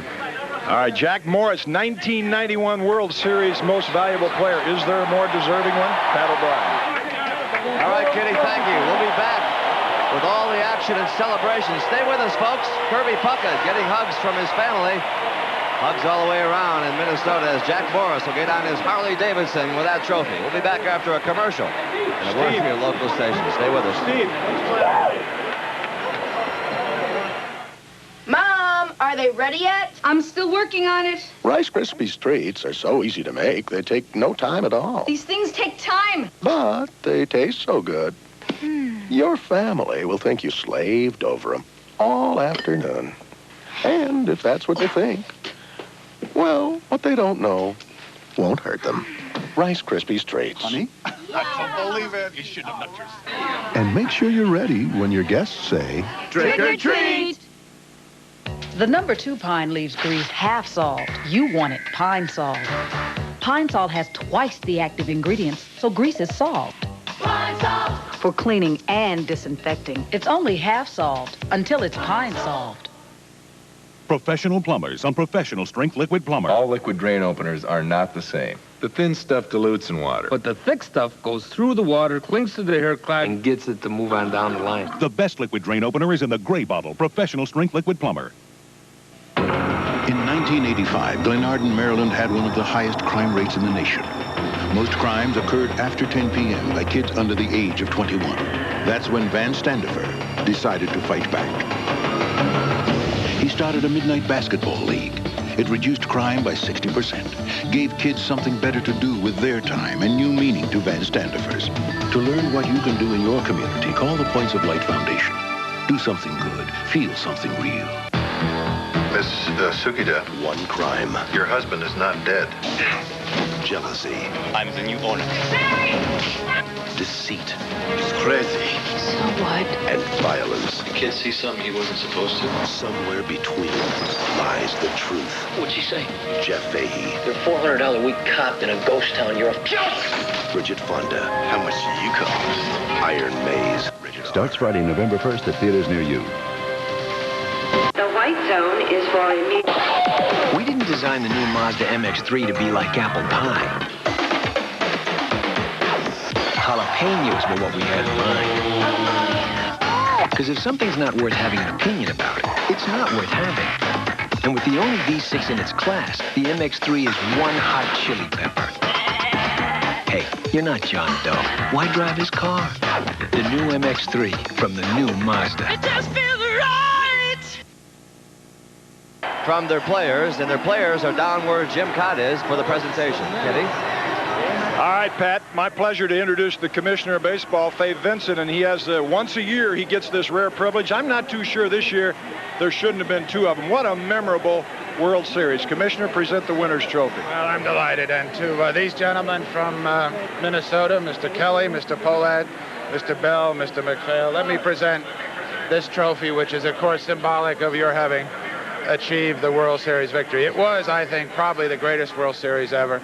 I was proud to be here, and I think all the fans who were here appreciate the effort you made and the great effort of the Braves. Two superb teams. Finally, let me say the President wants to congratulate the President of the United States and invite you to the White House for a ceremony where he can congratulate you personally. We're delighted for you. Carl, you have my personal good wishes. All right, thank you, Mr. Commissioner. Carl Pohlad, the owner of the Twins, and I'd like to get a word from Andy McPhail. We've shown a lot of pictures of the players, of the manager, of the coaches, but I think the man that was probably the architect of this 1991 Minnesota Twins team that took some chances and signed some players and got some money's worth with this man's money, Andy McPhail, your feelings right now. Well, thank you, Jim. I just want to take this opportunity to thank all our scouts, our minor league instructors and managers, our front office staff. Particularly Tom, his coaches did a great job, the players, and Carl for taking a giant risk for us. I'm glad it paid off. Thanks for everything. All right, Carl Pohlad provided the money, Andy McPhail provided the players, and Tom Kelly was the man that put the team together and ran it on the field. And Tom, your thoughts about not just this team, this whole series and this night tonight, an unbelievable scene. It was a storybook ball game. The whole series was like a storybook, going to play it out, Chapter 7. The Braves were just outstanding. I don't know which team played better, if one did or one did not. And by rights, you probably should cut it in half and give half to the Braves and half to us. And they were just great. And we're just fortunate to win this ball game. It was a storybook ball series. And I'm proud of all my players, and I'm proud of the Braves. They were just outstanding also. A very emotional embrace for Jack Morris after this game. And when you got him, you said, we got a horse. He was one tonight, wasn't he? 10 innings on 3 days rest against a Braves team of that caliber is quite a remarkable effort.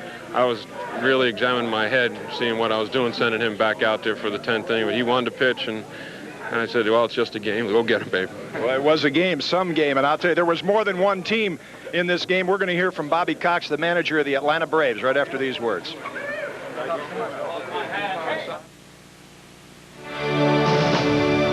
Introducing a car so intelligently engineered, it can be measured along these lines or graded on a curve. The 1992 Oldsmobile 88 Royale, engineered to prove that a straight line isn't always the best way to get from point A to point B. Oldsmobile, the power of intelligent engineering. Now, get 2.9% APR financing for up to 48 months. You came, I was alone. I should have known you were temptation. The tempting taste of McDonald's alluring quarter pounder with cheese. Add fries and a Coke for an irresistible deal. The extra value meal at McDonald's today. Temptation, I am yours. Monday. On FYI, a white hot exclusive. Will a steamy video help Murphy bust a senator? Ooh, I love the smell of scandal in the morning. An all-new Murphy Brown. There it is, hosted maybe one of the greatest World Series ever, the Metrodome in Minneapolis, Minnesota. And let us add our congratulations up here to the Atlanta Braves for a tremendous season. A lot of tremendous players, and they gave it their all, but just came up short in this one.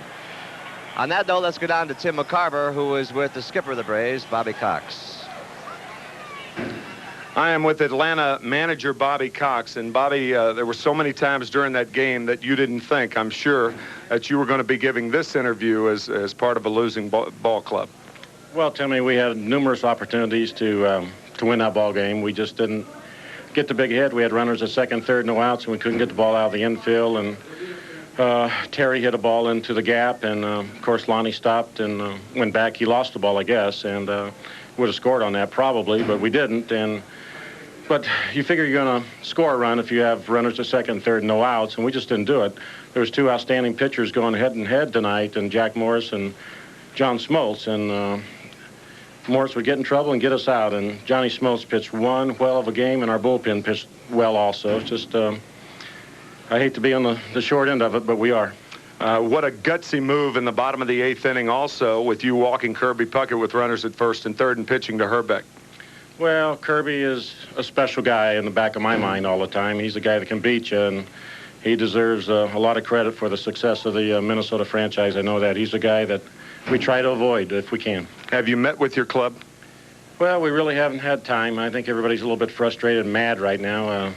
We felt we should have won a game before this and closed it out, and felt like we should have won the ball game tonight, but we didn't. We'll be okay. We'll be ready next spring. Well, my congratulations on a terrific year, Bobby. Well, thank you, Tim, and congratulations to CBS. I know you guys did a great job. Thank you very much. Bobby Cox, the manager of the Atlanta Braves. And a very classy guy. Think about where they were after the All-Star break and all the respect they've gained since then. Let's go back down to Jim Cott, Katie. All right, Pat, it seems like about half the team here are the winning Minnesota Twins. A lot of memories of this World Series, up and down about 18 times tonight. Rick Aguilera, your thoughts on the series and on being a part of this ball club as a premier closer? Well, first of all, I got to thank God. Just a blessing to be here. There's great teammates and organization. It's just been a great blessing. I'll tell you, just very emotional, very draining physically, mentally.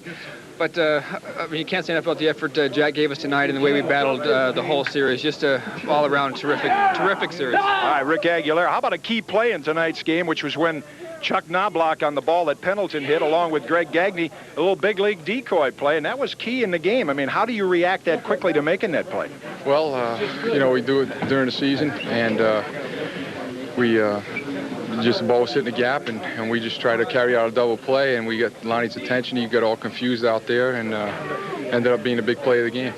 All right, quickly, the hero of last night's game, holding the World Series trophy, Kirby Puckett, 2 times in 5 years. Doesn't get any better than this. Doesn't get any better than this, man. This is the best there is, and we're the best. This is it. How about Ken Herbeck? A lot of people, he didn't have a good series with the bat, but a lot of people got a chance to see the way this guy can play first base. Now, you said yesterday you were having fun, but deep down in, they're pretty nerve-wracking. I looked over at Lemke at second base in that last inning right before Gino hit the ball, and I grabbed onto my stomach, and he grabbed onto his head. It was getting to us out there, but they got nothing to hang their heads about. It was a great series, and I'm just happy I'm on the winning end. It'll go down in history, I think, as one of the most memorable. Another big part of it, Dan Gladden in the middle of everything, as usual, and coming off a late-season slump. What a high for you right now. Yeah, it is. I think everybody's pretty excited right now. I don't think Atlanta, those guys played real well. They don't have anything to hang their heads about. Anybody really could have won this series, and it just happened they had opportunities to score, so did we, but we had the last at bat in the 10th, and Gino came through. Sure did. An emotionally drained Minnesota clubhouse. Let's go back. Pat O'Brien will be coming back in just a moment, but first a couple of messages.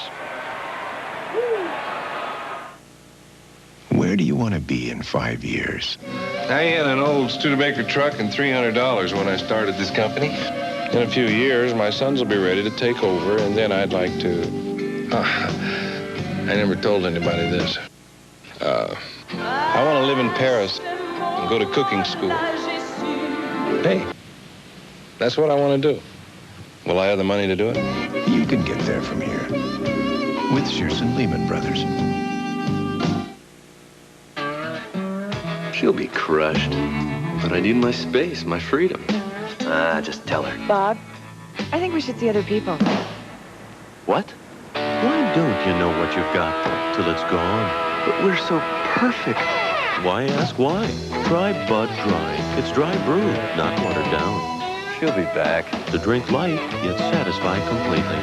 So while love isn't easy, I'll give you one more chance. refreshment is.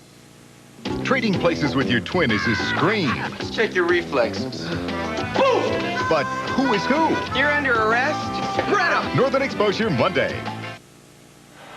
Give me this shot. CBS Sports coverage of Game 7 of the 1991 World Series is brought to you by Chevrolet, the heartbeat of America, the cars more people depend on. Radio Shack, America's technology store. Nobody compares. And by UPS, now offering 10:30 a.m. guaranteed overnight air delivery. Welcome back to the Metrodome in Minneapolis. The Twins have won the World Series. Jack Morris is the MVP. 1-0 was your score. 10 innings. The two men who were right above home plate calling the game for you, Jack Buck and Tim McCarver. Fellas, what a series. Whew. What a series, what a clincher. Well, I'll tell you, going into it, it may sound trite, but both teams, Cinderella teams, the difference, I think, between this story and the other story, the real one about Cinderella, in that story, there's only one prince. I think in this series, there were a bunch of princes, weren't there? Yeah, they were terrific. The Braves were great all year, and, well, you've heard it all, that it's a shame that anybody had to lose. The thought that I have in my mind, Tim, after watching all of this action, is that the season is over.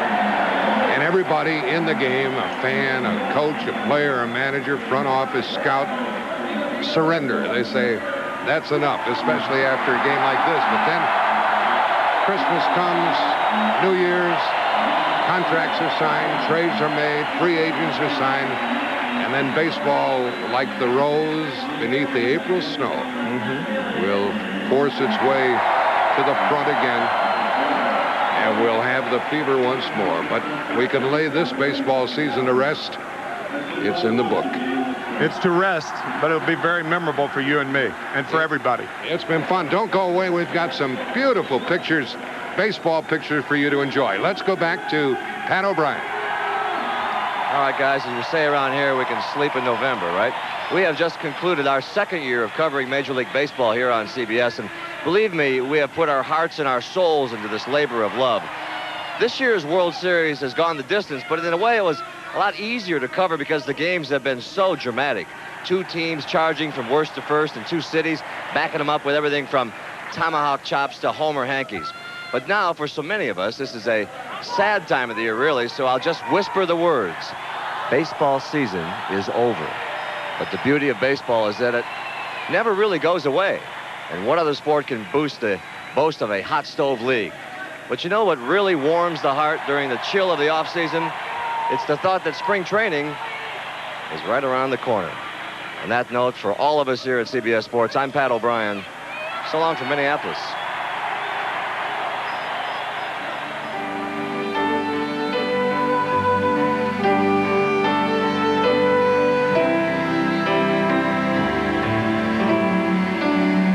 Baseball breaks your heart. It is designed to break your heart. The game begins in the spring when everything else begins again, and it blossoms in the summer, filling the afternoons and evenings. And then, as soon as the chill rains come, it stops and leaves you to face the fall alone.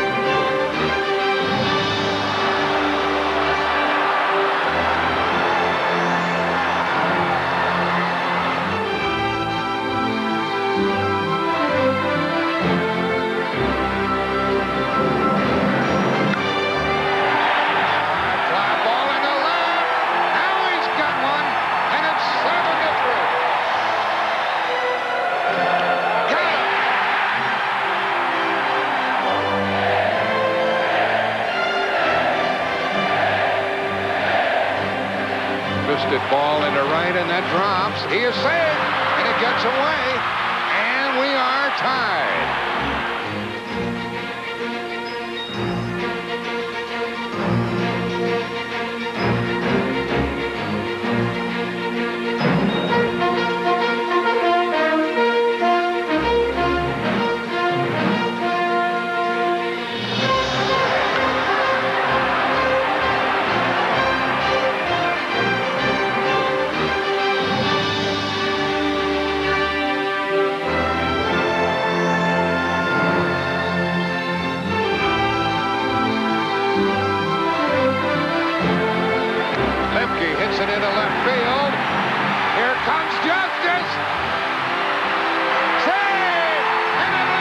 That's it. They're sending him home. And out. Here's Lemke. He is sack.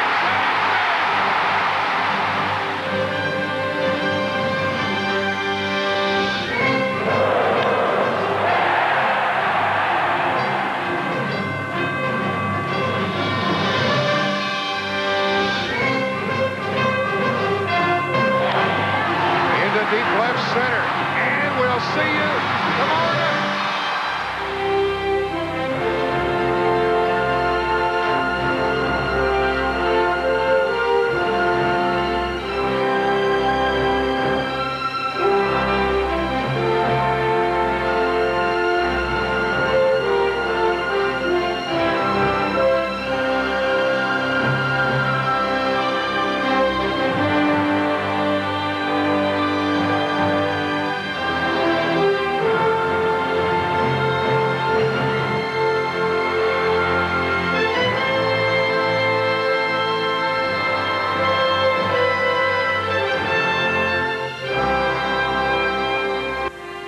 Well, Joe, this series must be over.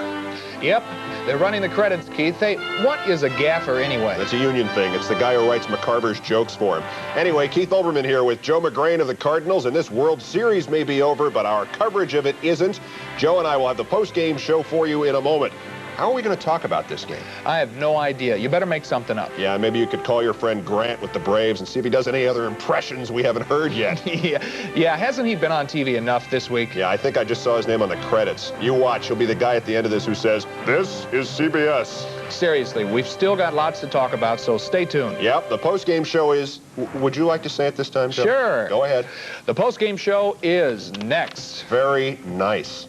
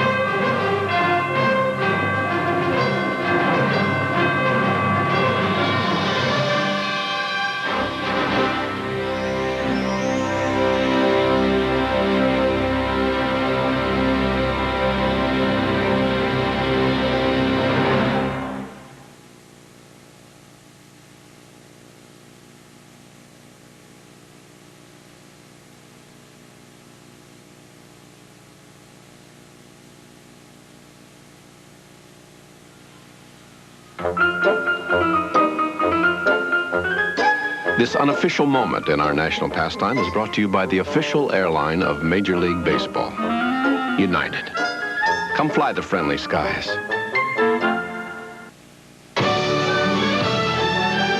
When you look for champions, you look to